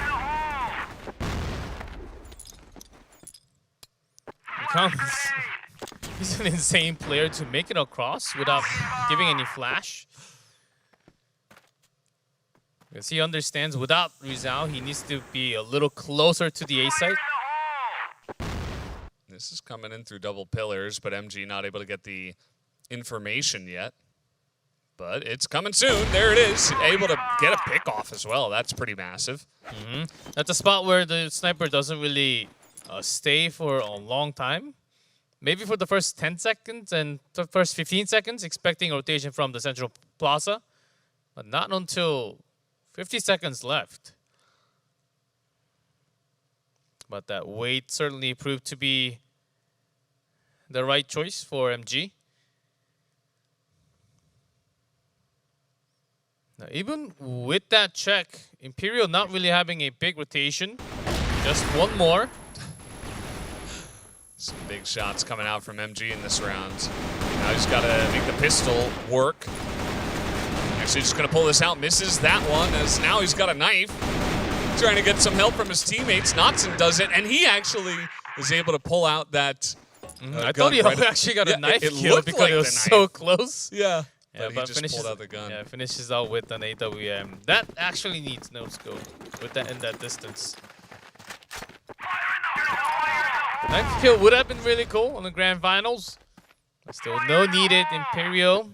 Yeah, nice defense there, as MG was certainly one-man army in the B-side defense.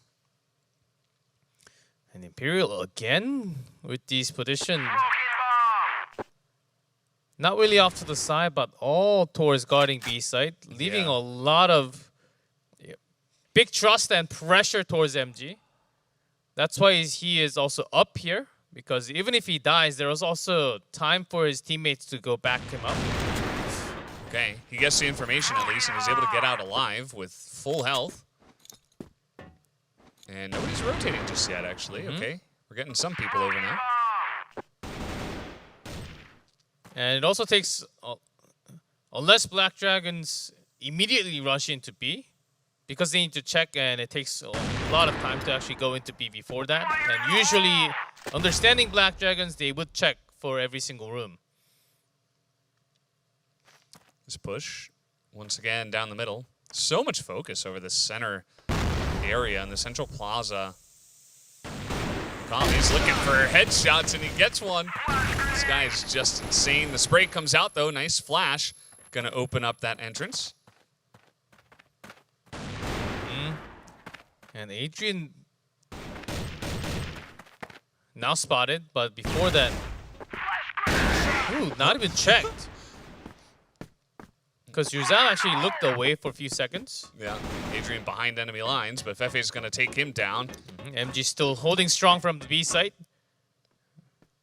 Being the guardian of the site, not letting anyone through. But here's Goken and GDSC. Now says no more of B site, man. We have A site open. Fefe's in the corner. I mean, they don't seem to know this. No, Yeah, they had don't. no idea. Wonderful timing there from Fefe. Just going invisible, seemingly. Nice shot here from GDSC, but too many angles to cover. And check. And that's going to be another win here in the round to Imperial. They're taking a 2-round lead now. It's looking better and better for them. Yeah, wherever Black Dragons are trying to break through, especially BMG is securing the spot so well that the Black Dragons cannot really break through. And when you go into B side, you're expecting a lot more of a rifle and some swift change from MG, because he doesn't really stay on B side too many times. Didn't really see this type of play from the group stage either. Ooh, nice bounce back from a Lucam with that info. Now they basically know it's either double pillars or A long. Yeah, and this time around, MG was pushed up even farther behind one of the double pillars and did not pay off. Okay, Black Dragons, no need to rush. Just picking up C4 from GDSC. And safer to carry it from your base, not through Plaza, because Notson's right there about to eat you up. Yeah. I love how Black Dragons are playing this. It's just not really panning out in the execution. Imperial have been rock solid here on the defense, on Global Risk. Now they're going to spot GDSZ out here kind of all alone. And he is going for a walk. He's just trying to get jump information. From Notson.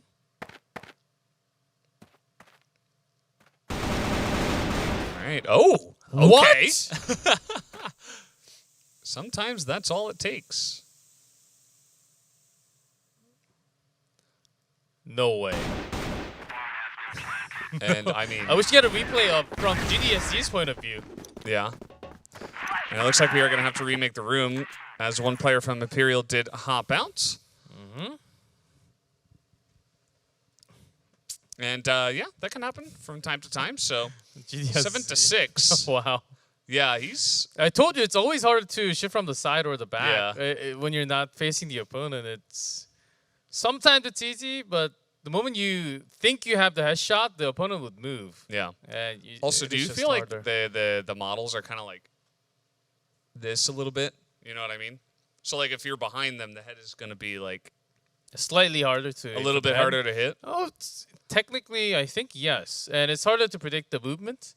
So sometimes it depends on the player. Sometimes some players think it's better to shoot at the moment you see him because it's more instant. You don't have to guess where the movement is going to be. Yeah. And some players just saying, okay, it's just always better to go for the body shot because you can't really predict compared to the headshot. Yeah. Unless you're behind like 3 of them, then you can just go for a headshot or whatever you want to do. Uh-huh. Yeah, but depends on the choice. Which one would you do, Valdez? I would probably wait. Wait until Wait until they turn around and kill me, and then Okay. just lose. just wait again and again and again. Just keep waiting Okay, until the next round when that's I a can great play choice. again. That's a great choice. And then That's- you get blamed by your teammates. Yeah, I mean, you know, I'm used to it. No, I mean, used to it. I would probably just go for the wait for a couple of seconds, and then if I'm sure I can line up the shot, go for it from there. But yeah, we saw what can happen, especially at the pro level, is like he waited maybe half a second, and then he just started spraying, and he wasn't able to kill him in 2 seconds. And generally, even then, you would probably still take the win, but the flick headshot with a pistol is, I mean, how do you compete with that, That- right? Almost does not make sense to me, but these guys, the reason why they're a few of the Yeah. best in the world. Yes. That's why. Yeah, reaction time and the fact they landed on the head with a single bullet Yeah. is incredible type of play. And it's GDSC as well. You kind of know that either you do that or you're dead, because getting shot that many times, you can kind of tell where he is. You just got to go for the quick shot. And if you don't get it, you're dead. So we do have the game back. We're ready to jump into it once again. And here we are, 7-6. Let's see if anyone's going to be able to clear it out and pick up the map before we do go into tiebreakers, because the way this is going, we're expecting a lot of maps here. I would say at least 4. But, I mean, we could have multiple tiebreakers as well at this point with how close it is. So far, super tight. And this time, MG actually with Feifei. Yeah, guarding from the other angle. For a second, I'm like, wait, they both saw each other, but they didn't shoot. Same team. And this is really trying to set up the crossfire. Never mind, it's actually not MG on the side. I thought I saw the right number there. He's all the way back in the A site with the control into a room. Yeah, he was number 5, but now he's number 4. And no real information, so they're just going to throw down a smoke and try to get a better position, although there is a one-on-one firefight happening in the pillars here. As there it is, the grenade gets the job done, and now they can kind of rotate back. And because center has been open for such a long time, yeah, with MG spotting them going past. All right, Fefe's in position, but he is just going to be shot through the box. Lucam able to pick off 2, and that is certainly going to shore this up for the team, although Goken, with the rifle, able to maybe make the miracle start. At least stay in the server. I think that's a pretty good idea, 1v2. Understanding that any one of them came from the side. All right. MG with a rifle too. And just trying to spray, but it's not working so far. There we go. Knotson able to shut it down. And Goken, a really valiant effort, but obviously very difficult to pull off. 8-6 for Imperial. Yes. +2 for Imperial. Will be the map for them. It's Black Dragon so far. Second half having lots of trouble. They're keeping the sight.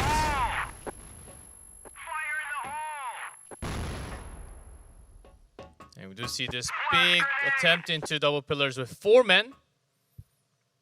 The moment this is found, I think Black Dragons would just push through center plaza, but they can't. For the moment, they spent couple towards the center.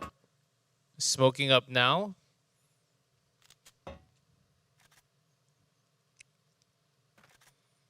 And they just all back up, and they expected, Imperial expected Black Dragons to push A long or towards the center because they pushed that far into double pillars. Nothing's happening, so they must be focusing slightly more of a slow push. This has been the MO of Black Dragons here on Blacklist. They just they're never going to make any big sudden movements until they're all ready to go. And here we go. Just pushing in. Adrian's trying to light it up as he runs into the A spot, but he gets flashed so incredibly huge. And that is going to be Imperial taking the 9th round here as they got the crossfire down and they immediately stifled that push. After a quick rotation from the double pillars, went back towards the central focus and leaving center open.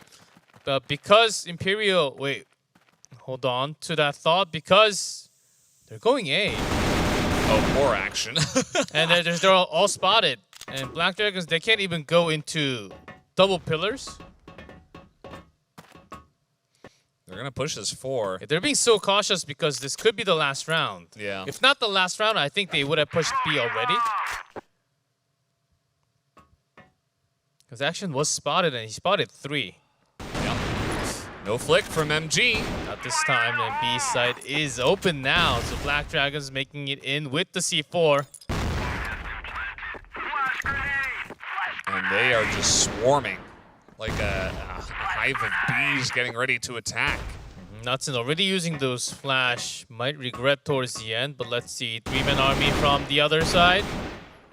All right, they check the angles.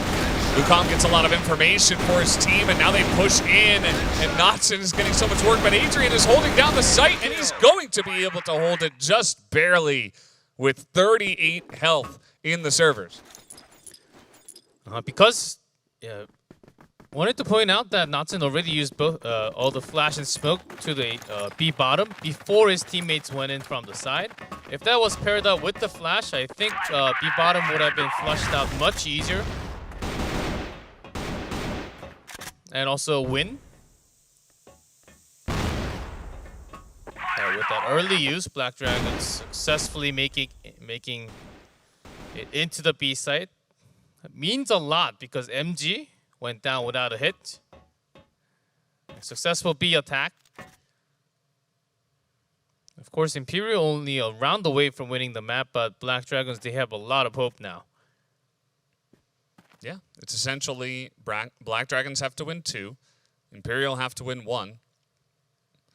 It's only double the round, so at this point, you just got to take it round by round. And here comes the slow push through the A long area as Notson is in position. Notson spotted with the help of Rizal. Getting a couple up. more That's with pretty MG on the big. back. Yeah, MG in the back to support is huge. I mean, they were so ready for this push. If you don't have all 3 members there with that kind of fire down range, I don't think you hold it as cleanly here from Imperial. Just 2 left. GDSC here with the C4 right next to him. Goken in the middle, going into the plaza. Fefe is also waiting for Goken right next to him. In a side angle. Oh, GDSC goes down. Just Goken left. And in the middle, okay, there's the flick. Is the dream, is it going to come true here? That's really the question. 1v3, he doesn't have much health. 30 seconds. Where do you go? This is hard. Not too much time. A side is a bad side to plan for with an AWM. He's just running in with the bomb. You just have to go for the kills now. I think that's the only option. He's trying to run as fast as possible. There's the one. Whoa! Oh, this is definitely doable. It's not going to be it easy. Oh, there it is, though. As Rizal, big plays towards the end there, able to pick off a bunch of members. That's going to be the first map going the way of Imperial, 10-7.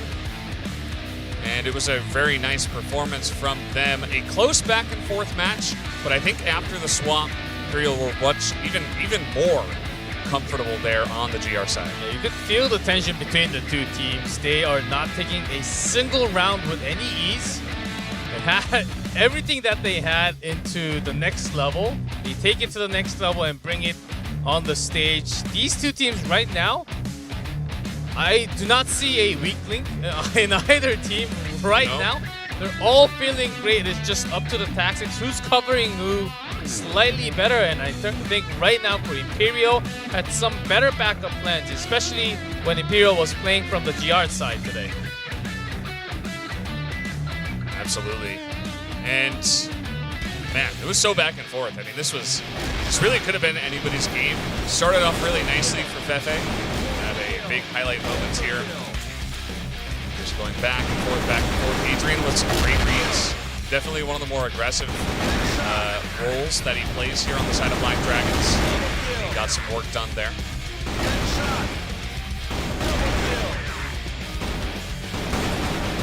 I'm just waiting for that one flick. Hope you have that for sure. The pistol. I hope we have it from his I don't even want to blink from now on. point of view. Yeah, no to keep blinking. my eyes open. We gotta watch.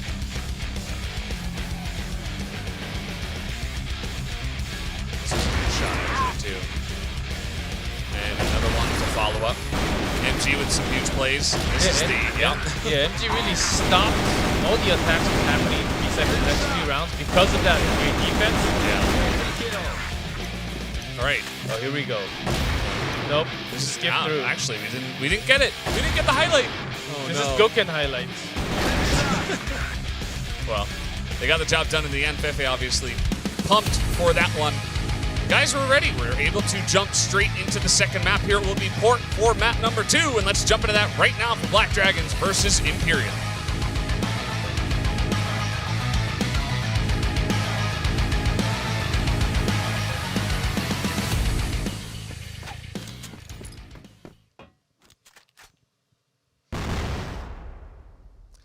And what are we going to see on this map?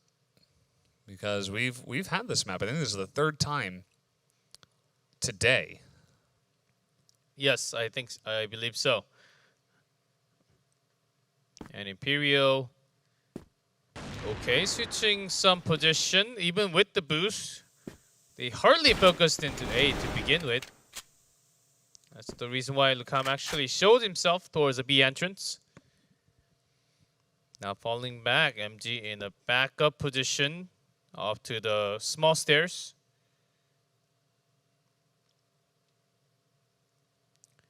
And Lucam would poke at the first shot fired from MG. 5-man gather for a massive B attack from Black Dragons, and Imperial, they have to bring the sideway down. Whoa. That was coordinated. You can see the M-Forgan's work done. And now trying to push on in here. It's okay. That's going to be Fefe lining up too. Keeping the hopes alive here for the retake. It wasn't looking good before. Good flash to delay 24 seconds. Goken takes one down from the back stairs. Yeah, it's going to be difficult to get this, especially with Goken holding that back angle, but they have to push out. Goken's not here. They push on in, but GDSC holds the angle, and then Goken easily snipes him down with the pistol. Yeah, movement from Nenem there. Dragging the crosshair into the box, and there was another member right next to him, so the aim had to be confused. So great movement, and they also had Goken to cover up from the back. Knew exactly where they were coming from, so good good attack there by the Black Dragons, and keeping the side open. I think that was the key.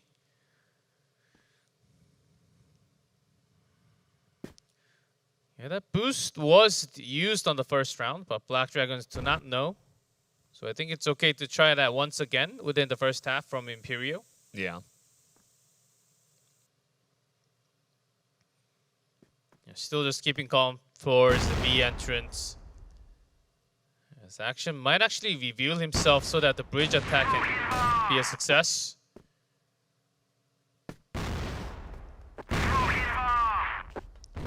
Now let's see where the C4 heads to.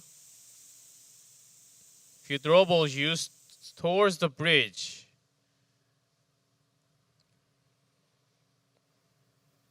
Fefe in position. Let's see. He has been just awesome, and as I say that, he just goes down. Caster first again. Nice play here from Lucam, the other player, the other rifler on this team that's really turning it up for the finals. Nice shots from MG, and look at this rotation coming in from behind from Ruzal. It was 3-2, but only Nenem staying alive, and MG comes with the pistol, knowing that he was somewhat damaged. And successful retake this time from Imperial. Yeah, pretty nice stuff there. Wasn't looking good for just a bit. It was like 5v3, but then a couple of kills came through on the backside, and all of a sudden there was a chance. Yeah, against Imperial, you have to really look out for Rizal, who's always rotating, but a step faster compared to any other members on the other teams. You imagine one going around would be about 10 meters further out, but Rizal's already in your face. Yep. This team runs like a well-oiled machine. They're so well practiced, and that's how you're able to get the faster rotation timings, just by knowing exactly when you can push the envelope. Black Dragons again pushing the bar towards B. But Imperial, they have changed their position. This is one aggressive position that you can't really get too many kills, but at least a good trade. He's trusting onto Fefe right behind him because they have the same angle covered. Okay, it's going to be a couple traded back and forth, but Goken is incredibly low. As now the bomb's going to get down here very quickly, and this has been the strategy. Just run into B. Hope it works. Sometimes that's all you need. I like Action's position here. Well, MG. Yeah, he saw the throwable there, and I think he knew where Action was coming down from. Absolutely. As the flash is good, the retake looking good as well, and an M on the backside trying to hold this, but he cannot, as 10 seconds is more than enough time for Ryuzao to get the defuse. And Imperial, another successful retake. Black Dragons, even though they're taking the B site, yeah, they're going in, but because Imperial, they're not going down without a trade. They're actually making at least somewhat affordable trade before going down. They are letting the retake happen.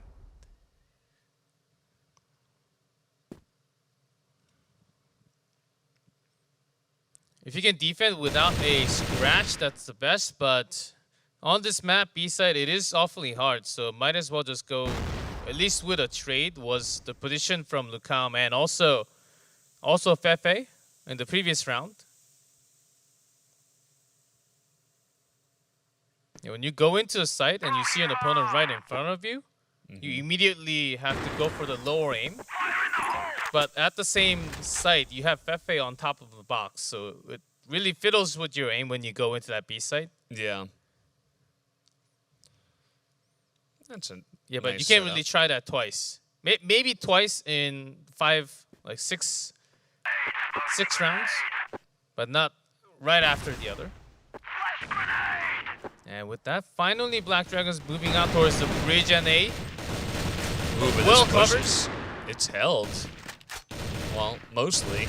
As Rizal is coming through the smoke, he's going to be shut down by Goken. And now anything is possible. Goken's kind of out here in the middle of nowhere, looking for the C4. As GDSC did go down. Nice flick. And 1v1 now. There's 55 seconds. That's more than enough. Sniper on sniper. Goken has a lot more room, a lot more space and vision coverage from a top. But the fact that C4 is actually down somewhat in the middle between the two. So Goken has to go down with 37 seconds now. Yeah. C4 is retrieved. It's It's still right next to him. This is like no man's land. Nobody wants to enter. But actually now Goken is he's just going on through. And MG is on the bottom side, so he doesn't really see him go over the top. There it is. The flick doesn't land, though. And now the pistols are out. This is interesting. 35 HP now. MG's going for the kill. He knows that the bomb is being planted. Oh, there it is. The headshot. Oh, not the headshot. Just a straight-up shot with the pistol is enough to get the job done. Yeah, Goken also went for the shot. It was either you die with a shot, but I guess that shot missed just through that pistol.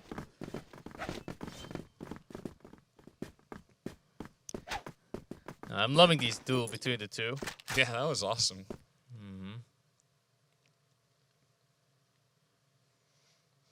And so Imperial taking a couple more rounds. Black Dragon, they started changing their strategy into few other options. And bridge side has been not totally blocked, but their initial approach, they started with 2 men down. So don't really feel good about using that strategy once again. Ooh, what a start. Fefe came all the way out. And GDSC was just here waiting for him. Black Dragons have really kind of backed off. Oh, look how I'm pushing the line. Grenade to help him secure a pretty good spot. Yeah, GDSC, I'm not sure if he knows he's... Oh, he absolutely does not. Yeah, that nade also gave a lot of sense that, okay, he went back to the B side to throw that nade. Yeah. I think he fell for that. A smart idea by Imperial. The push still coming in here to B site. Look how cautious they're moving in and out, checking everything. Even if it was checked by his teammate, they would double check the spot. Okay, this could totally work. Nope, not able to land those shots. Knotson now on the backside. He's going to wait for his teammates to come on over. He has to because Rizal MG was far too back on A site. And smoke just coming down the road here. It's going to make it really hard to come in. All right, let's see it. Maybe wait for like 3 more seconds. Yep, And then gotta Knotson go. is in position. Let's see it. The flash is over the top, but action is right here. Knotson trying to be the hero, but nope. MG with the pistol. Can he do it? Nope, that's not going to happen as Black Dragons will take one back. Yes. So far, B site seems to be where all the focus is between the two teams. Maybe even considering having MG in one of the site.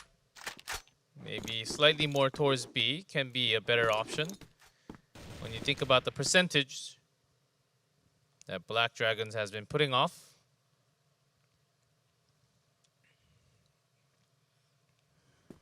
Yeah, Goken.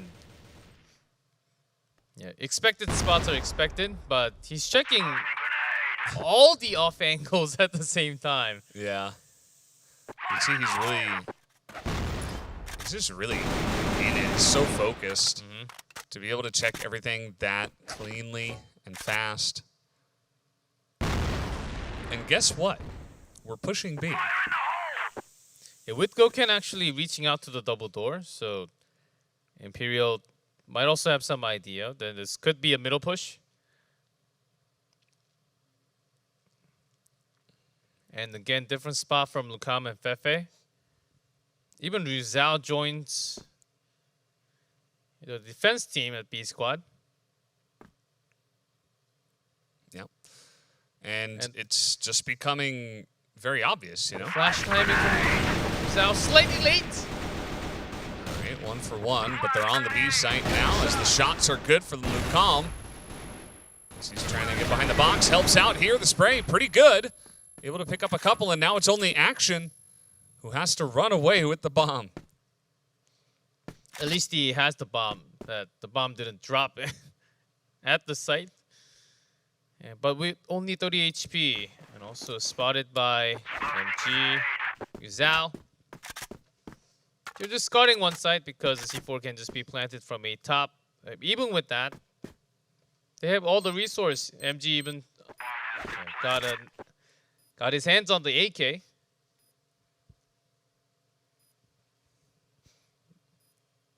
All right, 1v3. He got the bomb down, but there's still tons of time for Imperial to come on in. He's spotted as well. Yeah, needs a miracle 3-bullet headshots. Oh, he just gets shot through. Knotson has the off angle there, and that's going to be pretty easy for Imperial, taking the lead 4-2. Knotson already was rotating through that sideways about 10 seconds ago.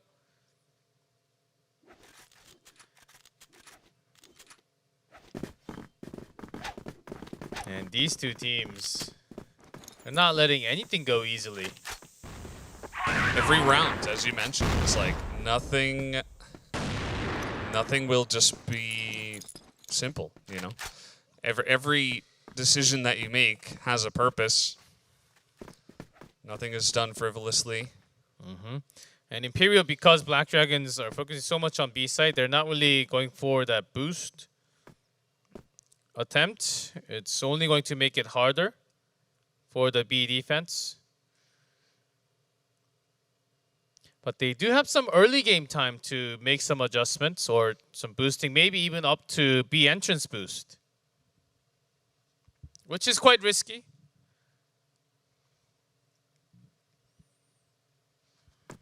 Falling back towards the passage and seeing if anyone steps over the line or looking for those wall shot opportunity.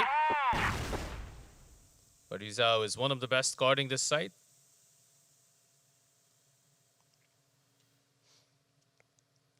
Will they actually try for the push? Does look like that as they are gearing up for it here.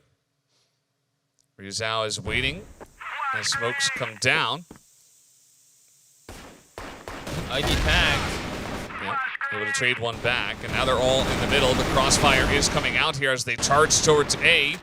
Not able to land that shot once again, as Goken gets a couple, but now it's 2-on-2. Big firefight won here by GDSZ. But now it's Fefe against Goken, Sniper against AK. And within that planned time, would have been the best if Fefe closed the distance.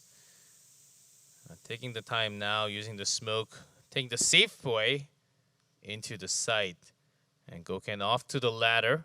Yeah, there's really no way to know exactly where he'll be. This is a pretty common This is angle. the first shot. And now you go in, but no, it's going to still be the shot from Goken. He has 12 kills, and he is carrying this team right now. What a monster within the monsters. He's making it work. Even when all his men in the front is falling down, he's at least trading, being the best sniper for the team. Just when Imperial got +2, Black Dragons catching it up. Now A side has worked, making it slightly harder for Imperial to guess where Black Dragons are going to go. Yeah. That was from the bridge into the A site later on. Maybe just AC into push onto A. I mean, the Imperial have been keeping 2 guys, though, on A pretty consistently. Yeah, this time will be a sniper battle for sure. They haven't really mixed up their defense all that much. Maybe jump at the same time towards A long.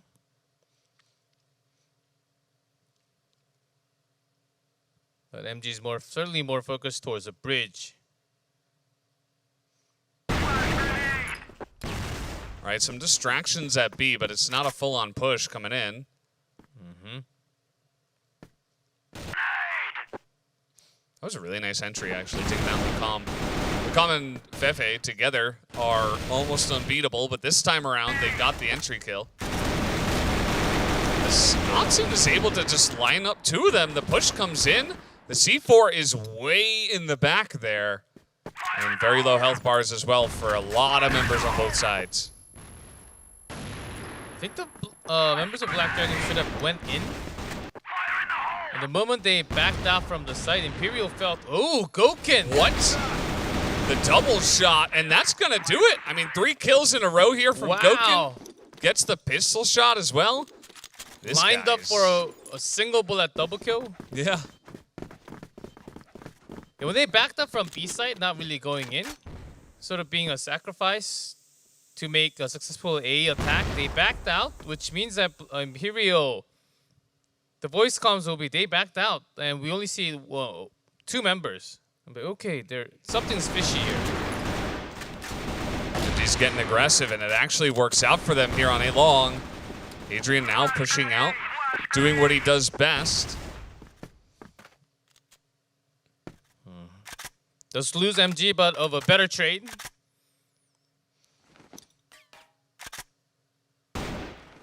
Certainly making it slightly harder for Black Dragons to push the last round of the first half.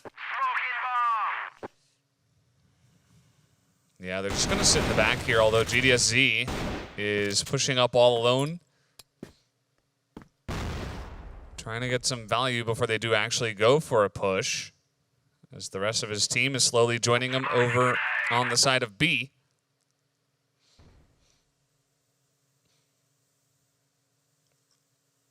Now with the long distance cover, they have both members here. And Rizal from the bridge from A side to the backup will take slightly longer. All right, let's see it trying to line up the shots. Fefe will pick up a couple. He's still alive with 3 health, trying to get the pistol shot down. Fefe just buying time. Goken. There's another one for Goken. Picks up 2 on the round. But he's feeling really good right now. You don't know what's going to happen, even if it's 2-1. Oh, yeah. I mean, in this case, Yeah, I'm sure a lot of people would take him over the other 2. He's not rushing, even with just 40 seconds left. Okay, shots fired. He feels that. I mean, look at this. Oh. This is crazy. Although Natsun will be able to secure it for the side of Imperial. The fact that Goken already has 18 kills in 8 rounds. If they can just take out Goken, Imperial would have a much easier time of winning these rounds. But Goken really on point here. He's also only died 5 times. And Black Dragons, they now off has to defend both sides. It's Imperial up to starting on a open for MG, jumping off to a long. Goken is indeed waiting for that play. Which member is Goken going to grab? None. None yet. Oh, not able to line up that one either. And now they're just charging him. A lot of different angles he's being shot from, and still it's like he's unkillable on the side there. But at the end of the day, this is still going to be a very nice rush that does come in from Imperial as they only lose Fefe and pick up the round. As that first bullet misses.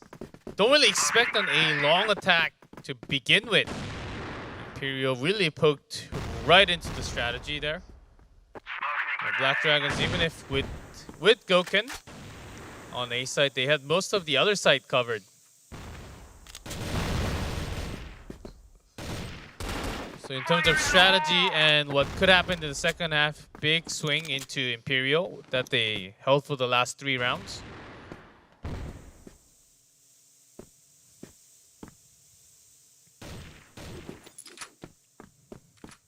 Slowly moving into B entrance. Yes, this time Goken's actually looking and having some pre-fire even into the bridge door.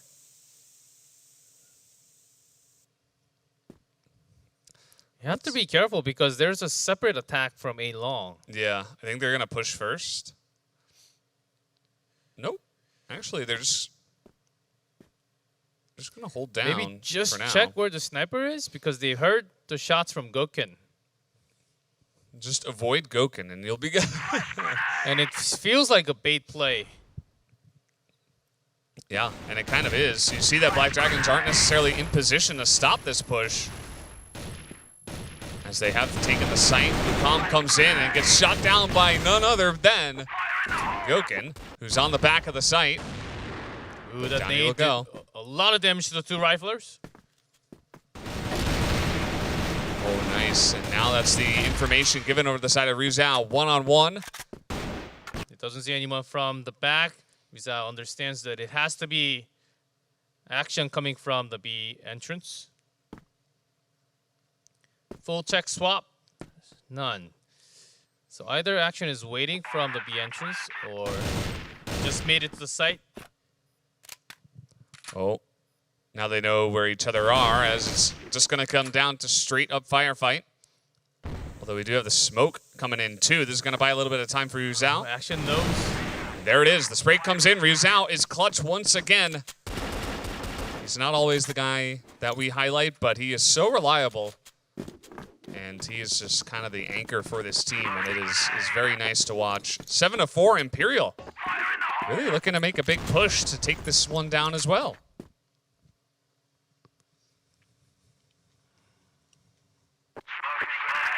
I would even understand if Black Dragons went for a double snipe on the GR.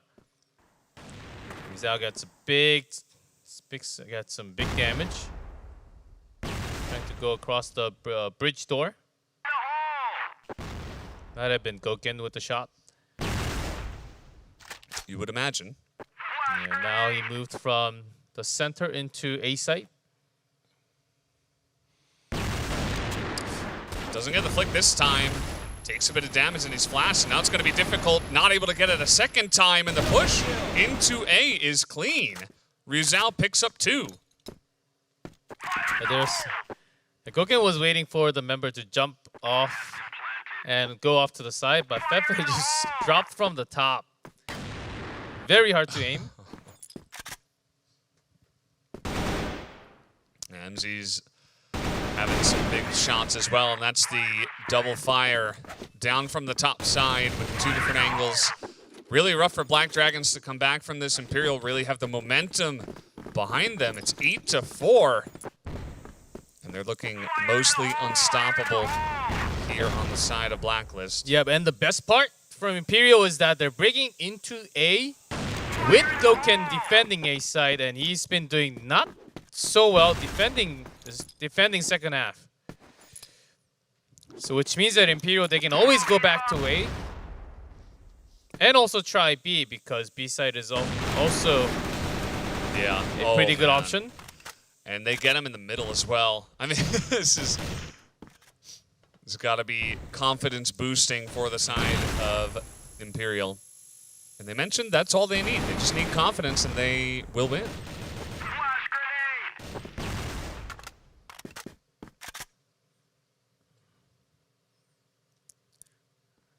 And Quick actually getting close. Will help them a lot. That's big. He charged in at the right time. Holding the door. And Adrian's up here on A. They're still trying to figure out where this push is going to come in through. And so far, Imperial haven't made a decision, but Ryu Zhao gets a massive entry kill onto A. He says, okay, this place is wide open. Come join me. Yeah, that side approach from Imperial has been working really well, especially taking down, letting the first shot miss from the sniper guarding A side, or taking down the A top member. Yeah, Fefe waiting for his teammate to guard the line so that the C4 can go cross. And I like what Black Dragons are trying to do. They're able to get a bit of damage down, but still it's a really rough ask. 2v3 charging in with the bomb down. Already one of them goes down, and the spray comes through from Fefe. 9-4. One more will do it to bring the 2-0 lead in maps to the side of Imperial. Imperial almost has this. And I expect them to take it slow again. Because once you give the swing to Black Dragons, it is not impossible for them to actually go 9-9. And now into the bait spot again. Goken cannot risk too much to go out. And because Imperial has been focusing a lot more towards A site, it does make sense that Adrian stays right next to him. Now that's exactly when you strike B. As Imperial smoking up the bridge side a few times. Yeah, this is looking like a standard B push. But Black Dragons, they've got this nice crossfire going. You know, as long as GDSC drops after shooting a couple of bullets and leave it to Nenem to draw out the attention to the side. Well, if Nenem just goes down, GDSC can't do anything here alone. He's flashed, and down he will go. This is looking this clean. might be it.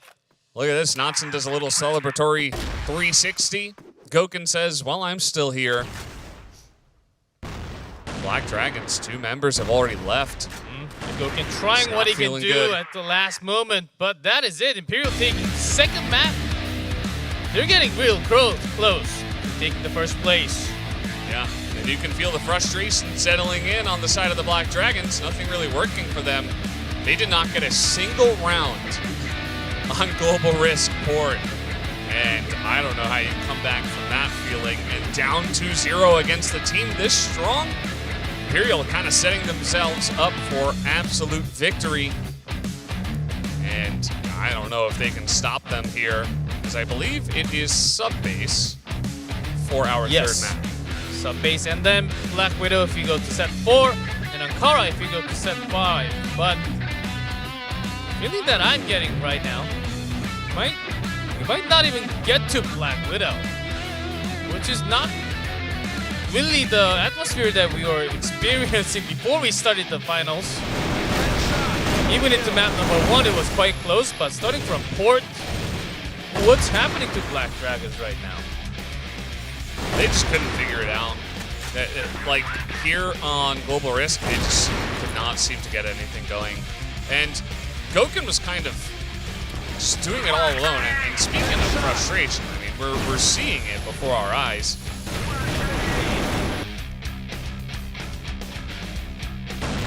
Even here, it's Goken once again. He's pulling it through, and again another huge Goken round. And that's why we were kind of just calling his name before the half. But then after the half, everything changed. Almost like there was just the one team, because there was no stopping Imperial once they got onto Blacklist. Not a single round was taken by the side of Black Dragons. Yeah, the initial trade is not really happening for Black Dragons when they're on defense. Especially after Compound, when they had double sniper, they initially started with double sniper defense. It seems like the big change into single sniper with Goken is actually not coming to big of an effect for Black Dragons so far. Absolutely. Well, guys, we're going to take a quick 3-minute break. When we come back, we'll get into that third and maybe final map.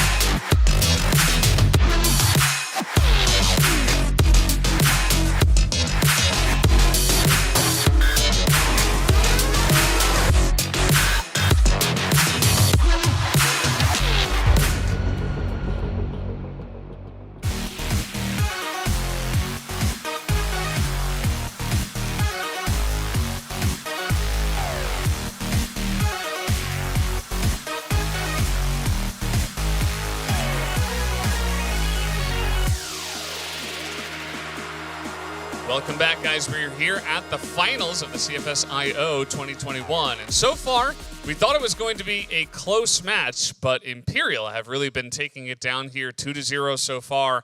One more map to go, and we are going into sub-base for our third map. What do you think, G-Clef? 3-0 incoming?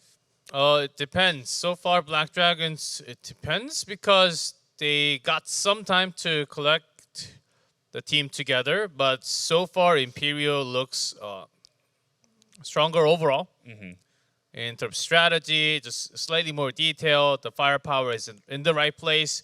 Black Dragons, I think, Goken, you understand that he's really popping off everywhere, but sometimes you need to handle yourself and go with the team. More of a team player than the individual player, if you get what I mean. I think that's right now needed for Black Dragons because certainly Goken's doing well, but the entire team needs to do well, just like Imperial right now. Absolutely. Well, we'll see if anything changes as we do move into sub-base for Black Dragons up against Imperial for the third map.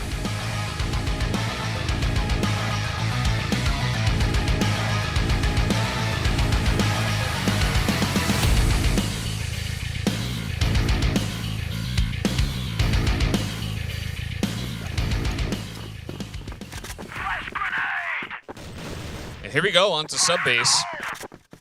A map that Black Dragons, I feel like they've had mixed results on this one. Almost like they were expected to do well, but haven't quite yet. And that could be good news for the side of Imperial, as they will start on Blacklist.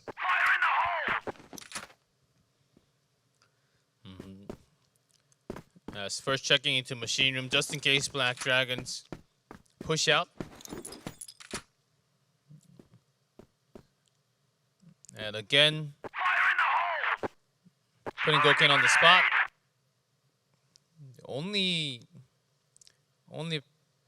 player at the bottom. Okay, already a huge sign. He waited for the perfect shot opportunity and got the shot fired. Push comes in here just straight down, and Lukam is just kind of insane right now. Doing it all by himself. GDSZ, he's able to get a nice little turnaround shot. Knott's in here, having a huge map, actually, the last time around. I think he had the most kills. And now he's trying to make it happen for his team. Gets another one. That's okay. That's going to be a third kill from Adrian. And we'll see if we are going to remake the room. Yeah, action's back. Oh, right on time. Well, there you go. And that's a nice hold. Adrian has been very clutch for them in the past.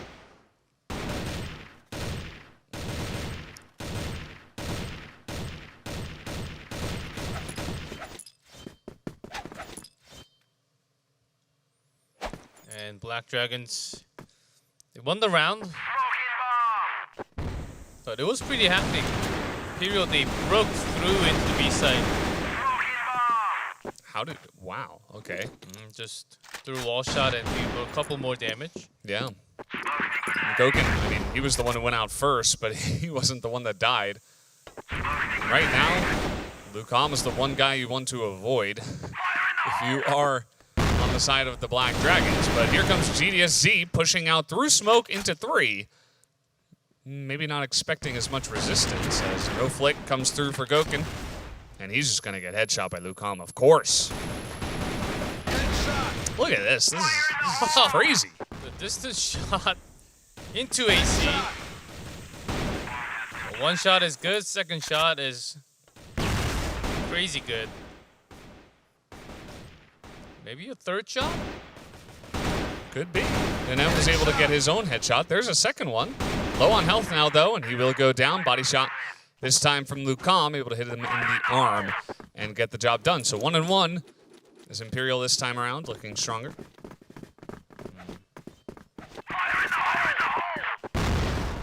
Yeah, not just GDSC. I was about to say Goken pushing back into Shutter. More of a balanced position can be better than pushing all the way into a road. but Adrian already has a pretty good spot, so this I do like.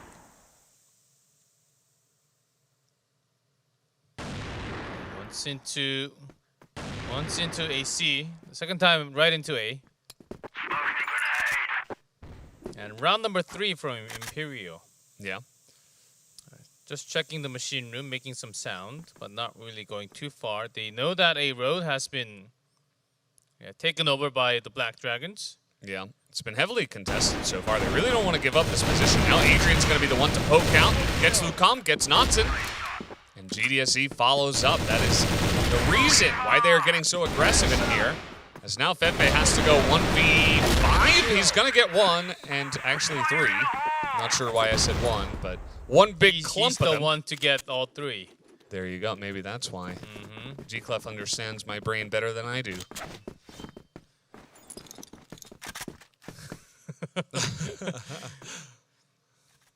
That's what happens when you cast together for such a long time. Yep. And Black Dragons, not just well done by Adrian there, staying on top. The position was so much better. Much more of a comfortable spot. Yeah, Goken giving good balance to both sides. I think this is needed right now for Black Dragons. And maybe even guarding into the A road where... And now they've all passed.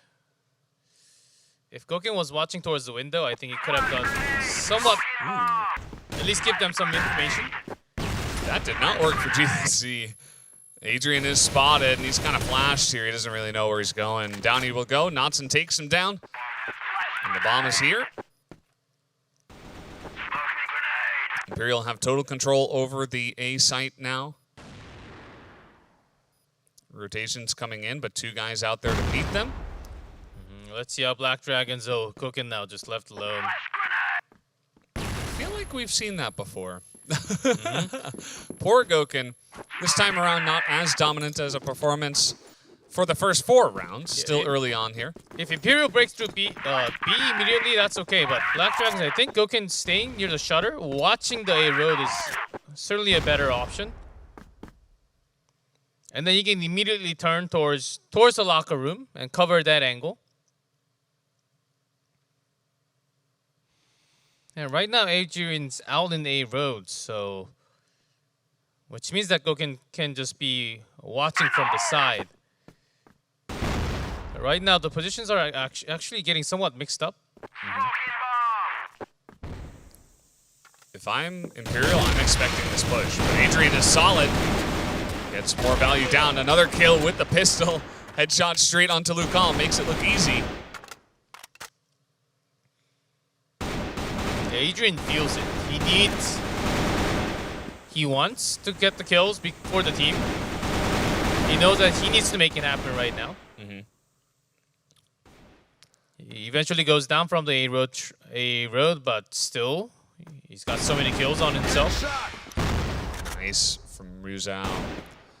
He and Notson definitely kind of the backup members. And the slower pushers that hold on to the bomb. And you can see that here. Notson trying to go through the vents alone.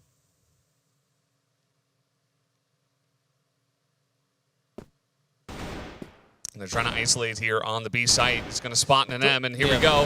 Pushes in. That's going to be a nice shot. Now 2v2, and they have the B site.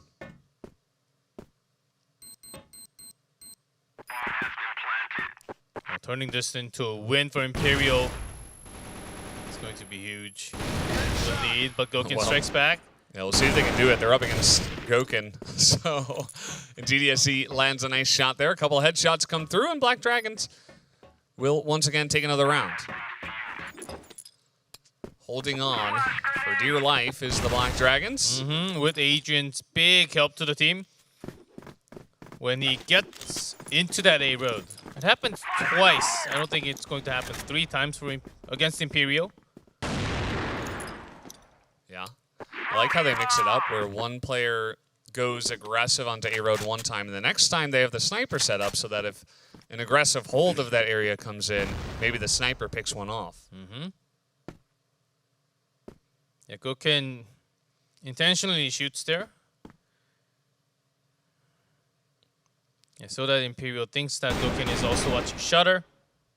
This time, double bottom. Yeah. Oh, it just has his helmet taken off. And they made that look so easy on the entry. Ruzao. This is what happens when every player on the team begins to step up. There's another one from Ruzao. Oh, but this is not happening. With double a bottom, you don't expect this many members to actually just go through easily without a single kill. It is happening, G-Clef. This is Imperial. This is what they're capable of. 3-3 now. They're not letting Black Dragons ever get 2 rounds ahead. I think it only happened at the beginning of our first map. Compounds. Other than that, it's been all Imperial. It is 3-3 tied up, but it feels like Imperial is leading ahead by far. Yeah. Yeah, because they're making it work, and the rounds that they lost was because of Adrian's big push into a road. In terms of strategy from BL, Imperial actually got so much more done.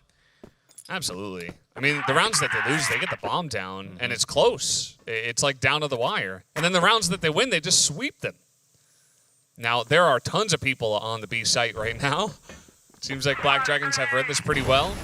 That flash was questionable. Yeah, Goken goes out to A road, so they know that the attack is coming from B. Still got a lot of time left. Just choosing the right time. Yep. Sound execution. Lukenom is here, 2 for 2. They're on the site now. Action trying to trade it back, but immediately gets sniped down. And they have sights on Adrian. And look at this, covering the flanks. MG comes in huge in this one. And Adrian from the shutter. Can he actually go in, get some access? Well, he's doing pretty well so He far. needs to get Rizal down. It's not going to happen, though. Rizal does get that shot, MG. Yeah, even MG got AK picked up towards the end, so I thought it was possible, but it wasn't possible at the end, and yeah. Oh. Not a good news for...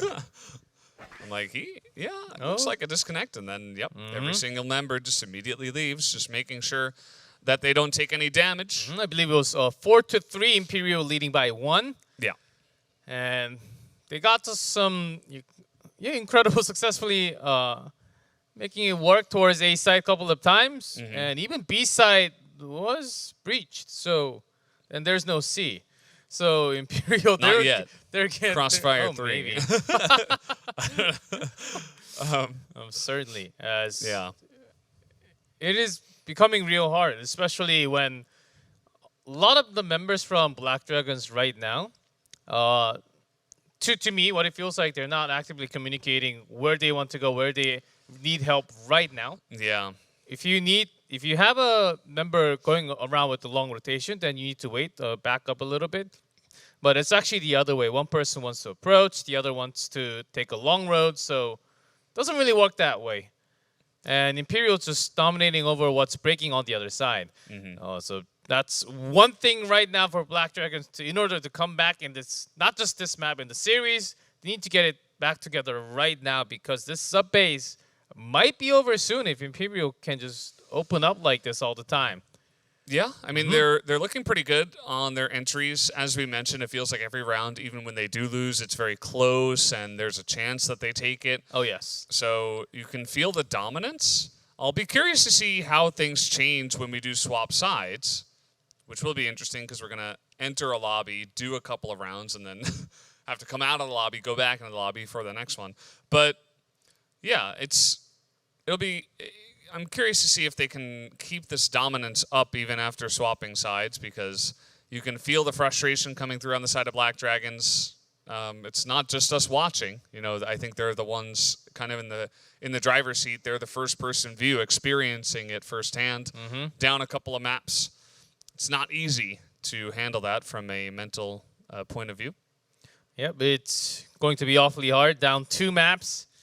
And the third one's not going your way, and that means that which forces you to understand that in that position, it feels like you have to step up and make it work. Adrian certainly made it work a couple of times because he not just getting lucky, I think it was really keeping his position well enough and keeping the headline, making it really easy for the headline to get the headshots right with the cover from GDSC from a stairs, which was the right answer.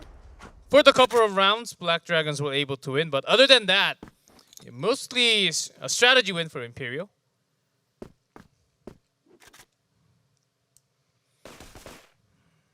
Well, Black Dragons, they have this area locked down in the lockers. And they got 2 guys down on the bottom side of A as well. Nobody covering the middle.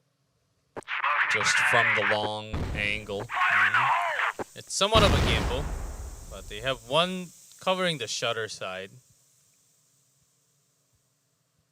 And I believe they had some action towards the machine gun.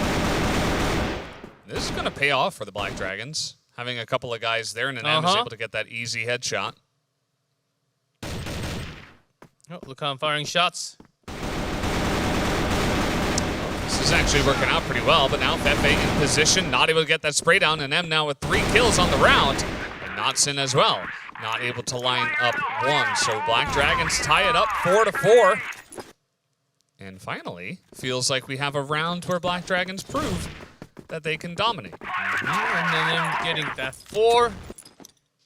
As so far, he was sort of feeling like the weak link of the team for the day. Certainly a huge moment to come back as an entire team. Now, with that momentum, Imperial also thought of maybe Black Dragons stepping over. Rizal didn't fall, but Fefe behind him actually tied. And knowing Gokin is over there, I think pushing in here is the right idea. But again, 3 guys just holding this down, and this strategy might just work twice in a row here as, okay, Rizal is able to get in. Somewhere down the middle, I think they're beginning to feel the weak points of the defense of Black Dragons. GDSC has no idea where he is. And it comes down to the pistol. He will win that against MG. Rizal knows that Gokin's down here. Oh, they don't know. That's the perfect angle. Comes out there at the exact perfect time to just line up a couple of shots. So there you go. Black Dragons, 2 big rounds in a row. And all of a sudden we're seeing the light, the hope for the side of the Black Dragons. Yeah, they needed a huge change with the positions so far. The standard was not really working towards it. Bigger risk to take, but much more rewarding because Black Dragons so far, and they got the successful defense from the B side, and also we could see all of their members getting their confidence shot. It wasn't like first few bullets missing and then barely pulling off. It felt like, especially the last round, such clean round for Black Dragons. Now we're seeing some lights through the cloud. I think Black Dragons certainly coming back. Yeah. This is the series that we wanted. We wanted to see some competition, and just like that, I feel like they regained some faith from not only us, but maybe the fans watching at home. And it is only a couple of rounds, but as we mentioned, it means a lot more. So let's see if they can keep it up after swapping sides. Black Dragons here on the Blacklist side.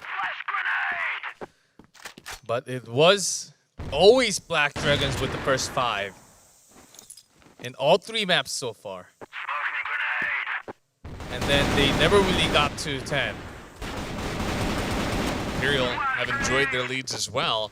Nice couple of shots come in from Imperial. They're able to stifle the push. Gokin, though, on the aggression, trying to make some plays, but Notson has a couple of huge shots coming down, and Action will be taken down. That's 3 kills in a row for Notson, as he is the...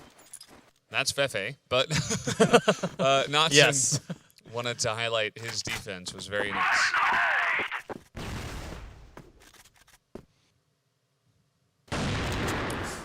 Oh. Just trying his hand at the AWM. Doesn't quite work out. Yeah, Notson's after that peak bleeding a lot. But still alive, so he's got AWM, so he can fall back to a safer place. This is surely a safer place with an AWM. Into the air duct. Yeah, boosted up. So he will be staying up there for a while. Now, hallway 4 men. It's nice. This isn't what you would expect, and the shots are missing on the side of Imperial. Black Dragons get in. They get in fast. And that was also open because Rizal was off to the lockers.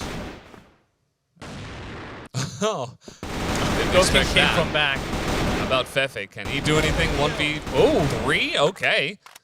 Gets a couple, comes in from behind GDSZ. Nice try. That will be the Black Dragons. A very nice push into holding on to that one. Finally got past that number 5. I think that's 6.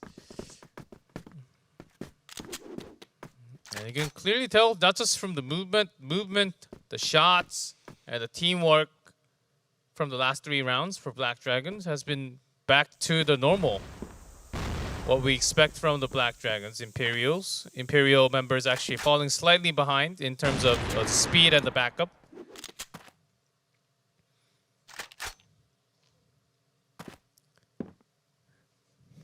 Gokin, you can feel the confidence that he brings with some of the maneuvers that he does, just kind of hopping in by himself sometimes.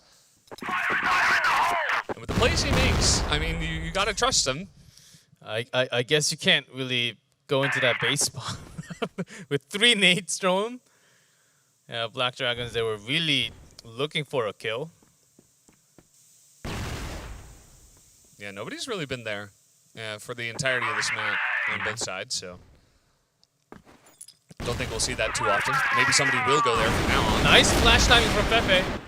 But Yeah, still the firepower was lacking. Gets one. That's a nice headshot here from Lucom. He's trying to line them up, but there will be the shot from Gokin.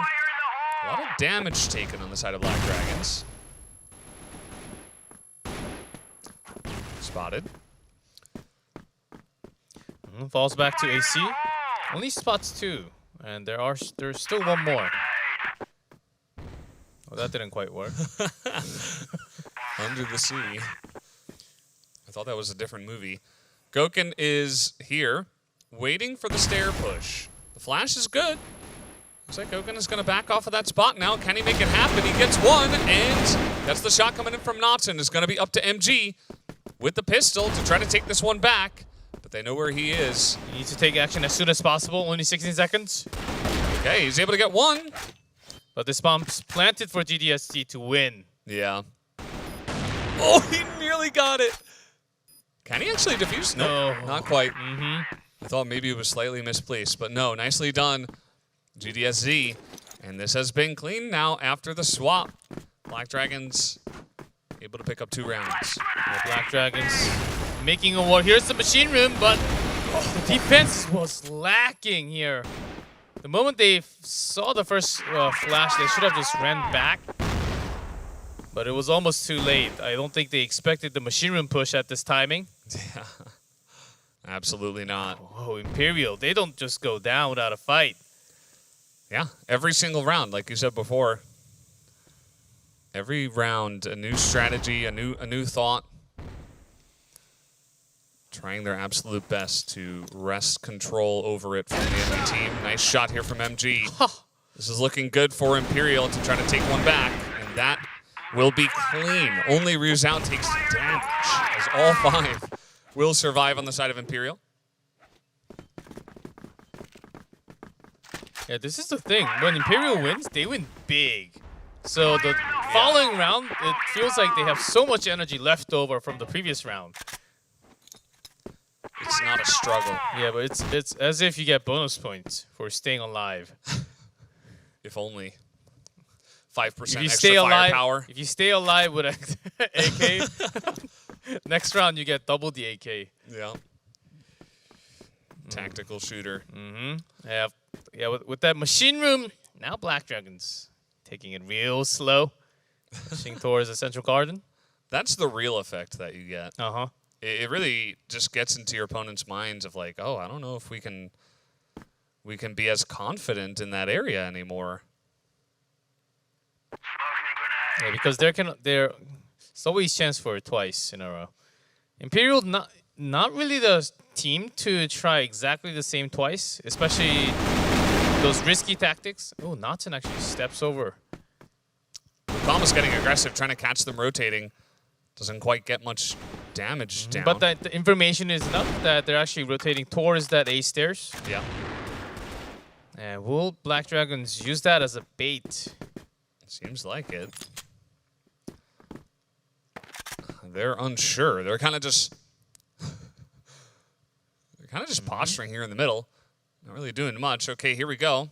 Over to the machine room. Ruzhao. Oh boy. He gets tons of information and actually gets one kill. Gets Lucom over here, but it's not going to work out very well. Ooh. Adrian pushes in and Fefe's all alone. Low members on the side of Black Dragons, but this is 1v3. MG was supposed to do so much more than that right there. Fefe does have 100, and he's the player to do the work. But when all three of them are hiding, okay, that's one. 29 seconds. Just checking. Some shots come in. Think he saw an NM. GDSZ takes a bit of damage. This is so 17 close. seconds. He needs to run, though. Yeah, he needs to get in there. He's trying to get the shot onto him, but he can't quite do it. Coming in with the pistol. Now he's just charging them. He gets one. And it's time for the defuse. Has to go for the defuse, and it's not going to happen. Just barely. Nanem is able to hold on. Yeah, the pressure got to him, I think. There was certainly enough shots and enough accuracy in him that he could have won. But because Nanem showed off to the stair side, Yeah. good mind games there between the players. Yeah, you can see that Black Dragons, they weren't really confident to try to take a 2v1. They were just trying to hide, buy some time. Because this entire tournament, Fefe has been grabbing so many kills. Yeah. You see they're trying to isolate Knotson again, but he's holding the off angle more passively now. MG barely stepped in for a second and immediately brought down, and they don't push after. They don't see any riflers from the B side. Okay, let's take advantage over this 5v4 situation. We grab everything that we want, use all the time that we have. And we have basically full resource. Lots of throwables. This is Black Dragons are making this really interesting. And because of few continuous attacking the B site, Imperial putting slightly more focus towards B. Com takes some risk and checking into A road. That's a big information for Imperial to switch over. I like the chances of this push. We'll see if they actually go for it. Seems like no. Imperial ready and waiting. And they're taking their sweet time. 40 seconds. And it will be this push. And here it comes to control room. What? That's two. Knotson able to get one as well, but Action trades it back with the pistol. Over the top, you can see the shots come in from Goken now. This is looking good for the Black Dragons, and Fefe once again. An even harder ask for him this time with the health bars. Nope, not gonna happen this time. Totally shut down. 9-6. Black Dragons, they're looking to push us to a fourth map. And very deserved if they do make it there. So Imperial pushes through immediately Black Dragons, not twice. Goken guards from the bottom of the stairs. He's expecting one to jump up to the top to the left. It's usually the spot, and a pretty good guess there too.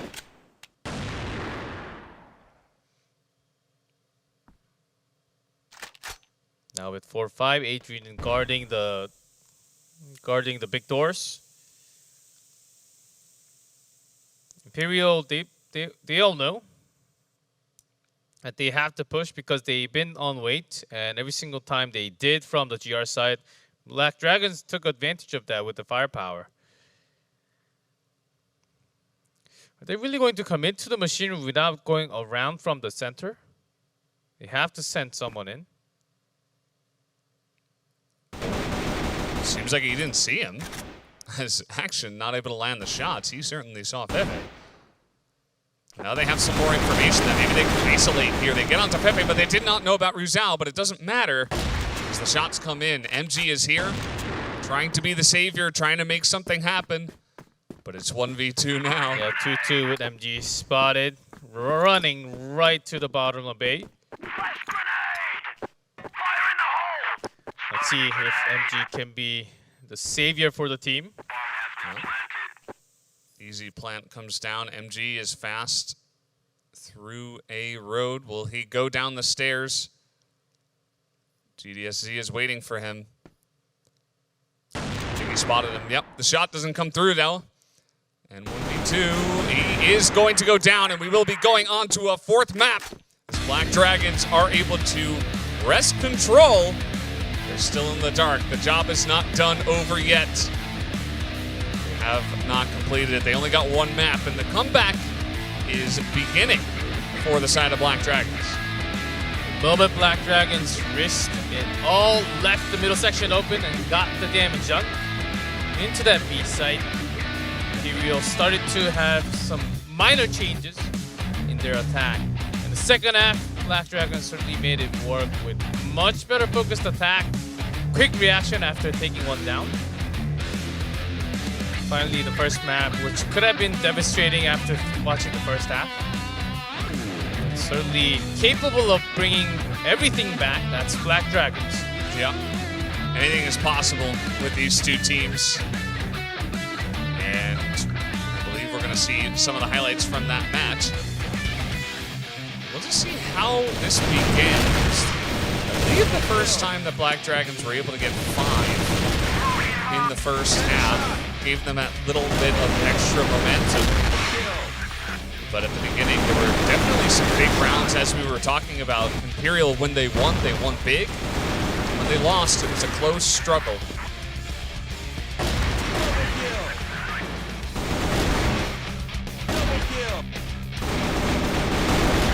Here you had some crazy defense.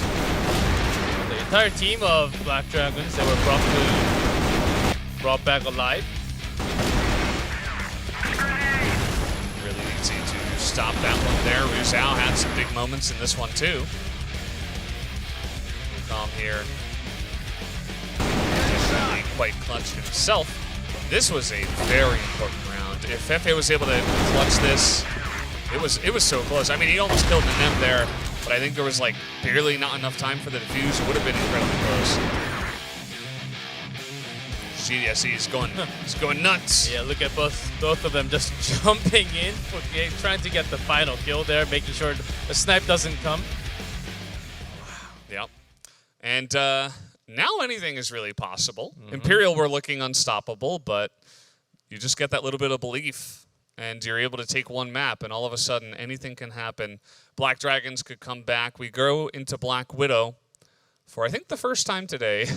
Oh yes, for today well. it's the first time, and also because now Black Dragons are still down a map, but when we get into Black Widow, it is for not just this year in history. It always has been somewhat better of a chance, and also better defense from Black Dragons all the time against any other team. So the history and the data stays. So I still think there's a good chance that we go all the way to map number 5, because Imperial, Black Widow, it is not the same. On this map, Black Dragons, they gain a lot of buffs for some reason. I mean, it makes sense, right? 10% better accuracy or something. Yeah. Imagine if you actually just snowballed forever. Like, you just never die, so you just keep going to the next round with, like, extra 5% attack damage or something. Oh, that would be crazy. Then if you never die, then basically then you don't even have to play AWM. Yeah, everyone you just will be one playing shot rifle. with any gun. You just pull out the pistol, get that damage done. I'm not sure what the delay is here. We haven't actually gotten any word on it, but I would assume they're just getting the lobby ready for this one. Oh yes, maybe the players want to take like a minute break after the heat, because that third map was pretty hectic, after that long of a fight. Yeah. And the remake room in the middle too. As Somebody Black Widow- jumped out of their chair too fast and they like pulled something in their back. Yeah, you can have lots of esports injuries. Like sometimes you can break the chair. Like Okay. once you win the map, you bounce too hard, and Yeah. then sometimes the bottom of the chair will actually break. Uh-huh. It depends on the weight of the person, but sometimes it does happen. There's a possibility. Yeah. For There's- us, maybe not, but sometimes Yeah. it happens. Could happen. Esports injuries. What other esports injuries are there? Or the monitor, or you could like slam the desk and then monitor could fall on your face sometimes. That's a Rare, rough one. but it happened. It has long time happened ago. in esports where the side of the booth has fallen onto a player. I've seen. Was it from? I think it was one of the Latin countries too. Like he was smashed the keyboard and one of the key went straight to his eye and then Yeah. it hit the eyes and then it was not good. And then it had to. And then they had to wait for like 6-7 minutes Yeah. for him to come back after washing from the. For sure. I mean, thankfully he didn't get hurt any. Yeah. Thankfully it was only 6-7 minutes because And then they won. Okay, so that's not as bad as we thought. yeah. Well, hopefully no injuries and we can just get into the game. But we'll have to wait for that. Yeah, one. maybe just time for some energy drinks or some dried bananas for some potassium. Good idea. Mm-hmm. Yeah. It's my snack of choice. Actually, I actually never eat dried bananas ever. Really? Yeah, I just Why? lied. Sorry. I don't know. I fell for that, man. I thought that was your number one all the time. no. Definitely going for some other stuff, but yeah. What are you thinking for Black Widow? You were thinking that we pull this back and we go to a map 5? Yes, I really think so because Black Dragons in history showed a lot more power on this map, especially. But Imperial, it is not.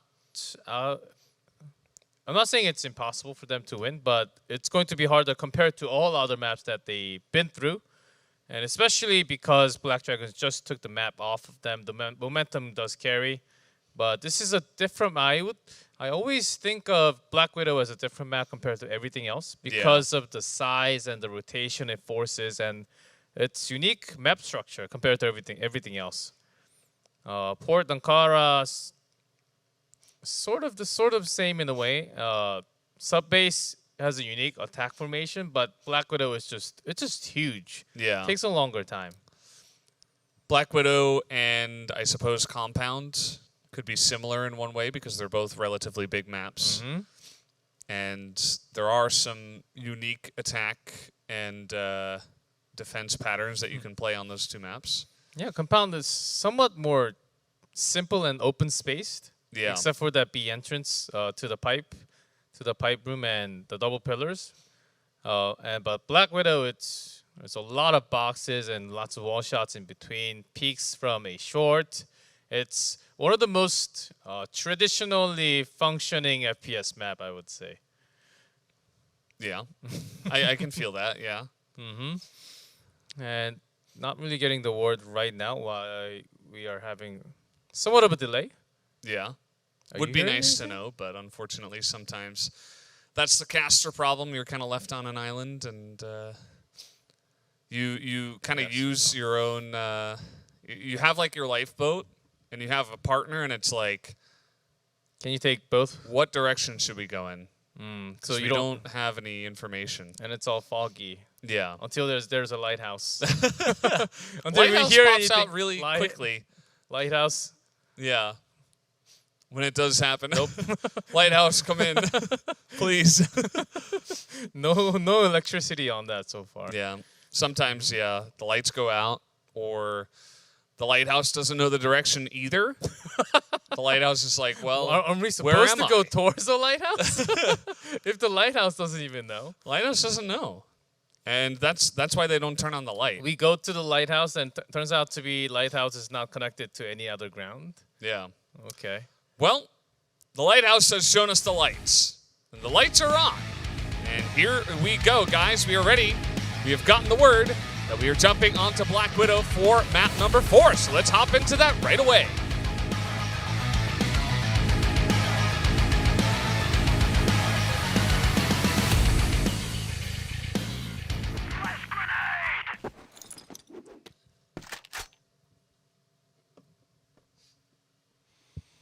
All right, here we go. Black Dragons on the attack. On Blacklist here. Fefe very aggressive in the doors, and he says no, Adrian. Although Gokun will immediately take him down. Yeah, if not Gokun, I think Imperial wanted to dominate going down a short. But good thing they didn't, because Nenem also ready from the side. And also GDSC from all the way up from the waterway. So not too bad with one trade. And C4 slowly being carried towards the waterway into B side. Not staying here for now. Ruzao only one towards the B side, so I think they need to transfer one more over. Nice grenade, does a little bit of damage. Push looking like we're going B. Flashes are in. They're able to take storage. Lucam and Rizal holding some of the back angles here. Being right up against the wall will certainly help you against some of those throwables that we do see come out. As there it is, Rizal. They don't check the angle. And he's able to get one and maybe a half. And MG is also looking out the second window. Ooh, count. Yep. Welcome back, Lucam.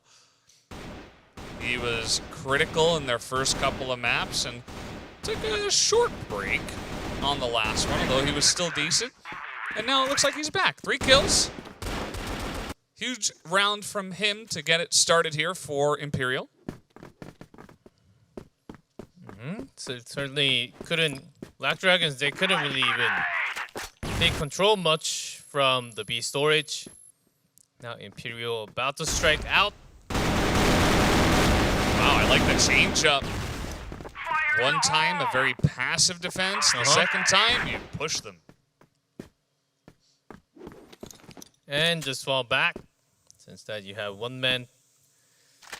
Fefe hiding in a spot in A site. Doesn't even know what's actually happening because he's not looking out. All right, shot is not in. Gokun can definitely be caught off guard here, but the push is coming in, and yep, that's it. Fefe able to take down 2. That was pretty easy, it looked like. It's GDSC now all alone looking for it, and, well, that was going to be difficult. Slashed from MG. Flashed and slashed. And so far, Imperial, not so bad of a start. Black Dragons is, of course, on this map, Blacklist. We all know it's slightly harder to get those points. And again, the pressure from a short. Imperial really killing it. And Black Dragons, after seeing few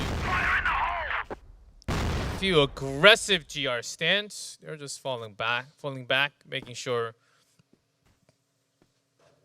none of their side is actually taken. We got Lucam and Fefe. 2 of the most prominent riflers, oftentimes together.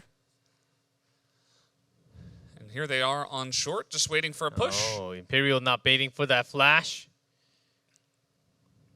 There's the flash, and the spray comes down. Lucam will get the job done after Fefe does, of course, well, that was not... Make it a fair fight, 2-2 trade. Yeah, they're like, okay, nice push, yeah. We'll give you that. Let's keep it 3v3 now. Let's see if that affects the results of the round. It certainly could. Staying alive matters a lot. Having an X-ray angle, it's even with 1 HP. True. Staying alive, definitely better than dying. And we didn't see that here from Lucam. Gokun through the smoke. Oh, spotted Rizal, but just passed in time. He does not know how much danger he was just in. Oh, MG's gonna find the danger on his own. Yeah, Rizal able to get one. And there's still a sniper left in Gokhan, so it's going to be a difficult approach. Because they know exactly where he's coming from. Trying to spray them down, not really getting that damage. That is a perfect angle. Wow. But he has to get the bomb down to Nanem, so that'll be some time for him. And a new angle here for Rizal. And that rotation was quick enough, as long as he continued to move onto A side. I think there's still chance. Nanem very passive there in the back. This will give room for Rizal to attack. Lots of time available. Oh, but that's a nice little flick from Nanem. Able to lock that one down and has a big round to help Black Dragons back into this one. Great reaction time there. Or else he would have gone down to the next bullet from Rizal. Now Black Dragon's up one, so if the calm didn't fall there, I guess they could have got the round. Absolutely would have helped. MG stepping up big time. They got the control over everywhere else except for A-site. Yeah. He nearly got a third one. MG coming in big in the clutch. Nanem trying to hold A long. He will fall. Now it's 5v1. And this is just the classic Imperial feel. Yeah, Lucam on the rage mode saying, oh man, that could have been our round 4-0. Ooh, Gokhan not really firing that shot. Another big push coming in from Imperial. It's just going to be Lucam who continues. This time it's different because Fefe is actually watching a site, not hiding. Yeah. Which means that Black Dragons are just staying close to their base. It's most likely a short or base here. So Imperial just staying put. And they're also watching the double door, so no way they actually went past.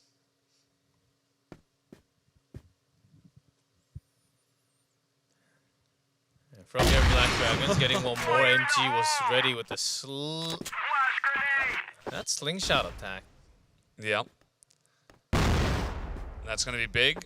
Will definitely take some power away, especially because it is Gokhan as the push comes in from action, but they will just get sprayed down.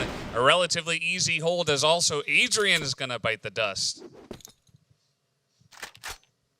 GDSC finds one, but C4 is still right below a short.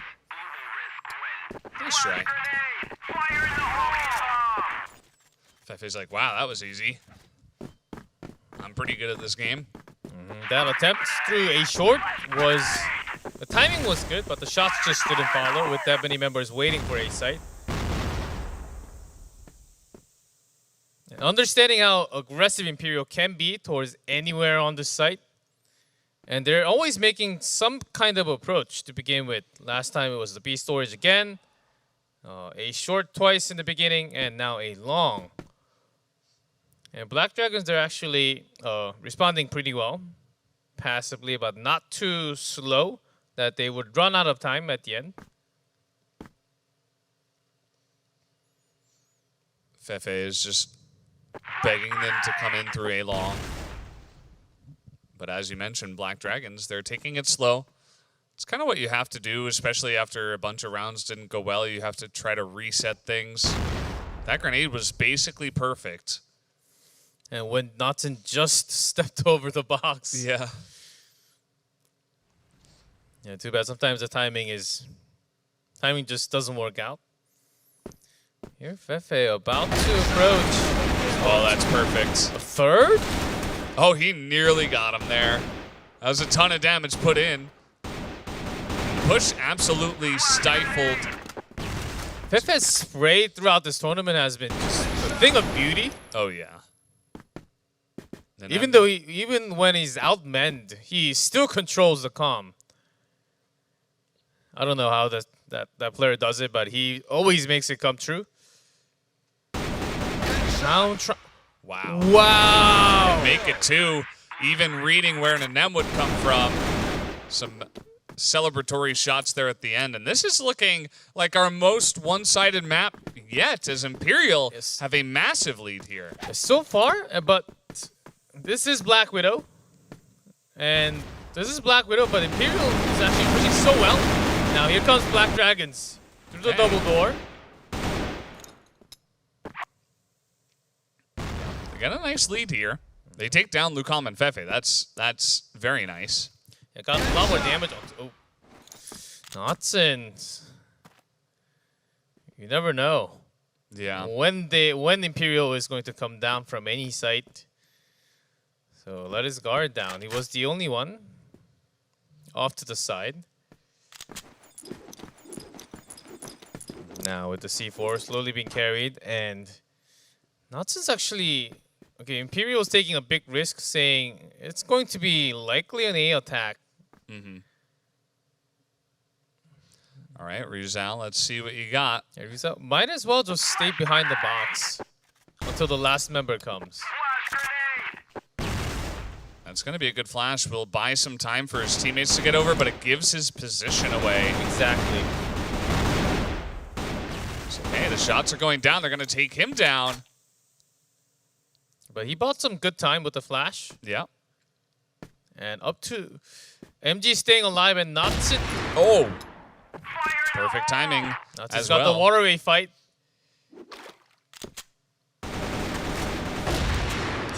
Oh, GDSC, that was sick.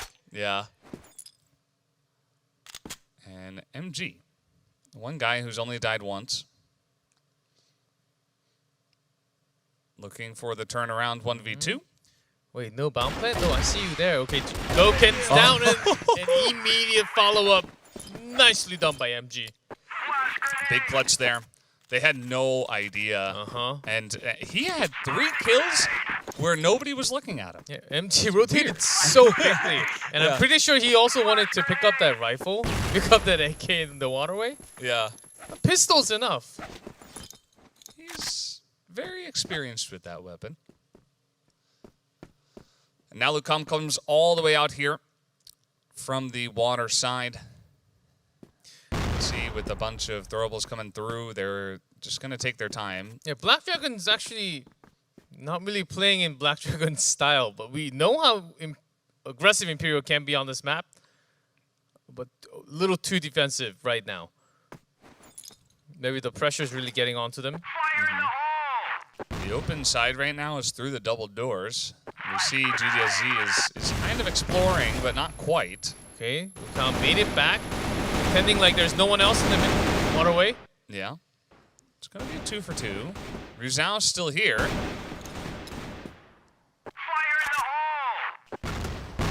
That was actually a really nice grenade. Hit both of them. The amount of damage that you can see on their health bars. Now MG is back onto position from the window. The back window at the B plant. Rizal doesn't need to engage as much. And Fefe is slowly doing his ninja mission. Oh, if they rotate towards A. They might expect it, though. Just because of what has happened with Fefe so far. You can see they're checking angles a little bit more carefully. Yeah, Fefe now knows that they're coming. There it is. There's one. There's 2. And he was almost like, oh, there's probably a 3rd guy, so I might as well shoot. But actually, it is on A short, GDSZ. Spotted. Nova takes one down. Here we go. Goes back to A short. He doesn't have the C4. Yeah, through the smoke, and Rizal, I don't think he spotted him. He doesn't have enough time. He has to sprint, and he knows it. He's coming on down. Maybe if he can get both kills, that's the only way. Spotted now by Fefe. And all Fefe had to do was survive, but he gets the kill anyway. 7-1. They are so close to taking the finals here. Our Imperial, it's only 3 rounds away. Black Dragons now feeling that, oh, we're giving way too much map map hold to Imperial every single round. They have to stretch. They can give up A long, but everywhere else they have to grab it. Yeah, it's going to be a fast push because of that. Rizal, interesting spot, going to change up the defense. And Imperial is here, trying to land those shots. That's a couple. Make it 3. And the push comes in. Even MG is getting into the Their action. shots here. Through the window with just a couple of bullets has been so accurate. Action left alive, but for what? Imperial 8-1 first half. This is going to be nearly impossible to overcome. Maybe once they go to the GR side, they'll have better luck, but this is so many rounds in a row that Black Dragons have to win if they want to have any chance from here. Literally, Black Dragons have to win 9 in a row. That's like Pretty the much. only way. Pretty much, yeah. They can afford giving away 1 round, but that's about it. Action's here. He's going to start it pretty well. Nicely done. Controlling the A-long by himself. He had no one else to back him up behind him. Wow. Okay. There you go. Okay, that's a great start. The best start that Black Dragons could have hoped for in the second half. Yeah. Still looking very serious and focused. They know how much work they need to get done. They need to claw, and scratch, and fight their way back into this game. This is for the championship spot. Imperial, they're so close to it. Only 2 more rounds. Put that #1 in Americas. EFC just steps into a short bottom and then checks if there's anyone really guarding that door down, because Gokin also is right next to him.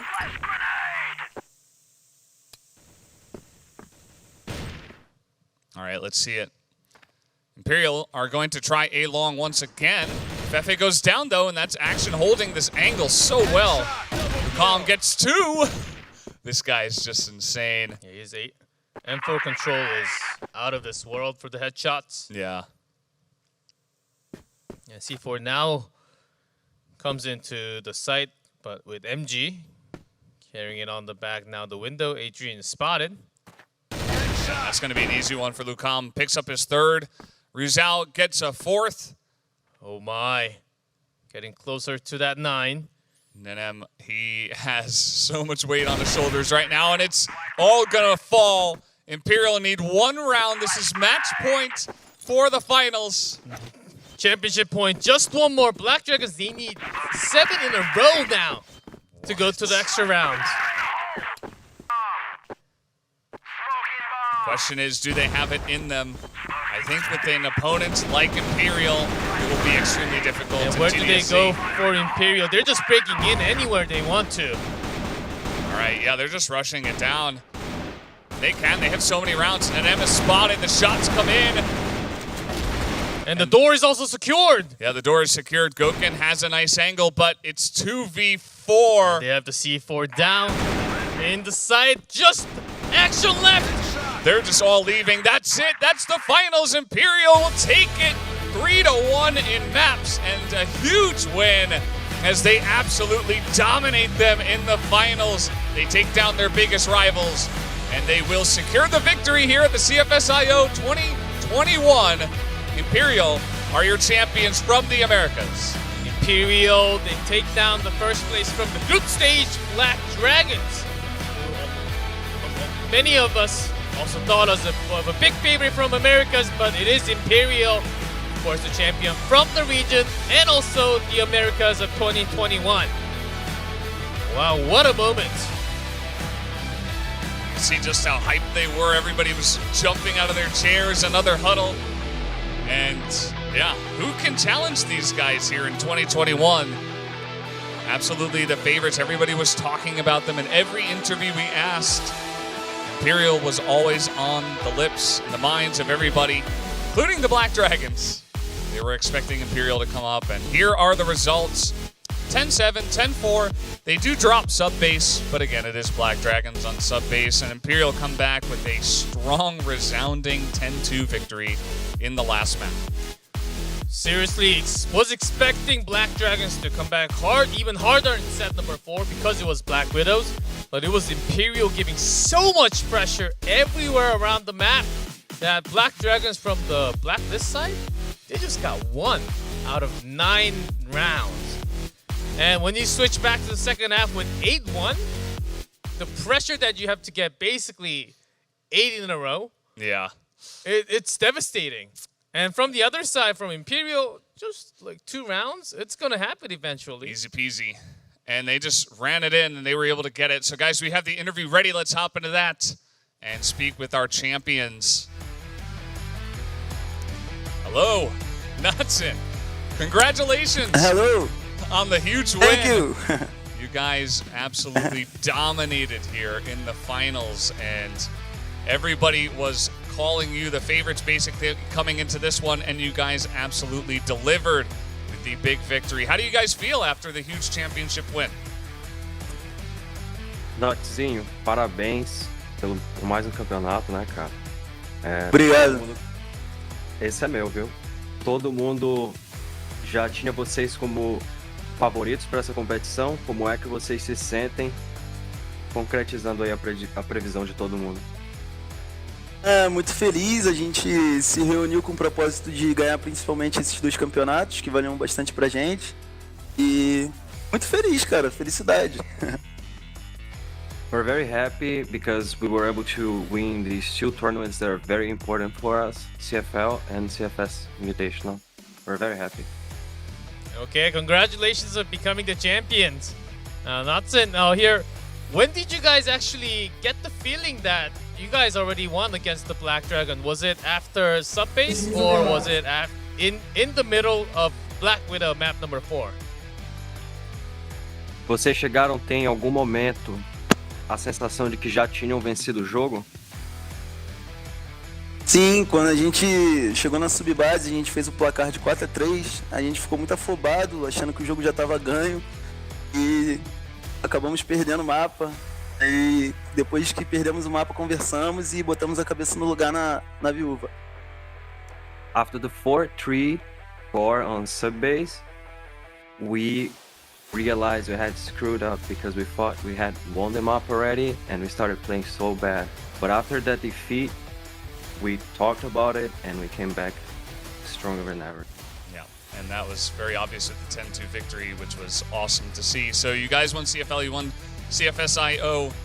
Do you guys feel like anyone can challenge you in the world? You're obviously the strongest team in the Americas. What's next for Imperial on the world stage? Where do you guys think you guys can get to? How far? Vocês acham que alguém no mundo é capaz de desafiar a Imperial hoje? Aonde vocês se enxergam capazes de chegar no cenário internacional? Eu acho que o time mais difícil e pode parar a gente é a BD, que sempre joga muito bem contra a gente. Porém, a gente não sabe como está o nível dos outros times lá de fora, então não tem como eu opinar. Pois eu não sei como é que está o nível dos chineses, o nível dos americanos. Então, eu levo a BD como a principal. Tipo, é sempre um jogo muito difícil. Então, acho que a gente está no nível alto. A gente é a BD. We don't know the level in which international teams are playing right now, but in Brazil, Black Dragons is our main opponent, and we believe we are playing a very high level. Yeah, and again, last question to finish off. Of course, want to hear your opinion on who the real MVP of the team would be. You can pick yourself, but I really want to hear it from you. You have to pick one.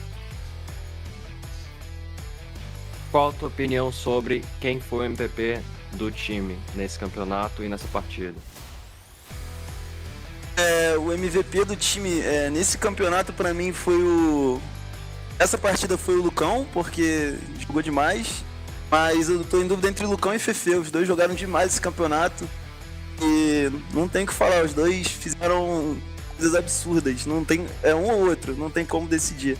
Esse campeonato, é claro, na CFL foi MG sem dúvidas. In this tournament, I'm between Lucão and Fefe because they both played so well and they did absurd things. But obviously for this tournament, because for CFL, MG was the best player. All right, well, real last question, real quick. You have the stage. Say anything you want to your fans, your family, your friends. Go ahead. Tem alguma coisa para dizer para os teus fãs e para tua família, Notch?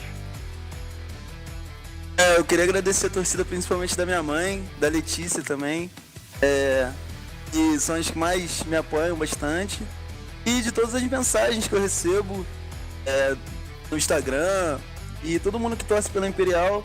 A gente reuniu esse time aqui desde o ano passado, que a gente ficou vice no Mundial. A gente veio com o propósito de... o Mendes migrou para outro jogo, e a gente manteve o time no propósito de chegar a outra CFS, que é o nosso sonho. Então, queria agradecer a todo mundo aí, nunca desacreditar da gente, porque no playoff a gente fica pesado sempre.